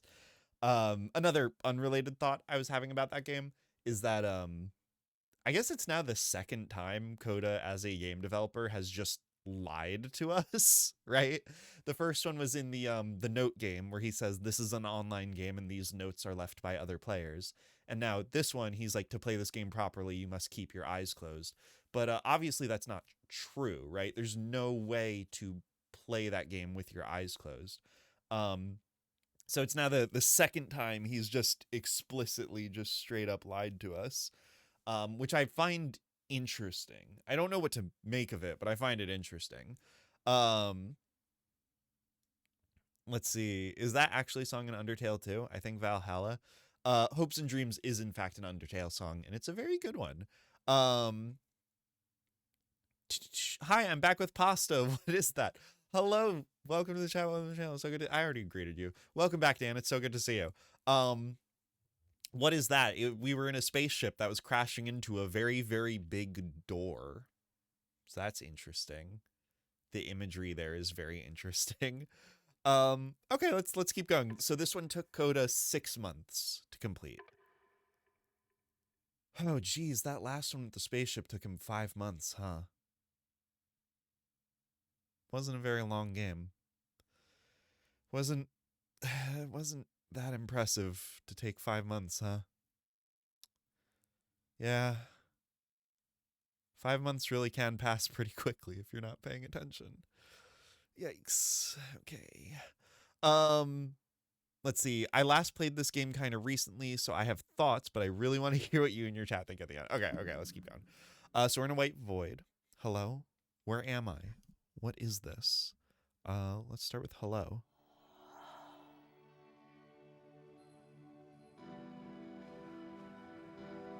Where did this island come from? Hello? Is anyone there?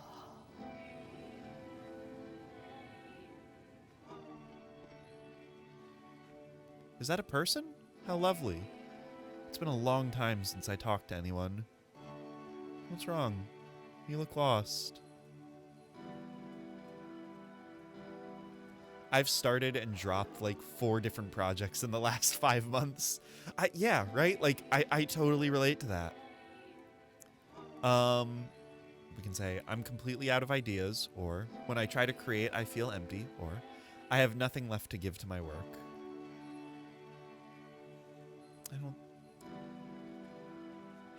I don't think any of those are true. I mean, we saw Coda's full of ideas. I mean, Coda is still full of ideas, right? This is still a new concept. Maybe number 3. I have nothing left to give to my work.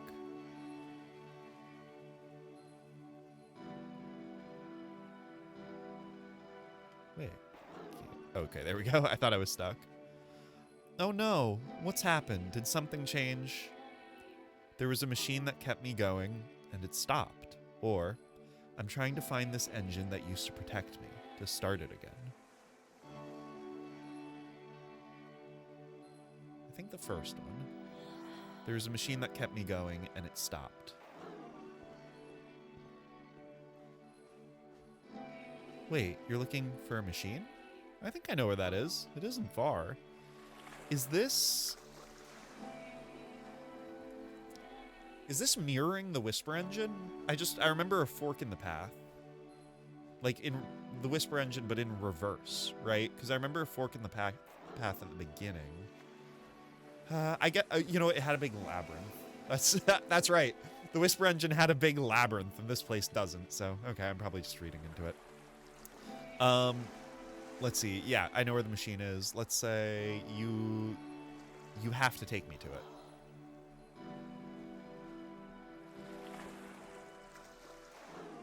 I can do that, but there's a problem. If the last game featured Coda talking explicitly about his creative frustrations, this one turns it up to 11.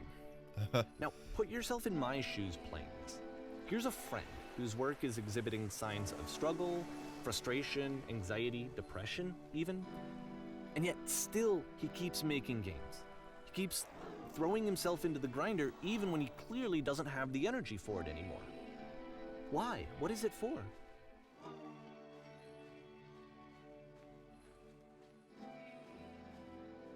The machine is guarded by a difficult puzzle. Because from my perspective at the time and just what I knew of him, this was a result of how isolated he was. He was in his own little bubble, just sitting at his computer all day, not really showing these games to anyone, not releasing them onto the internet, and so he didn't have anyone outside of himself to connect with. He had no outlet to ground himself on.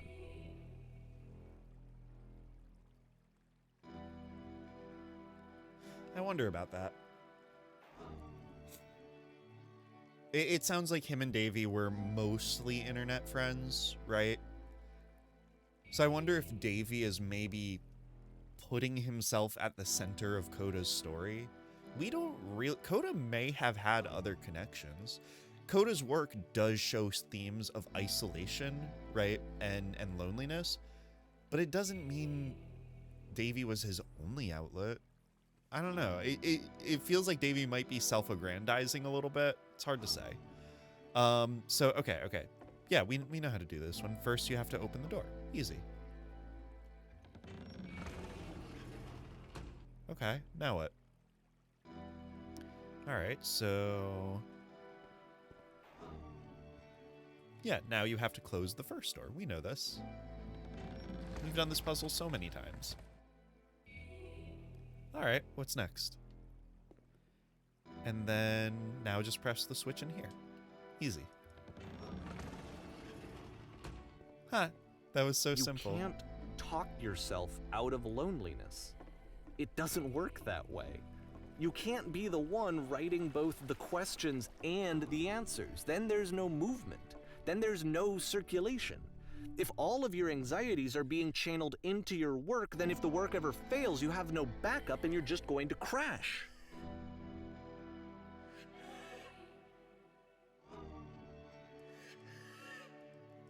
Oh, geez. I can't believe I never solved it before this. Okay, here we are. There's no machine here. Yeah, there's no machine here. Trust me, you'll see. You have to say your work is fun and easy.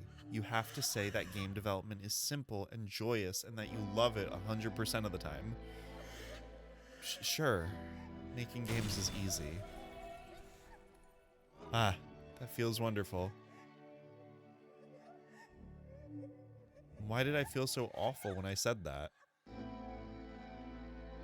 Don't worry about it. Just keep talking. Keep saying that creation is easy. Okay, when I make games, I feel completely energized. Yes, that's wonderful. Keep going. Seeing this game at the time that he made it, it looked really Every time I unhealthy make to me. something, I feel better about myself. I was watching him do this to himself, and I hated it. I hated seeing him so trapped. It's like, video games are not worth this amount of suffering. This is someone I really cared about. And I used to get so much joy out of seeing him create. For him to suddenly become angry and frustrated like this, it was the worst thing for me.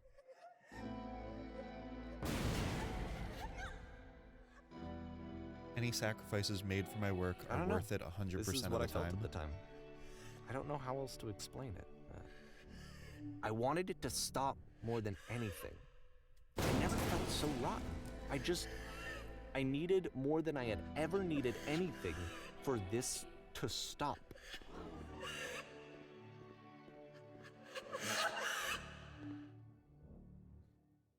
But it didn't stop.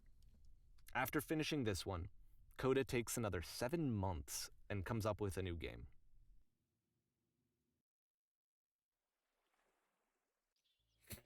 Okay. The machine. So, I think we're actually probably getting close to the end, because I believe at the beginning Davey said that this story spans from 2009 to 2011. So I don't know how far into 2011 we get, but this might be the end. POV, you are Florence. Yes, in the machine for sure. Let me see. I'm just throwing on some music here. Is the beginner's guide the opposite of Ender's Game? Yeah, if the twist to Ender's Game is that the game was real, then the twist to this is gonna be... Actually, I guess I'm not sure. I'm not sure how that relates. Do you want to know how many chapters? Yeah, please, actually. If you could just give me a count, I would really appreciate that, just to know how to pace myself here. If I really need to start picking up the pace. 17. Okay, cool. So actually, these are getting a little longer, so I probably should pick up the pace a little bit. Okay. One thing I will kind of share, right? And maybe this is gonna sound mean, right? But it's a thought that I've had throughout this, and I think it's a very real one. So Coda's games aren't very impressive, right? Like it. Oh, Willow wants to go. No, Willow just wants to make noise, actually. So Coda's been at this for 3 years now, right? And clearly there's been technical improvement. As Davey has said, Coda's games have gotten visually more nuanced, right? Technically a little more impressive. But honestly, the actual craft of it hasn't really improved that much. The games are mechanically simple. They mostly rely on the sort of 3 dialogue system. And I get on a meta-contextual level, that's just because of the way this game was laid out. I get that. But I do think there's part of that as well, that for all the time Coda has put into this, and as we just saw from this last game, feels like he's sacrificed a great deal for, he's maybe not that good? Which, and I don't mean that to be mean, I mean that to be very real. I feel like we've all probably had that experience of doing something for a long time and just not being very good at it. I mean, okay, season 3 of this channel, right? The theme is open, honest, and vulnerable, right? I had a realization around my birthday that I've been streaming for 4 years now, because I started in March 2020. And I've mentioned before that this is something I really love doing. It's something I have a lot of passion for. It's really one of the few things that I actually enjoy, right? I'm not good at it, right? I still, look, my green screen's still fucked up. My numbers aren't very impressive, you know? From a viewership, follower, subscriber, none of it's impressive. I don't make like clickable content. I don't, you know, it's not something that I'm good at like a widespread conventional level, but it is something I take satisfaction in. And that's kind of what I see with Coda. None of these games, not a single game we've played from Coda is gonna be a hit on the Steam storefront. Not a single one. None of them are gonna hit Undertale numbers. None of them have widespread appeal. And it's a really tough thing, because it's easy to say, oh, you know, that doesn't matter. What matters is the satisfaction you find in it. What matters is if it means something to you. But clearly this is hurting him, you know? Clearly it's taking energy from him. And that's a really hard thing, I think, to sort of deal with. So, I don't know. I don't know if I have a broader point there. It's just something I was thinking about. So, I don't know. Dan says, the opposite of Ender's Game. You are the simulation and nothing is real. Love it. I really enjoy that, Dan. Yeah, exactly. Wait, that's just the Matrix. Yeah, exactly. JJ says, oof, that hits home good. I'm trying to connect with your emotions here. I'm trying to be introspective here, okay? And you say, you seem pretty good at it to me. I appreciate that. And let's just say I'm happy I don't have view counts turned on right now. I turned off my view count at the start of season 3, and it's been a very good decision because I don't think this shit's pulling in many views tonight, which is fine. I'm fine with that. But I don't know, I think about it sometimes. Okay. All right, so we have 3 chapters left. Let's keep going. It's, what time is it? It's like 9 o'clock? Oh, fuck, it's like 10 o'clock. Okay, all right, we'll maybe pick up the pace a little bit. You do seem good at it. We're here to hang out. No need to be a celebrity content creator. I agree, right? This is a hobby for me, thankfully, and I'm here to have fun. But if it could be both, you know. Anyway, view count is at 1 million. Trust. Thank you. I'm sure it is. Ma'am, glad to see you've arrived safely. Ooh, you gendered me correctly. Thank you. We've captured the machine. It's waiting for you now. You can begin the interrogation whenever you like. I intend to be quick. I intend to be quiet. I intend to be brutal. Let's be quick. Very good. Just warned that someone called the press, so we might have a bit of attention on this one. Also, one thing that you should know about the machine. It calls itself Coda. Ooh. Okay, interesting. What will you do with it? Do you know what it is? Where's the machine? Give us answers. Will it be a machine? Please, please. This is between me and the machine. And of course, it's the machine. You stopped.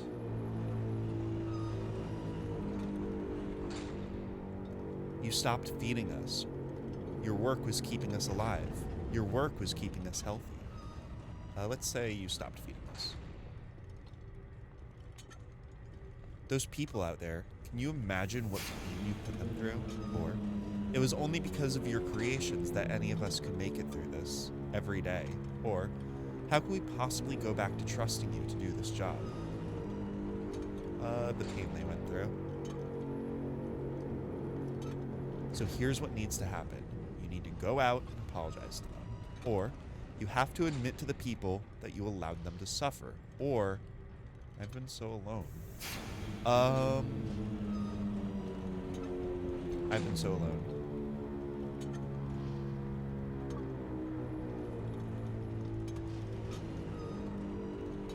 Apologize for leaving me.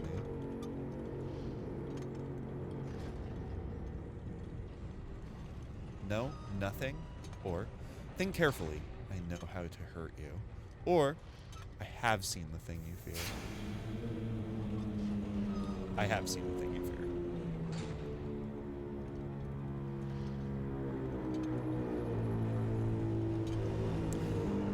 fear. Hey, sorry, just a little aside here. Yeah.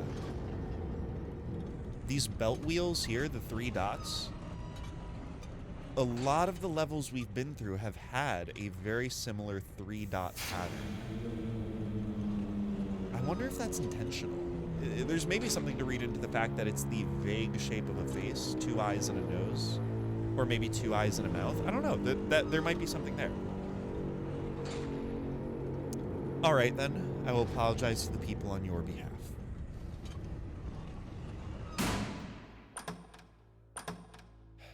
Okay, yes. Keep the questions quick. You there. What do you have? My followers are my friends. Obviously my friends.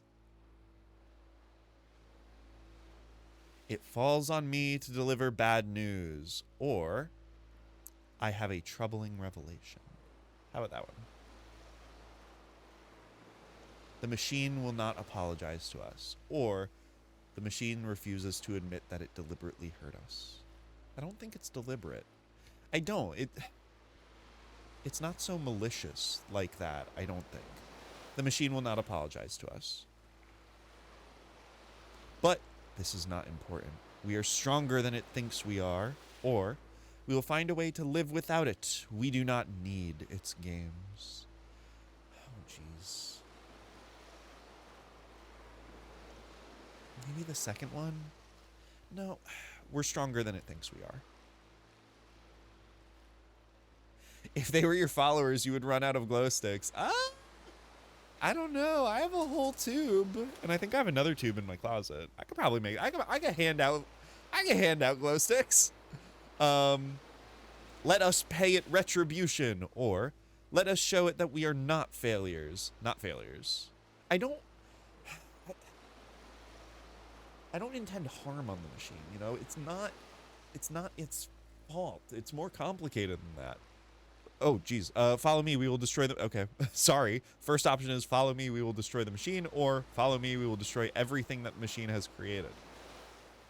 Jeez. Coda. I mean, if it's a choice between destroying Coda or destroying everything he's created, let's destroy everything he's created.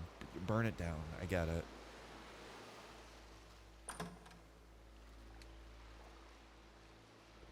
Yeah.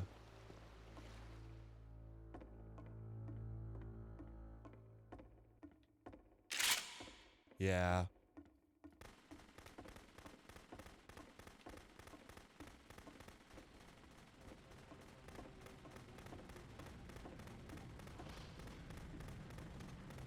Interesting, you can only shoot the walls. And we've seen that. The theme of taking down walls.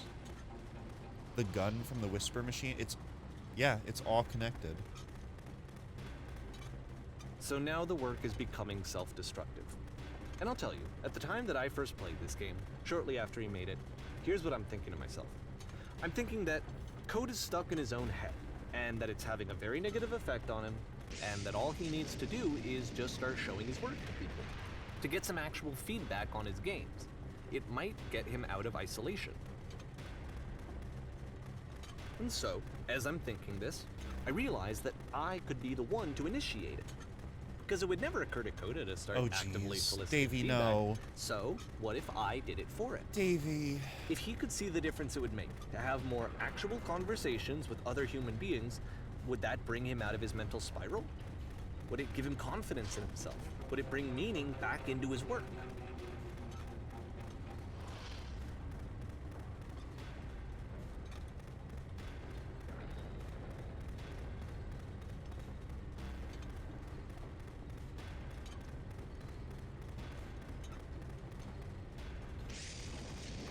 Oh, I can shoot the wall. Okay. Yeah, I can shoot the floor So now. I started showing Coda's work to people. I took this one, and the islands which you just played, the theater, the notes, the house cleaning game, and some of the prison escape games. I brought them to people that I knew and trusted. I asked their opinions. And the great part is that they really loved his games. You know, the point of it all was just to give him some external reference point, but they genuinely loved his work. There was nothing for him to be afraid of.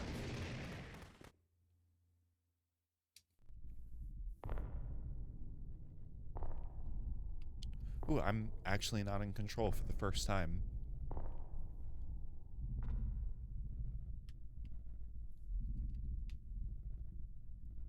Put down your weapon.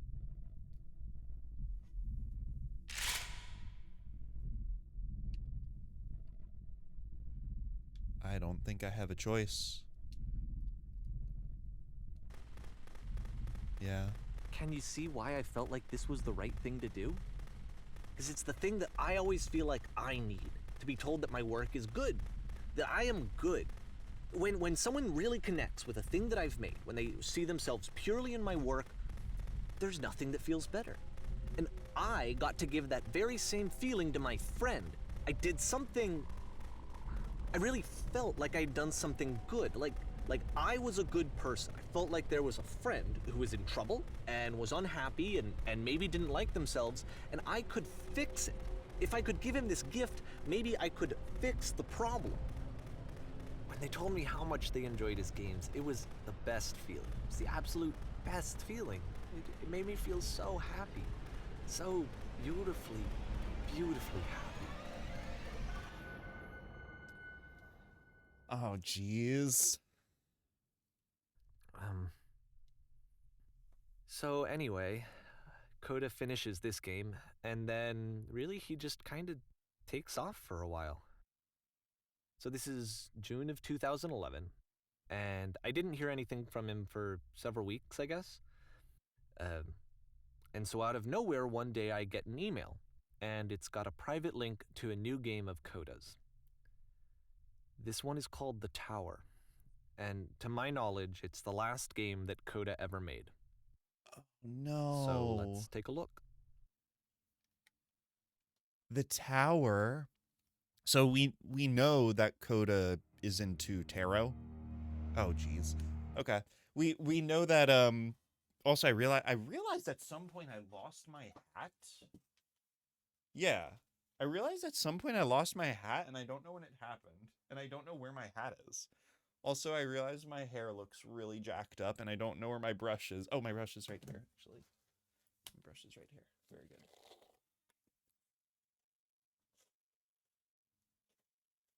Yeah, how the fuck did I lose my hat? I wish I had a mirror. It's fine. My hair usually gets like progressively more jacked up as the stream goes on. Then whatever. I guess it's fine. No, for real though. For real, where's my anyway, okay, it doesn't matter.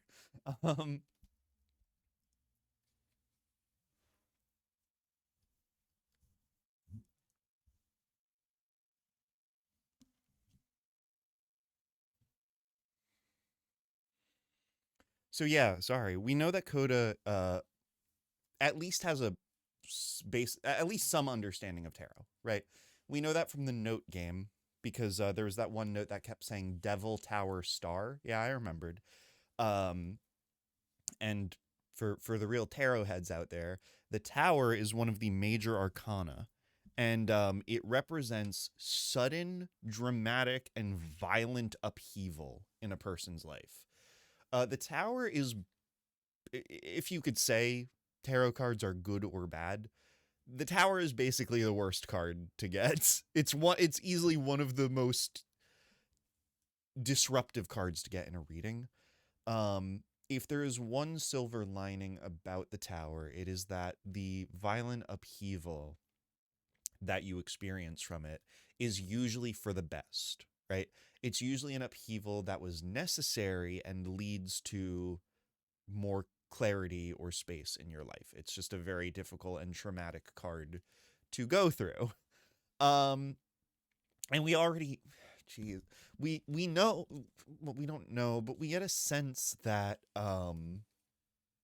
Coda doesn't like feeling judged, right? We saw that in the stage game. That was, you know, the sort of imagery of being put on display, being a performance, and the anxiety that comes with that. We get a sense for that in the note game, with the notes that are very self-criticizing to the game itself. I'm trying to, those are, I guess those are the two that really stick out. So, geez, that's so shitty for Davey to go behind Coda's back and share these works. Okay. Anyway, let's see the tower then. It's just, okay, if Coda sees Davey sharing these works as his tower, that's gonna be pretty rough. That's all I'm saying.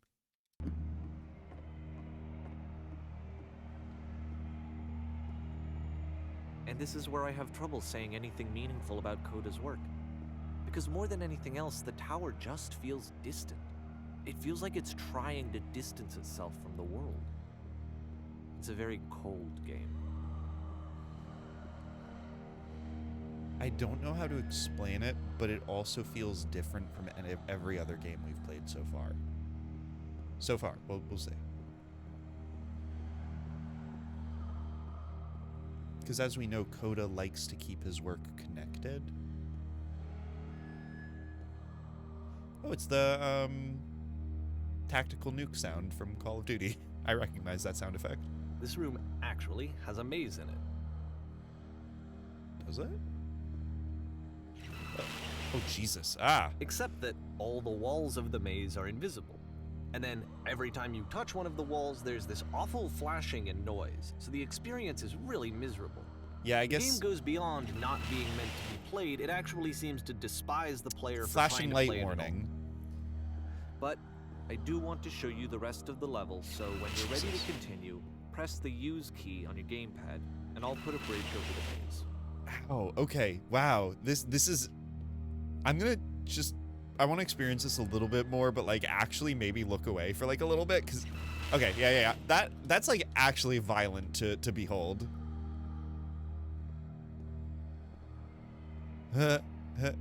He's just using the default Source Engine wall texture. That's kind of... Oh, wow. This is a long fucking maze. Holy shit.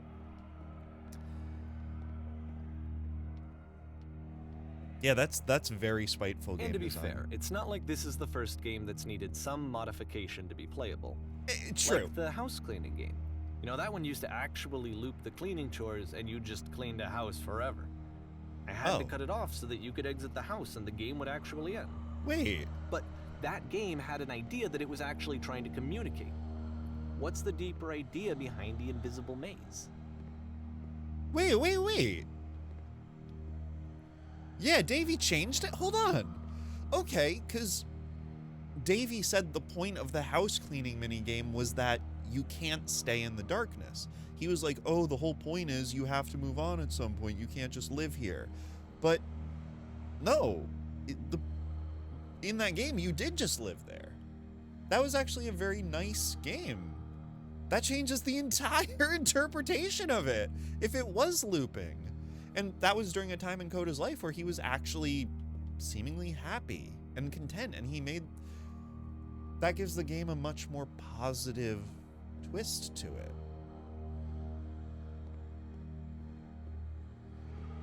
Huh, okay.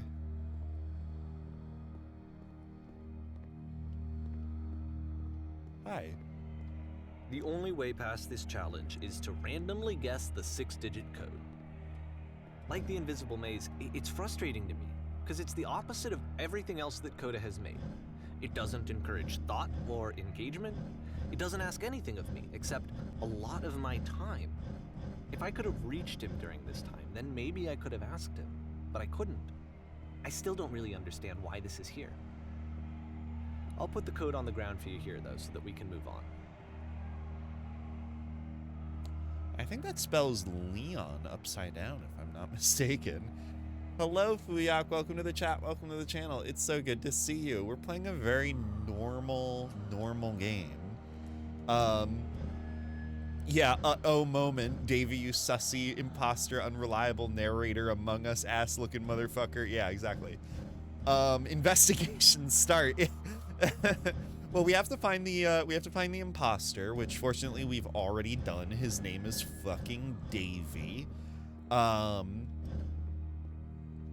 trying to, I'm trying to wonder if like this number does mean anything. 151617 111 and then sequential 567. It's gotta mean something, and I feel like I'm just not. Oh shit. I feel like I'm just not smart enough to sort of put it together. I don't think it's just meaningless, as Davey says. I don't think it's just meant. It's more tarot. Oh shit. That's gotta be Devil Tower Star. I'm gonna be annoying. Hold on.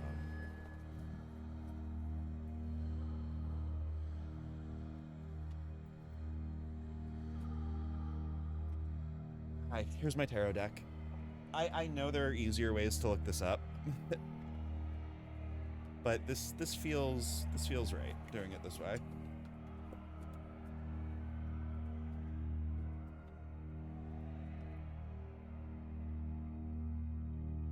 Of course, my cards are not in order either, which actually would have made this easier, but whatever. Here we go, tower. Yep, that's got to be it. So the tower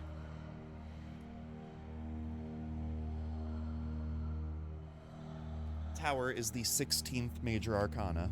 And I'm going to assume that I'm right about the rest, that Devil Tower Star is 15, 16, 17. Yeah, it's interesting, right? So those three cards, I'm trying to think about what they mean in tarot. The devil basically represents some sort of negative trait or behavior that's like keeping you down, that's holding you back, and is a direct negative influence on your life. The tower is violent upheaval, and the star is like lightness and inspiration. So, I mean, it almost creates a 3-card reading. I don't know. Okay, we'll keep going. Thank you for that. Thank you for telling me that it was just a tarot thing, because that makes a lot of sense. So again, Davey is trivializing Coda's work, right? He's saying, "Oh, this is just a time waster. It's just a spiteful thing meant to make you waste your time." Well, it's not exactly. And even like I mentioned that this game is not. It felt unconnected to Coda's other games, but clearly that's not true. This is already connected to the Notes game, and I'm sure it's connected to his other works as well. So this isn't just... This is all part of it, you know? This is also part of it.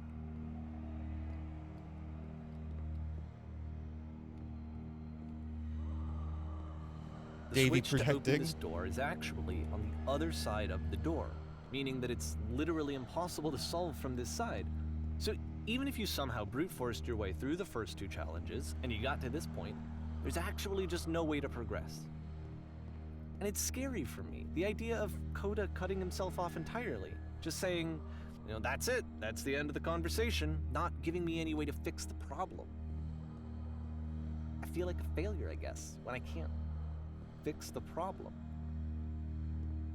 But I can open this door for you, so let me do that. I wonder if maybe there was some way to get past that door. Yeah, here's the lever. Was I a failure for not understanding this game? I mean, I don't know why I would be. It's not like everything needs to have a solution, but I feel it somehow.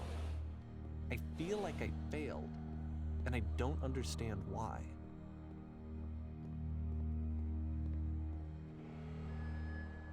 Oh, Davey. I mean, on the other hand, I do kind of get it, right? Davey observed clearly troubling behavior with his friend. And I'm sure we've all I remember. been there. It's June of 2011. I'm playing this for the very first time. And as I'm playing, I'm thinking to myself, I don't know this person. I have no idea who this person is. It wasn't the guy I knew. It wasn't my friend. I had come to so many conclusions from looking at all of his work up to this point, and then suddenly none of them...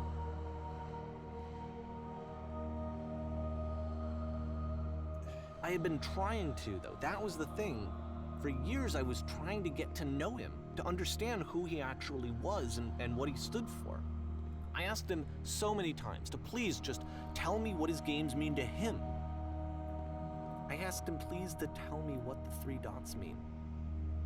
And he wouldn't. I mean, it sounds like he maybe just wanted to talk about stuff that wasn't video games. Maybe Coda just wanted a friend, right? Not another game developer or a fan or, someone to critique his artwork, but a friend. We see that a lot in his work. I kind of get the sense that... I just felt so strongly that if I could have connected with him, that if I could have somehow made his work my own, that I would finally be once and for all happy.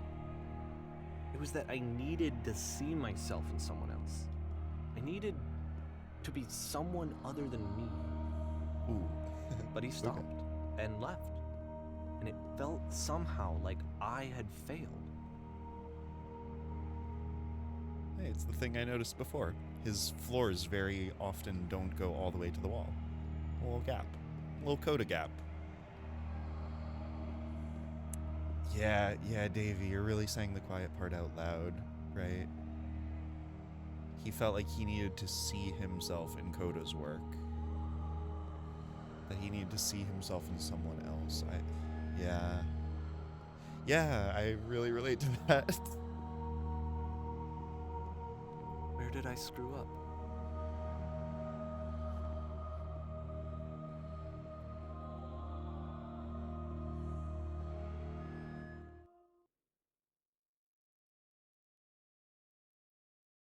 I'm the reason that you stopped making games, aren't I? It's because of what I did. I poisoned it for you.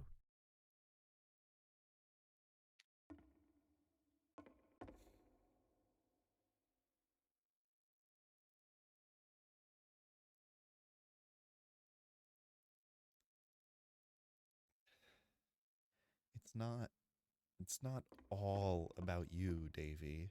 I mean, it is, but okay.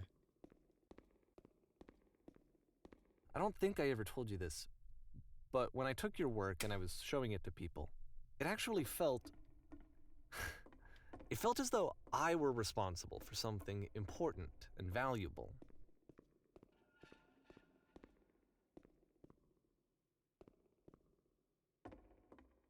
And the people who played them, they treated me like I was important.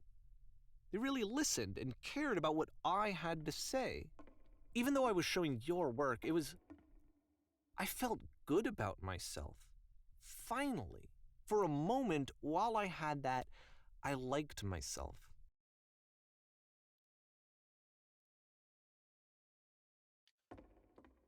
I'm sorry, maybe I should be reading these out loud.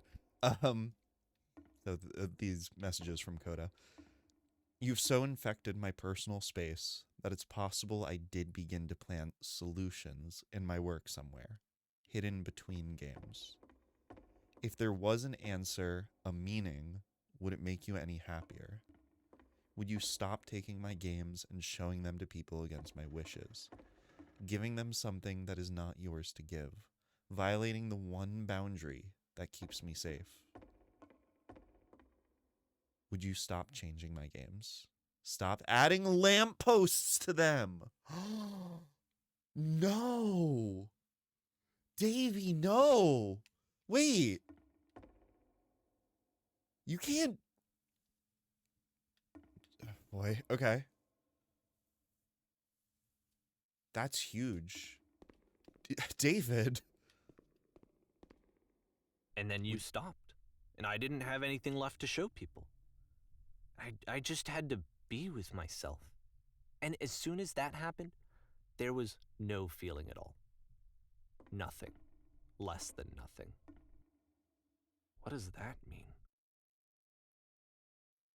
When I'm around you, I feel physically ill. You desperately need something, and I cannot give it to you. I literally do not have it. Struggling to come up with new ideas is not making me depressed. Low points are just a part of the process. The fact that you think I am frustrated or broken says more about you than about me.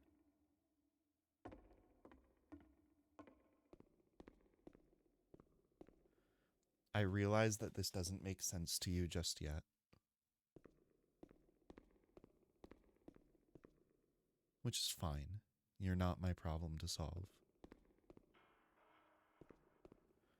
But I do hope that one day it clicks, and that you make peace with this thing that you are wrestling. I'm afraid that I did something really stupid because I don't like myself. And when you finally see what I'm talking about,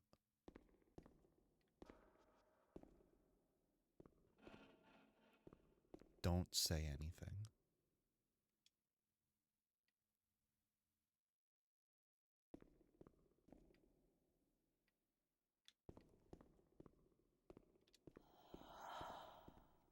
Yeah. That's why I'm releasing this collection of your work, is because I haven't been able to find any other way to reach you. I've tried everything. And so a part of me has hope that if I put this compilation out into the world, and if I put my name on it, that maybe enough people will play it so that it'll find its way to you, so that I can tell you that I'm sorry. I know I screwed up. If I apologize to you truly and deeply, will you start making games again? Please, I need to feel okay with myself again. And I always felt okay as long as I had your work to see myself in. I mean, is something wrong with me? Because I know that I did an awful thing, and I'm doing it again right now. Like, I'm showing people your work, but I can't stop myself from doing it. That's how badly I need to feel something again, like I'm an addict. There has to be something wrong with me. Can I apologize? What if I tell you I was wrong? Will that work? Will that fix it? I don't know. I don't think it will, but there's nothing else that I can do. Just tell me what you want. I'm sorry. I'm sorry.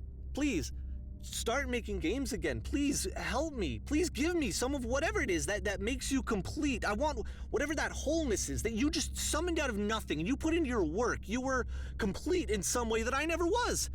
And I want to know I want to know how to be a good person. I want to know how not to hate myself. Please. I'm fading, and all I want is to know that I'm going to be okay.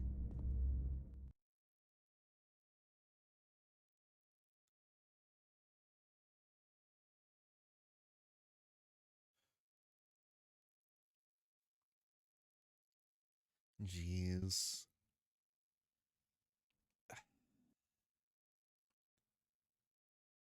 It's, I don't know. It's sad, right? Hi, Wigmas. We're like at the end of this game, and it's like, I don't know. It's a lot of things. This game is a lot to unpack. I really don't even, like, after this playthrough, I don't even think I have my full thoughts. I feel nothing. Yes. But it's just, I guess really the really just the sad like sucky part about it to me, right, is that Davey put so much on Coda, like in his own mind, right? I think that line, I forget exactly what he said, but Davey saying, like, I want so badly to feel that wholeness that you have, right? Davey perceives Coda as like a whole and complete person, I guess. And I don't think that's right either. Like, obviously the narrative that Davey has built of Coda is not accurate, but I also don't think the opposite of it is true either, right? Davey sees Coda as this, like, creative brilliant that has withdrawn and socially isolated himself and has cut himself off from the world to his detriment. And that he is someone who needs to be saved. And that to save Coda, all Davey has to do is pull him out of his isolation.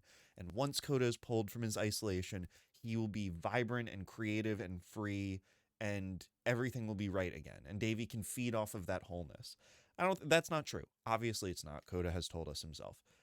But I don't think Coda is complete either, right? I don't think Coda is happy. I still don't think he's happy. I think he's still dealing with problems, but they're problems beyond what we can discern from just his creative work. You know, Coda is a more complicated person. Coda isn't just the work he creates. And I guess, I don't know, it's sad that Davey is putting so much hope on a person who is also broken, is, I guess, the thing that sort of struck me about that line. So, Davey built both narratives. Yeah. Pete says, nah, to be fair, this isn't doing it for me. No, it's, you know what? And that's valid too. That's totally valid too. You know, I'll admit there's part of me playing this that's like, yeah, this is kind of heavy-handed, right? Like, yeah, this is kind of pretentious. This is kind of whatever. Like, I kind of get that. Personally, this is resonating with me. In a lot of ways, it is and isn't, you know? In a lot of ways, this is manifesting, or this is resonating with me. But yeah, if it isn't for you, totally get it. I totally get that. This is kind of a very high concept, I would say. So up its own ass. That's fair. And you know what? It is. It is up its own ass. And you know what game was also up its own ass? The Stanley Parable. Like Davey, I think is just kind of up his own ass, you know, and that's totally fair. Let's see. Ari says it's so much. I agree with that too. Blaze says, how did you manifest this game? Wait, what do you mean by that? Blaze says it resonates with me more than like any game ever. Okay, so yeah, it really does. So you get me on this. Yeah, Pete, try Ender's Game. I hear it's the opposite of this. Yeah. He's a really pretentious guy, not gonna lie. And you know, one of the themes of this game encourages you to think about the person behind the game, right? The kind of the pitch for this game is, what if you had access to someone's entire creative work? What could you deduce about them? But I think on a meta contextual level, we can look at it as, what does this game, what does the beginner's guide tell us about Davey, the actual man, the actual guy? What does this game tell us about Davey? And I think it tells us he's a pretentious guy. I think that's one of the things it does tell us. But I think it tells us a lot of things about him. I think one of the things it tells me is that he loves video games, which might seem counter to everything we've seen so far, but I think it's true. I don't know. Pete says Community is very up its own ass, and I love that show. Yeah, it's not a bad thing. It's not a bad thing to... I don't know, I'm trying to think of another way to put it. To be pretentious. To think about things from a higher concept. I don't know. Wigmas says, believe it or not, the lore of Splatoon is really dark, despite how the game is presented. I love that about Splatoon.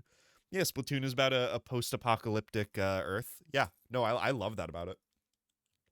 I only have a surface level understanding of Splatoon lore, but what I am aware of, I greatly enjoy. Crazy that you're doing the same thing to Davey that Davey did to Coda. Oh, come on. The game literally invites me to do that, though. But yeah, no, you're so right. I am. I am. I'm trying. Honestly, JJ, you want to take it a step further, right? Davey is trying to inject himself into Coda's work, right? Trying to put himself into the center of Coda's story. I'm literally streaming this fucking game. I am quite literally injecting myself into it. Literally, I'm here. The game's there. I'm here. I am literally inside it. It's very meta. And honestly, if you kind of want to take it in another direction, it's kind of what I've done to Tobias. You know, if I want to be real with myself, the guy who made Syndrome Song, if you listen to the way I talk about, and I did because I watched the VOD, if you listen to the way I talk about Tobias in my stream, I talk about him like he's a friend. He's not. I just read his blog. I've read his blog for like a decade now. You know, I don't know. I guess when we see people we admire, we seek that connection. I don't know. Blaze says, I don't like this ending though. I'm rewriting it as a happier ending in which Davey pulls Coda out of his stupor and they live a happy gay life together. Ooh. So, okay, I that was in the back of my mind and I wasn't sure if I wanted to say something about it. Do we think Davey has a crush on Coda? Like romantically? Obviously, Davey has respect for Coda's creative mind, right? We see that in a lot of Coda's even earliest work, that Davey has respect for him. God, it's so it is. There's layers to it. Think about the very first game we look at. It's a fucking like CS:GO, you know, DE dust map that Coda slapped a few boxes into, right? And Davey is fawning over like, wow, look at the way that Coda put these floating boxes here to exhibit his freedom and imagination, and he put a few colored boxes there as a inspired flourish we'll see later. You know what it probably was? He was probably fucking around with the Source engine and didn't know what he was doing. You know? I don't know. Okay, Ari's telling me there's more. Yeah, we'll go ahead and we'll keep going. We'll keep going. Sorry. Not as much gay as I'd like though. Part of the whole story here is that it's, you know, it is open to interpretation. And I think you could imagine some some romantic stuff going on here if you wanted. Yeah, and Davey thought Coda's games invited him to do that. Nah, but I was kind of kidding. And I'm injecting my messages into your stream. It's not a bad thing to do that either. Like in the fictional world of this game, do we think that? Right. I'm not sure. Pete says, also, we ship them Dota or KV. I like Dota because that's the Warcraft 3 game. I think ultimately, though, that this game is Davey Warden's Coda. The end of the first part of his story, as he tries to make peace with his past and become a new person. He's just yelling at himself for being the person he was, basically. Yeah, Pete, I think that's very insightful, especially the way you put it. In a sense, you could say this game, The Beginner's Guide, is the door puzzle. And I think with that, we'll go into the epilogue.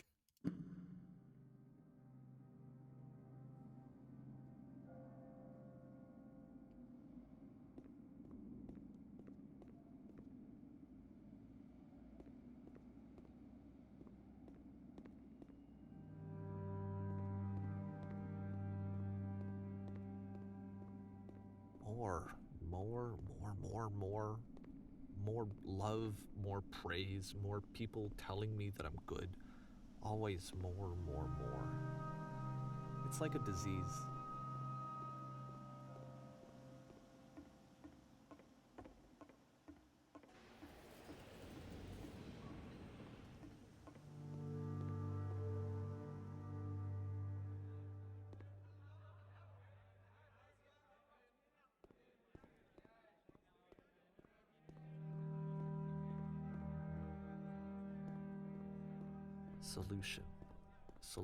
Solution.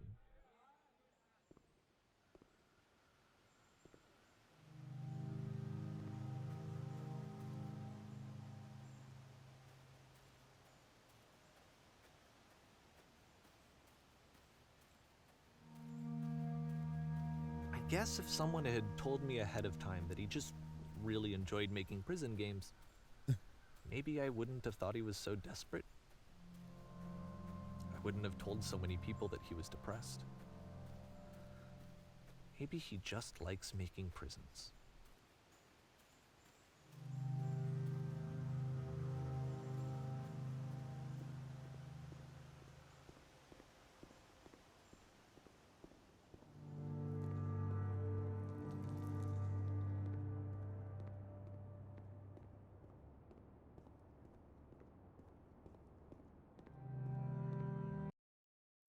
So, sorry, just checking. This doesn't have a date on it, right? Like all the other games did. It doesn't have a month and a year. What I'm going to choose to understand here is that this final game, the epilogue, was made by Davey himself. That's how I'm going to look at this. Even now, the disease is telling me to stop. Don't show people what a shitty person you are. They'll hate you.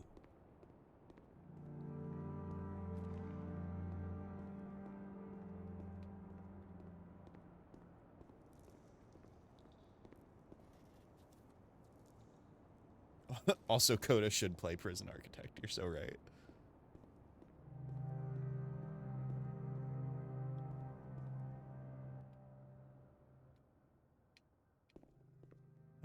Oh,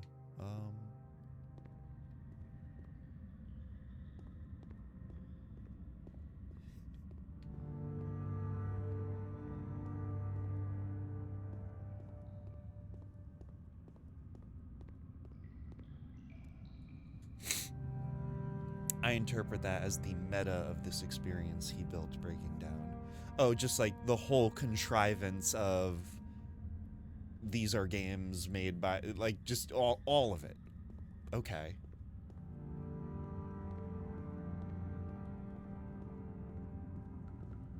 If I knew that my life depended on finding something to be driven by other than validation, what would that even be? It's strange, but the thought of not being driven by external validation is unthinkable. Like, I actually cannot conceive of what that would be like. Yeah, I mean, I get that.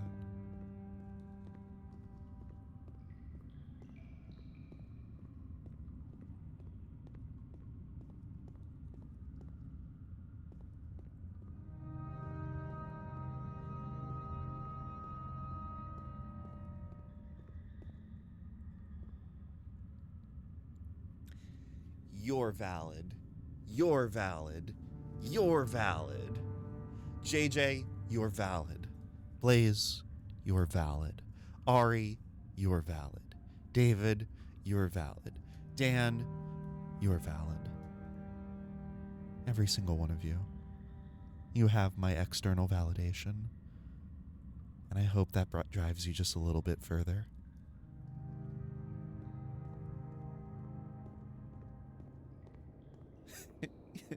I got Wigmus, you're valid. What now? Pete, you're here.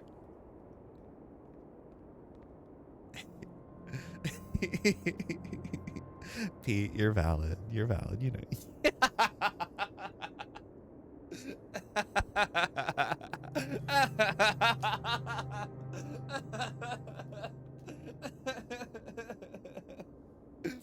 Oh, Vale, you're valid too. I wasn't sure if you Vale, you know you're valid.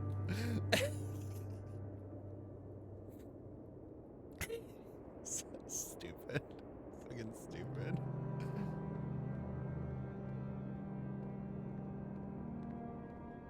Sorry, I'm trying to feel emotions here. I Also, think you I can- need to go. And You can. I'm sorry, because I know that I said that I would be here and I would walk you through this, but I'm starting to feel like I have a lot of work to do. I have a lot that I need to make up for, and so I'm just gonna... Okay.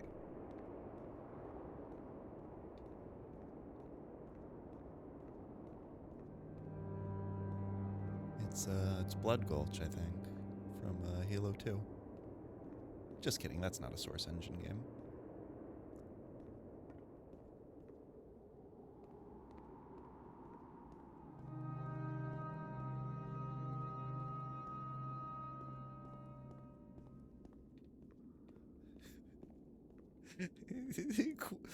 Quit yapping. Difficulty impossible. I'm trying so hard not to yap right now. Oh, but like, I don't know. The visual metaphors feel different.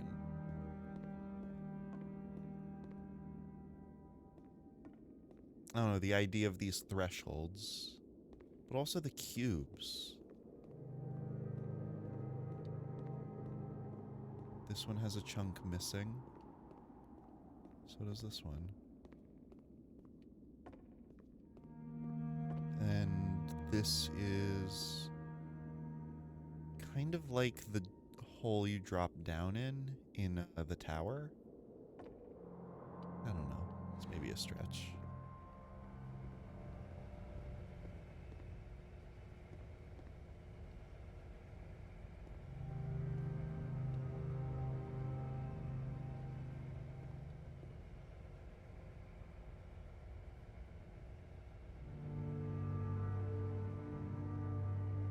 They aren't metaphors anymore, they're meta fives.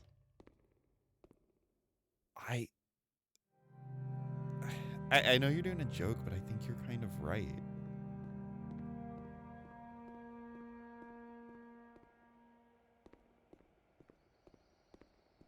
Should I even keep trying to read into it? Is that kind of defying the point?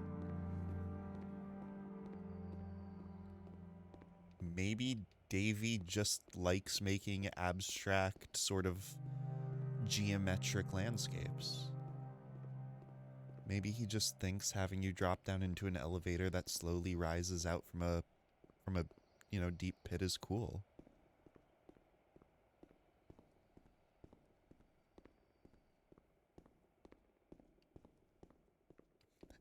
So Ari, it's so fucked up. Yeah, Davy really is pretension. He wants you to read into it. But I'm thinking maybe not reading into it is reading into it. You know what I mean? It's the Whisper Engine.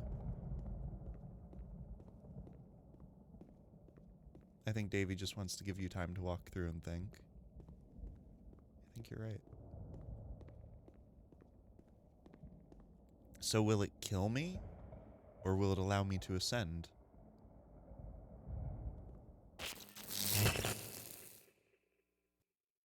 Yeah.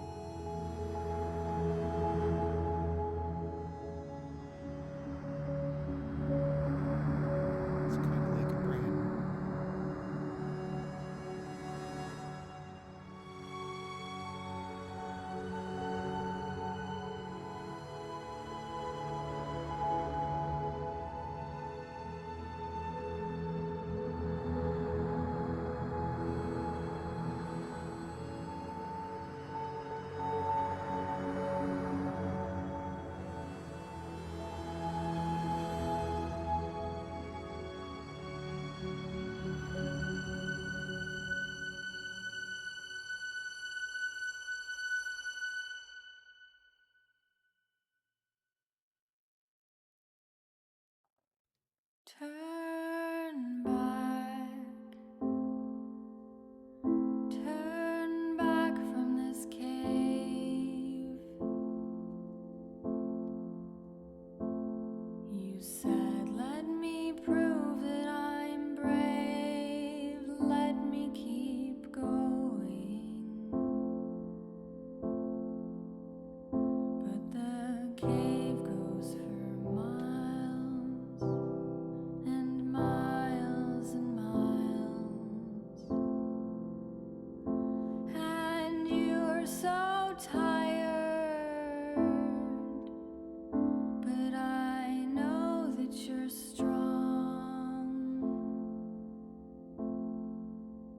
so turn back,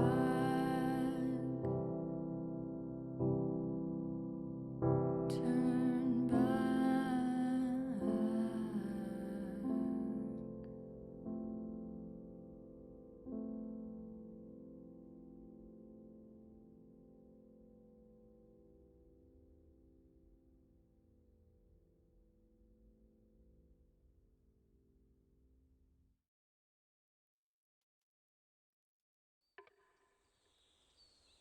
For a beginner's guide, that was pretty advanced. 2 out of 10. Oh boy. Okay. Let me just take a look. Just to kind of remind myself of everything we looked at. There's the intro, the Counter-Strike map, the Whisper Engine, backwards. I was thinking about that. The ending song, right? The cave goes on for miles and miles, so turn back.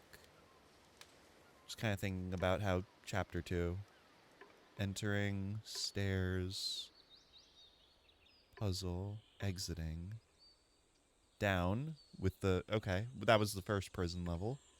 Notes, escape, with the phone call at the end. The house cleaning one. Lecture.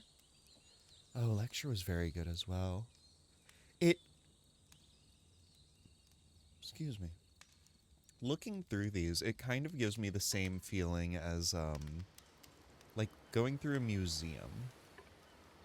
Sometimes after going through a museum, I like to review everything I looked at and just sort of reassess my feelings on it. And that's, I don't know, that's kind of how I feel right now.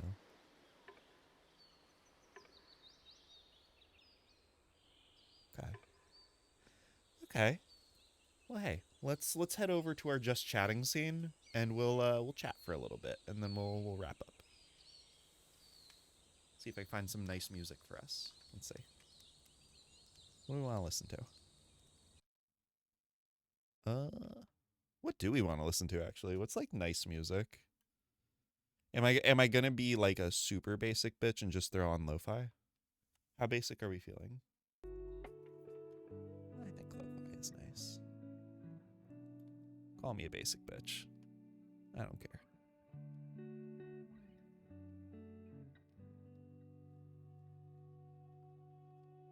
Okay.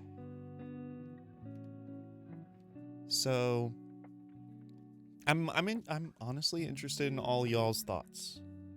I'll give some of mine, right? So I wanted to talk about that end shot, right, with the labyrinth,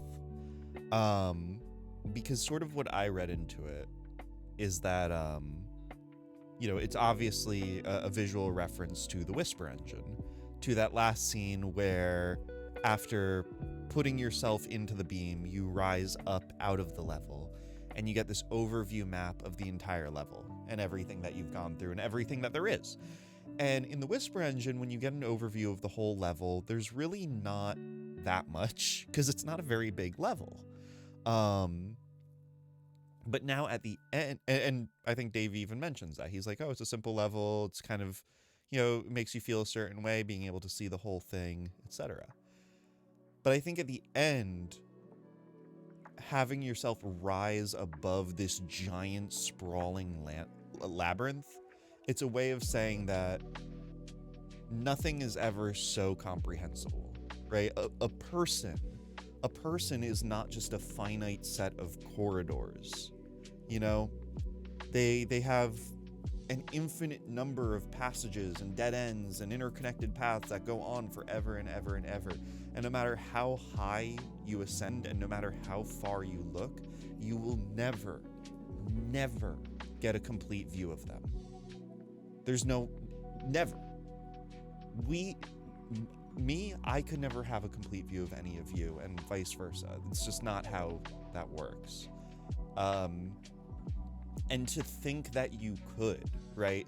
To think that you do understand a person that thoroughly and that completely is to do a disservice to them, which is what Davey seemingly did Dakota, you know? So that's kind of what I got out of that last shot. But let's see. JJ says, down to Goblin Town. Let's unpack this Gordian knot. Yeah, exactly, for sure. Oh no, I'm running out of Mirror's Edge. Where's it gonna take us after this, I wonder? Well, I guess we're just in the Black Void now. Behold. Okrius oh, okay. All right. I think I set it to loop, so there you go. Cool. Okrius suggested Fragrance of Coffee to listen to. Good suggestion. I'm just gonna stick with lo-fi, honestly. JJ says, I have no original thoughts. I am but a proxy to the things I have heard and experienced. Aren't we all? And that's not a bad thing. I wrote a long diatribe on our Discord the other day about how humans are basically just vessels for connection. Okay, that's a really sort of reductive way of saying that, but we are just proxies for things we've heard and experienced. But the beautiful thing we do is how we connect those things we've heard and experienced. Blaze says, I saw too many parallels to my life to the point that it felt like the universe manifested it for me. Blaze, Davey made this game for you. I mean, he made this game for a lot of people, but he did also make it for you. And, yeah. Yeah, I can maybe see how you would, draw certain parallels there. But, yeah. I too saw some parallels for my own life.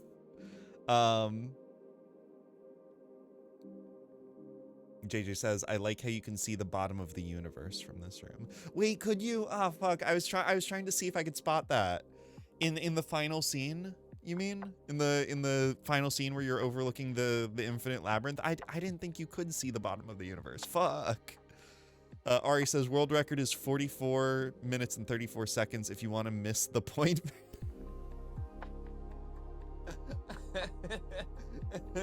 Yeah, the ignorance percent speedrun.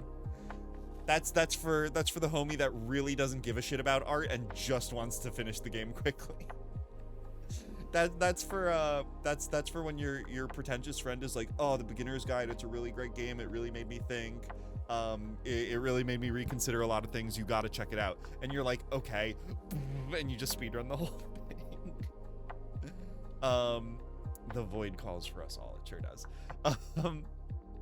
We have cheated death just this once. We will not do it again. We're not gonna cheat death again. Blaze says, nah, I agree. I can't remember what I read, but some psychology article on how people can never fully know anyone ever. The metaphor I think about a lot, and maybe I've shared this metaphor before, but it's one that I really like. And it's a metaphor that I was introduced to by Tobias, by the Syndril song guy. Years ago, he described this on his blog, and fuck, maybe I have talked about this one before, maybe not. But he explained that, and maybe he probably got it from, I don't know, a book or something. I don't know that it's an original Tobias, because I swear I've heard this sort of metaphor before as well. But he says that he views human connection as two people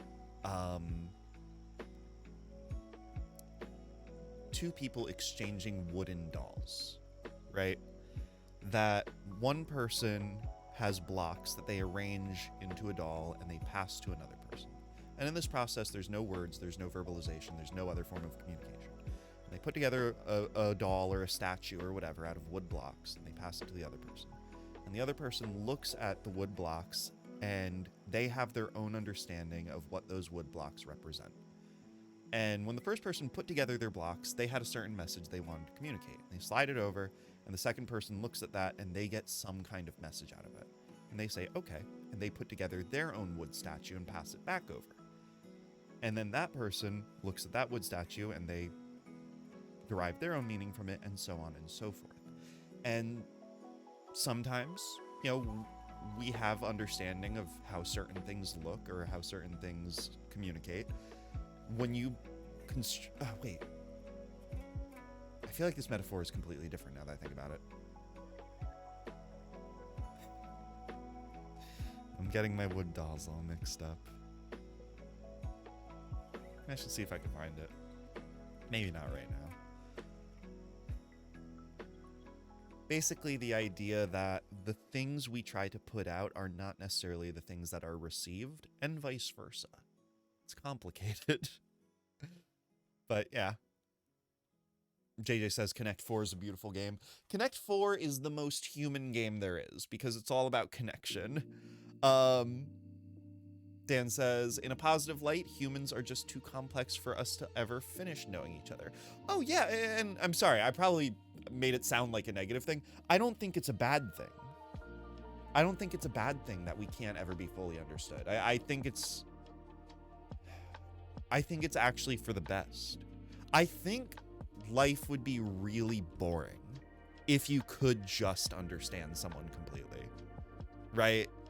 Like, life would be really boring if you could do, the 100% speed run on a person and be like, got it. I know all their desires, all their fears. I know everything they've ever thought, everything they've ever, regretted. I know everything about this person. Done. On to the next one. I think life would be really boring if you could do that.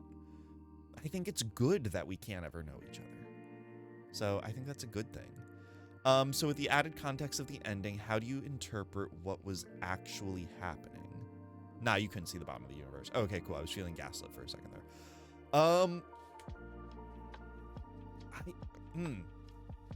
I actually don't know if I actually got that much context from the ending.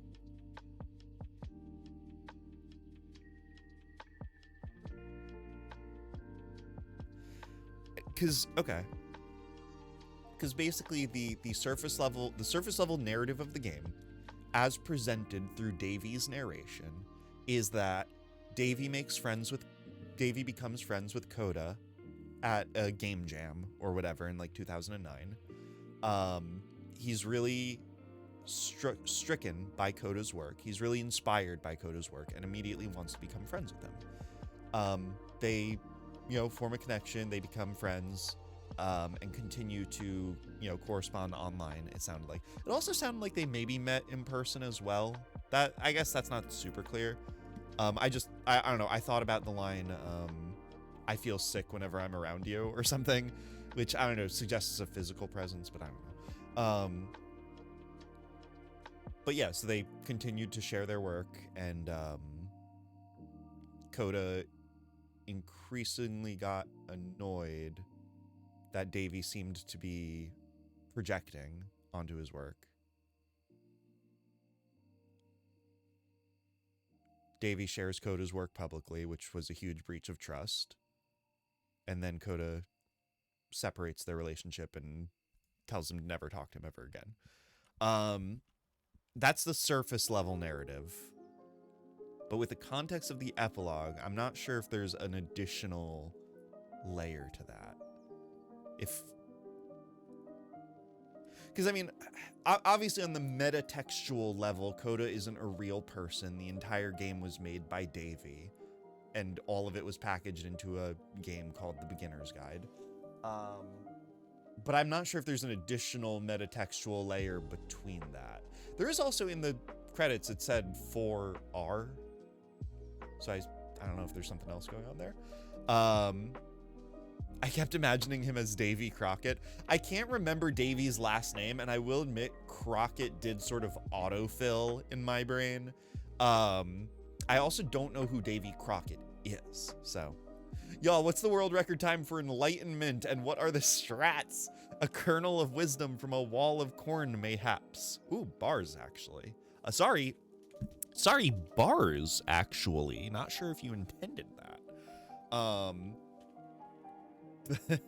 Yeah, how can I get the enlightenment % speed run for real? Every time you say to also the concept of that is so fucking funny to me. Every time you say Tobias, I think Tobuscus. Ha, joke's on you. I have no investment in Tobuscus. Never watched any of his videos, don't know anything about him. So I have a perfectly clear mind. I'm down to exchange wooden dolls with you any day. Ooh, when you phrase it like that, it sounds lewd. But is that not what we are doing right now? You just described the game of telephone. Okay, I definitely butchered the whole wooden dolls thing. Fuck, whatever. I'll see if I can find the fucking blog post about it. Whatever.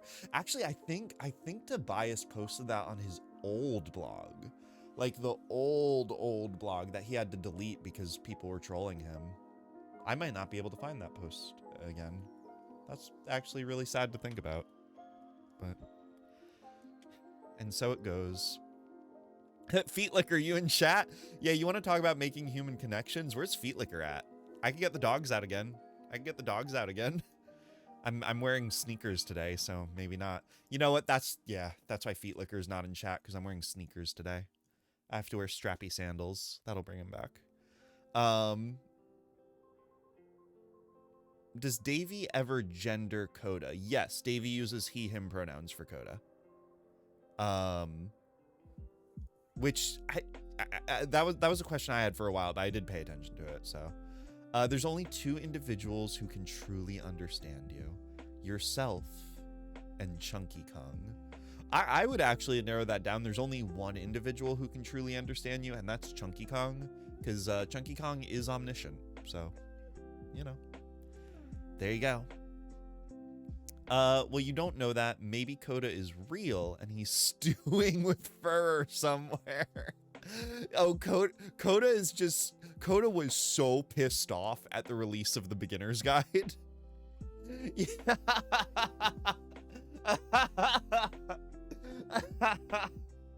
Oh my god, that would be so funny actually, to just like accept everything at face value, to just have such a literal interpretation of everything, to be like, wow, huh, what a crazy story.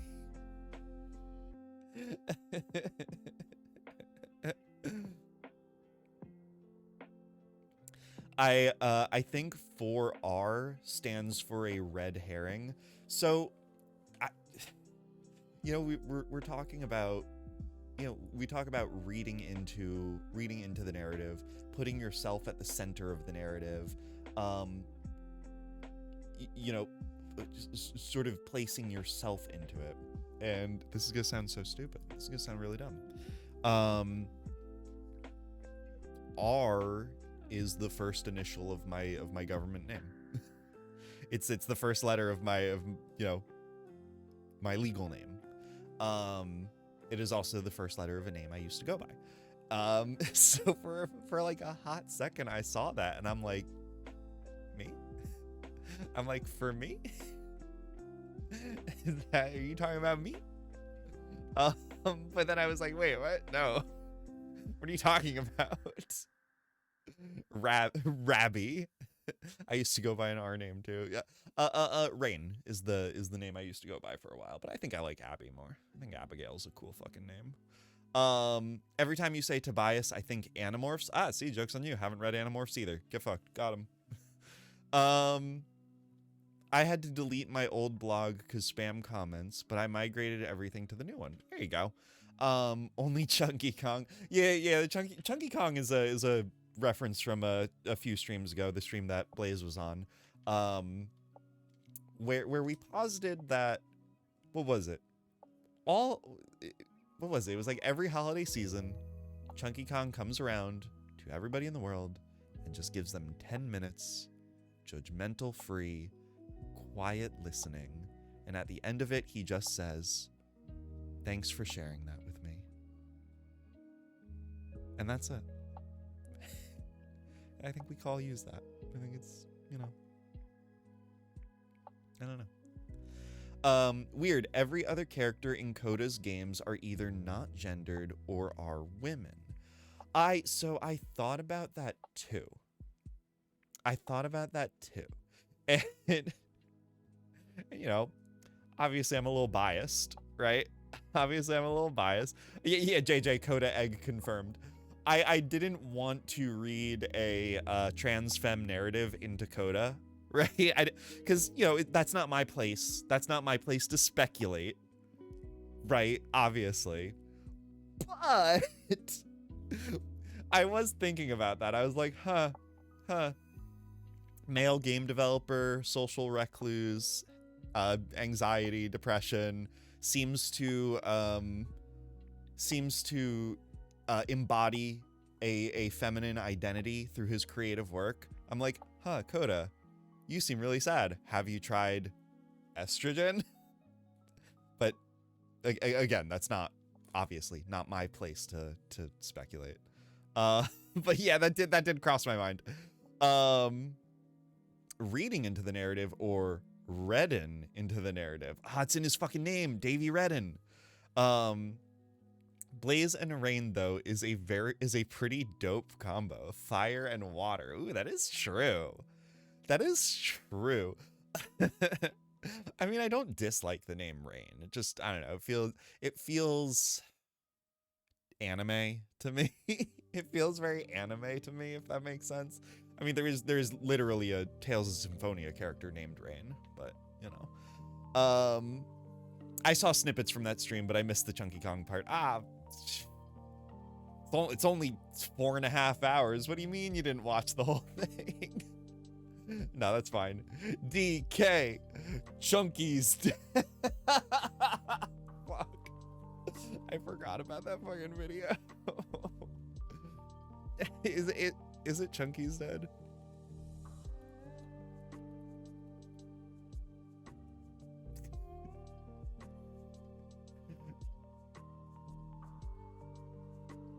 Is this it?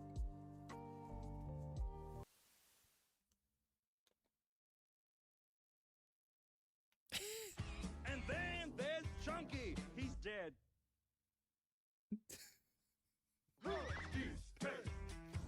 Chunky's dead.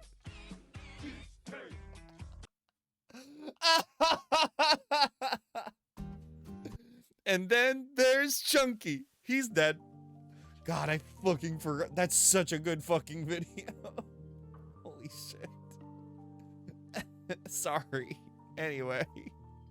Sorry, what was I saying? What are we talking about? Ain't no cishet named Coda. Look, I'm just saying. It makes sense.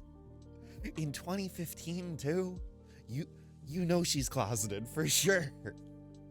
Plot twist, Davey actually did reconnect with Coda. He just didn't realize the transition went really well. Yeah. I kind of love the idea that, like, whatever, 5-10 years down the line or whatever, Coda forgives Davey, like, internally, right, but never actually voices it. And then they meet up later and Davey's like, wow, you have the same name as my old friend Coda. That's crazy. Anyway, hi, nice to meet you. It'll be the best 4.5 hours of your life, though. It was a good fucking stream, I'll give you that. DK Rap, where Are They Now by Brental Floss is the original. Oh, for real? I feel like Brental Floss just, like, infects himself into certain parts of the internet. Like I haven't watched him since he was on, like, I think Screw Attack or The Escapist, but now he just pops up every now and then, and I appreciate that about him. There's a whole verse about each one. Oh, no shit. Interesting. I'll maybe check that out.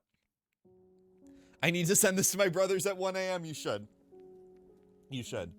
Hi, it's me, Boda, a totally different person. No, still by the same name. Just, hey, it's me, Coda. Nice to meet you. Totally not the person you knew, whatever, 10 years ago. I kept wanting to type into chat during what I did watch. That's so fun. You're like watching the VOD, like, yeah, wanna. Hey, I think that's a good sign. I think that's a good sign for us as streamers. I think I shared that Brental Floss game a Tootsie Pop years ago? I don't know that you did. Maybe. I don't know if I recall. Okay, fine. Let's look up the whole thing. And then Let's look up the whole thing. DK Rap, where are they now? If it's more than 3 minutes, I'm not watching it. Fuck, it's 3 minutes and 15 seconds. Fine. Fine. You got me. Also, I need to drink water, so. Oh, this is just the... Okay. Fine.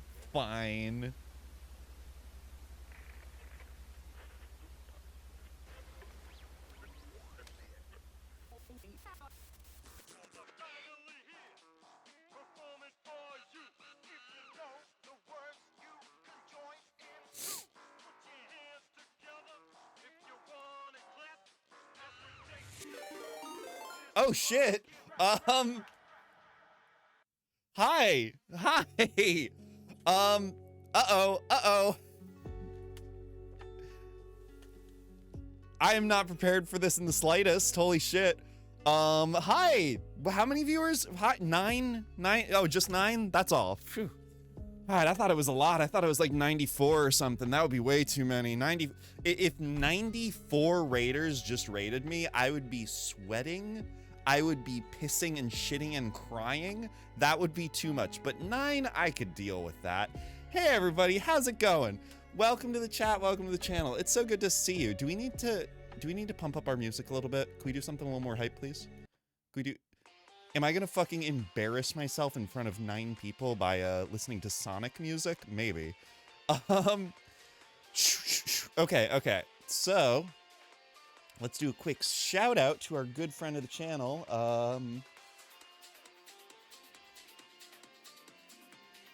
If I can spell. Cal, what's up? How's it going? I hope you're doing really well. That's not my fucking shout out command.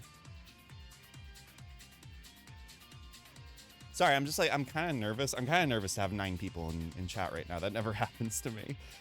You were doing just chatting. No way. What'd you guys get up to? You guys do any cool stuff? Any fun, cool stuff? Let's see. Who all do we got? Beepus goes beep. Hello, welcome to the chat, welcome to the channel. So good to see you. I like your little emotes. Those are very cute. Honestly, Cow has some of the cutest emotes. Very good choice. Let's see, 1 million views, just like you said earlier. That's right. CRJ, hello, welcome to the chat, welcome to the channel. So good to see you. I hope you're doing really well. Pinballer, hello, welcome to the chat, welcome to the channel. So good to see you. DireXMXX, thank you for the follow. As you no doubt know, every follower gets a glow stick, and it looks like yours is blue. Welcome to House Blue. I hope you enjoy your blue glow stick. I'm gonna try and put this on my wrist now, which I usually fuck up with. JJ says, all music is Sonic if you think about it. It's so true. Sonic, really, I've been saying this. Sonic the Hedgehog invented music. Beepus goes beep. Thank you for the follow. I really appreciate it. There's your blue glow stick. Beepus, you get a... looks like a chartreuse. The green screen is for sure. Yeah, Beepus, you are getting the green screen glow stick for sure. And then who else just followed? Come on now. Come on, be serious. Pinballer, love that. That is a very nice name. I've been getting, I talk about this on the channel all the fucking time. I've been getting very good at Godzilla Pinball. I've never played it. You big pinball head? You big pinball fan? What's your favorite cabinet? Let's see. Let's go. I get the green screen one. You do. Pinballer, you got blue. And then T-Felexis? I can speak. Godzilla and Medieval Madness. No way. You're also a Godzilla pinball fan. I've been really into it. I think I'm good by my standards. I could get a free game every now and then, and that I think is pretty good. I think last time I went out, I got like 64 million, but then I looked at the cabinet and the top score is something like I don't know, 500 million or whatever. So I'm like, okay, obviously I have some work to do. Pinballer, it looks like your glow stick is purple. So welcome to House Purple. I love that for you. So this is so fun, right? When we get enough followers at once, I can actually turn this into a necklace. So you guys, the 3 of you together are going to be my necklace. Call me Alexis. Ooh, wait. Do I have to call you Alexis with the sparkles? Okay, hold on. I got this. Well, welcome, Alexis. Right? How are you doing today, Alexis? With the sparkle emotes? I love that. Alexis, welcome to the chat. Welcome to the channel. It's so good to see you. I hope you're doing really well. Did I lose my connectors? No, I didn't. Anyway, I should probably introduce myself, right? Sorry. I'm just freaking out because I got 9 raiders. That never happens. My name is Abby. So nice to meet you. I hope you all are doing very well. I don't know. What can I say for myself? I stream all kinds of stuff. I really don't have a consistent theme or schedule or anything. I go live every Thursday at 5 p.m. Eastern Standard Time, unless I'm late, which is pretty often. Today we went live at 6, but that's fine. We vibe. Hold on, I'm trying to... There we go.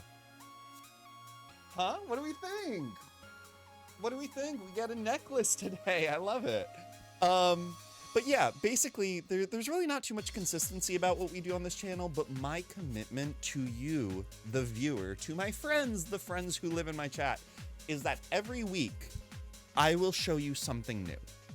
That is my commitment on this channel, is that every week I will show you guys something new. Whether it is a cool new video game, or whether it is a PowerPoint slideshow about things that I've learned, or a tarot reading, or if I bring my bestie Blaze on, like that one time. Sorry, I'm distracted because this part of the song has lyrics, and lyrical songs mess me up.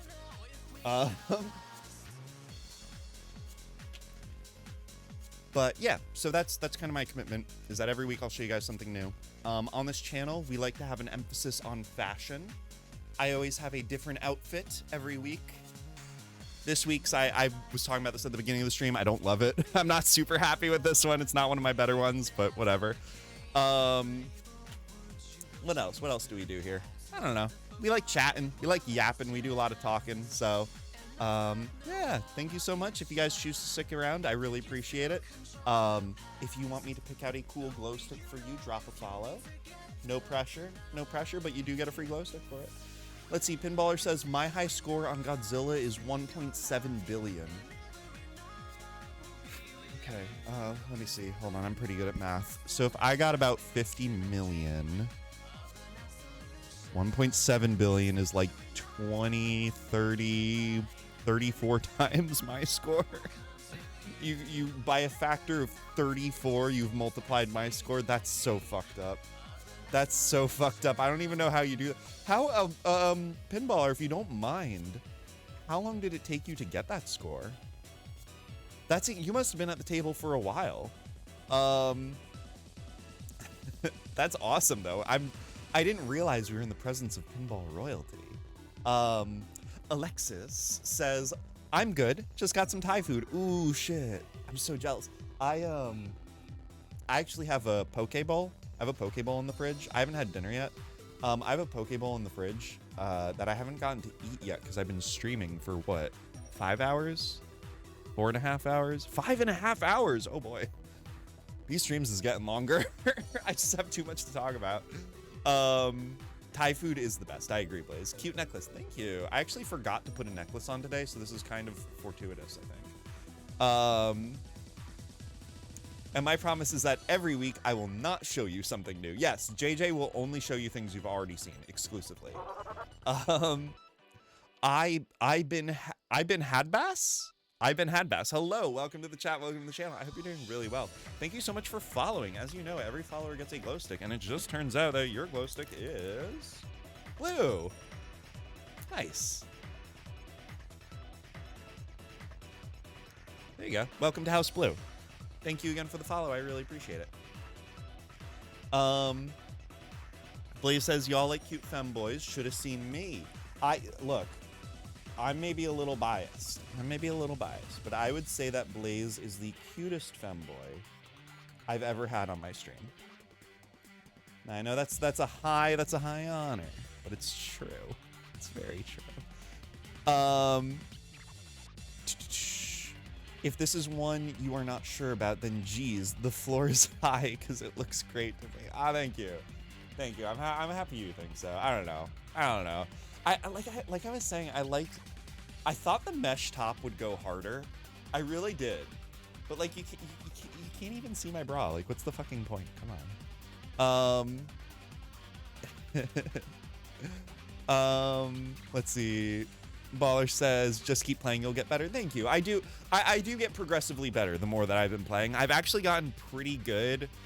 What's got me feeling inspired, right, is that I've gotten to a point where I can consistently get a multi-ball. That's my thing, is I'm consistently able to get the building multi-ball, and I feel good about that. That's like my thing. JJ says, can confirm. Yeah, that Blaze is the cutest femboy I've had on my stream. Wait, but I'm the only. Exactly. Exactly. Here, let's, you know what? Blaze, we can leave this, up to chat here. Hold on. Oh, this is so stupid. Okay, hold on. I have to actually sign into my Twitter account.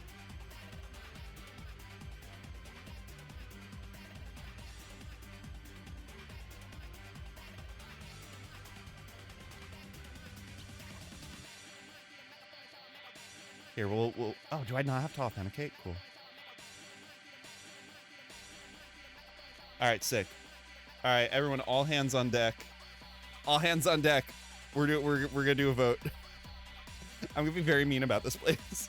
Oh, by the way, I was trying to look this up before. Yeah, this is the photo I took of this outfit. I'm really happy with it. Where did my hat go? Where did my hat go? I can't find it. But yeah, I like this pic. I think it came out good. All right, let's see. Where's Blaze? Where's Blaze? By the way, my Twitter is really funny. Please follow me. All right, which one of us is cuter? Blaze, I'm about to be real toxic about this. Which one of us is cuter? I'm gonna make a poll. We got how many people? How many people are still in chat right now? 52? Great. Great. Let's put it up to a poll.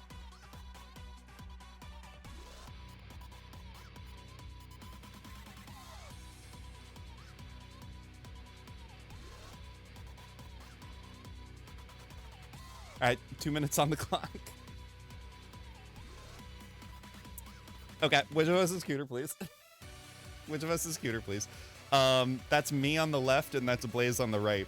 For those of you who are maybe not frequent visitors of the channel. Yeah, that's me. That's me, with the kimono and the skater skirt and the bralette, and that's Blaze with the very cute dress and the heart and the gorgeous fucking hair. By the way, just cannot say that often enough. Yeah, which of us is cuter, please? Vale says I pick option C, Chandler. we have here option A for Abby and option B for Blaze. Whoa, I never thought about that, Blaze, that we're like A and B. Have you ever thought about that? That's kind of cool. Chandler is not pictured. She is the invisible producer. She is my producer. I can say it's a good thing I just found you before sleep and continue with you till now. Yeah, I appreciate that. So close, not even the alphabet can keep us apart. So I hate to say it. I hate to say it, but I am taking the lead here. Yeah, so everybody, I did just start a poll. I know we raided into it, so I probably just have like a bunch of lurkers or whatever, right? But for those of you who, maybe are listening or whatever, we've started a poll, so it should be at the top of your chat. So I encourage you all to vote. My ego depends on it. Sorry, Blaze, I'm being so mean.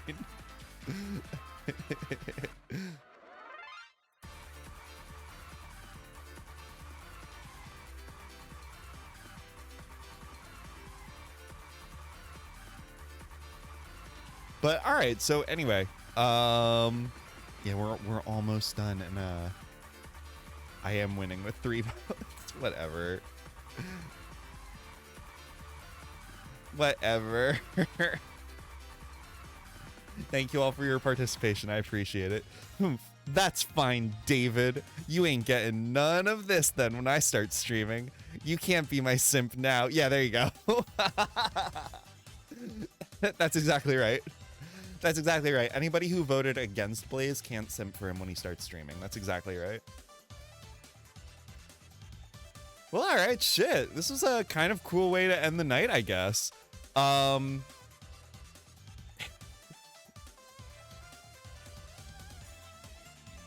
didn't vote. I abstained. Well, how can I expect you to pick? You can't expect me to pick. I also abstained.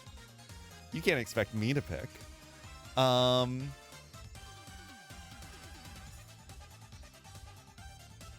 I guess we should raid someone. It's what? It's going on midnight? Yeah, I gotta eat and like shower and stuff.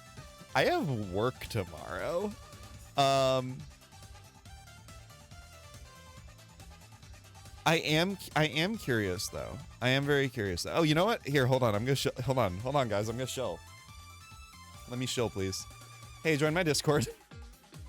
Hey, join my Discord. You guys think Cow has a good Discord? I should have said this at the top. Y'all think Cow has a good Discord? I have the best and he does, by the way. He has great Discord. I have the best Discord on the internet. Okay, I have the best Discord on the internet. So, you're Alexis is still here. Well, if you're interested, I have a Discord. It's the best one on the internet. Feel free to join. Alexis, would you mind sharing what y'all did on Cow's stream? I'm just curious because I think I might have missed it. He always does fun streams. Just eating. Oh, that's nice. The real answer is other C. Cow. Yeah, A, B, and C. Now I was gonna say now we need to find a D. So, anyway, I'm not gonna say that. We have an A, a B, a C. Now all we have to do is find a D. I'm not gonna say that. You were asleep? Okay, I gotcha. Understood. The quest for the D. I should start one. Yeah! Yeah, Dan. Yeah. Abby, Blaze, Cow, Dan. And now we just need to find E. Give me a few months and I'm gonna find it. If my endocrinologist comes through. So we have E covered as well. Yeah. We're really filling out the alphabet here. Abby, Blaze, Cow, Dan, Estrogen, F's in chat, G. Nah, I got nothing for G. Actually. The ABCs of twitch.tv/adversary. All right, yeah. What do you guys think?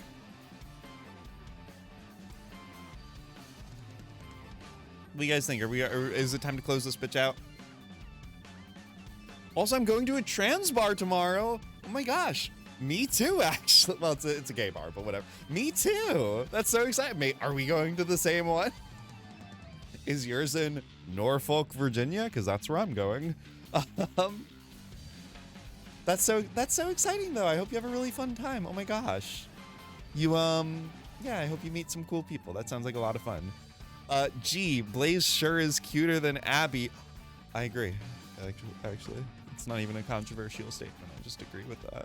Dox. I fucking dox myself all the time. Whatever. I've mentioned plenty of times I live in Hampton Roads. It's not a secret. Blaze, you have the real dox. You have the real dox. Have fun. Good night. I will have fun. Yeah, you know, speaking of good night, let's actually close this out for real. Who should I stream? Who should I raid? Who are we raiding?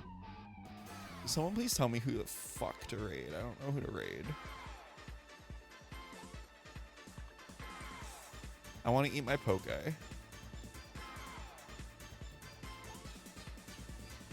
Also, thank you very much to Discord user Slomner who just joined. Thank you, I appreciate that. I appreciate a bitch that'll click any link I put into chat.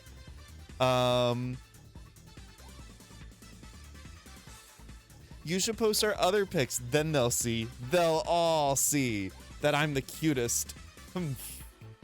Yeah. I have to do a redo on the polls.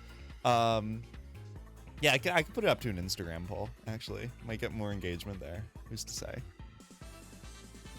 Yeah.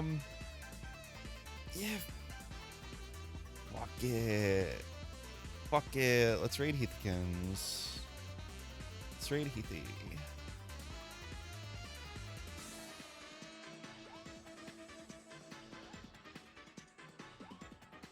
Yeah. Yeah, it looks like she's playing Final Fantasy XIV online with somebody else. And sometimes I'm hesitant to raid into a channel if there's multiple people on it. But fuck it.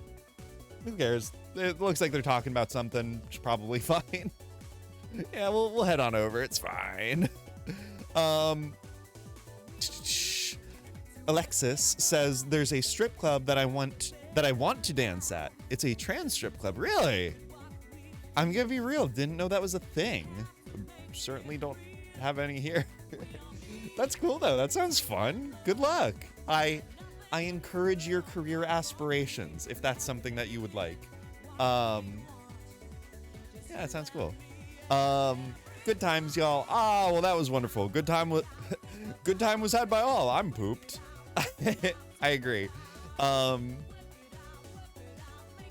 I was gonna do an Aurora Borealis joke. There's actually, Maya Kern just came out with a skirt that has an Aurora Borealis pattern, and I kind of want to get it. It looks really cute. It's a thing in Portland. Ah, okay, awesome. That sounds cool. I was in Washington last month, and it's really cool. I like Washington. It's very gay, and I appreciate that about it. Thank you for the stream, Abby. It was really fun. Thank you. Hey, okay. I know that we got very emotional and serious tonight, and I appreciate everyone who stuck around. It was a lot of fun, and it was really cathartic for me. I really appreciate that, and I love you all. Twitch is kicking me out now. Have fun at Heathykins stream. Bye, and have a good night. I love you. Bye, and have a good night. I love you.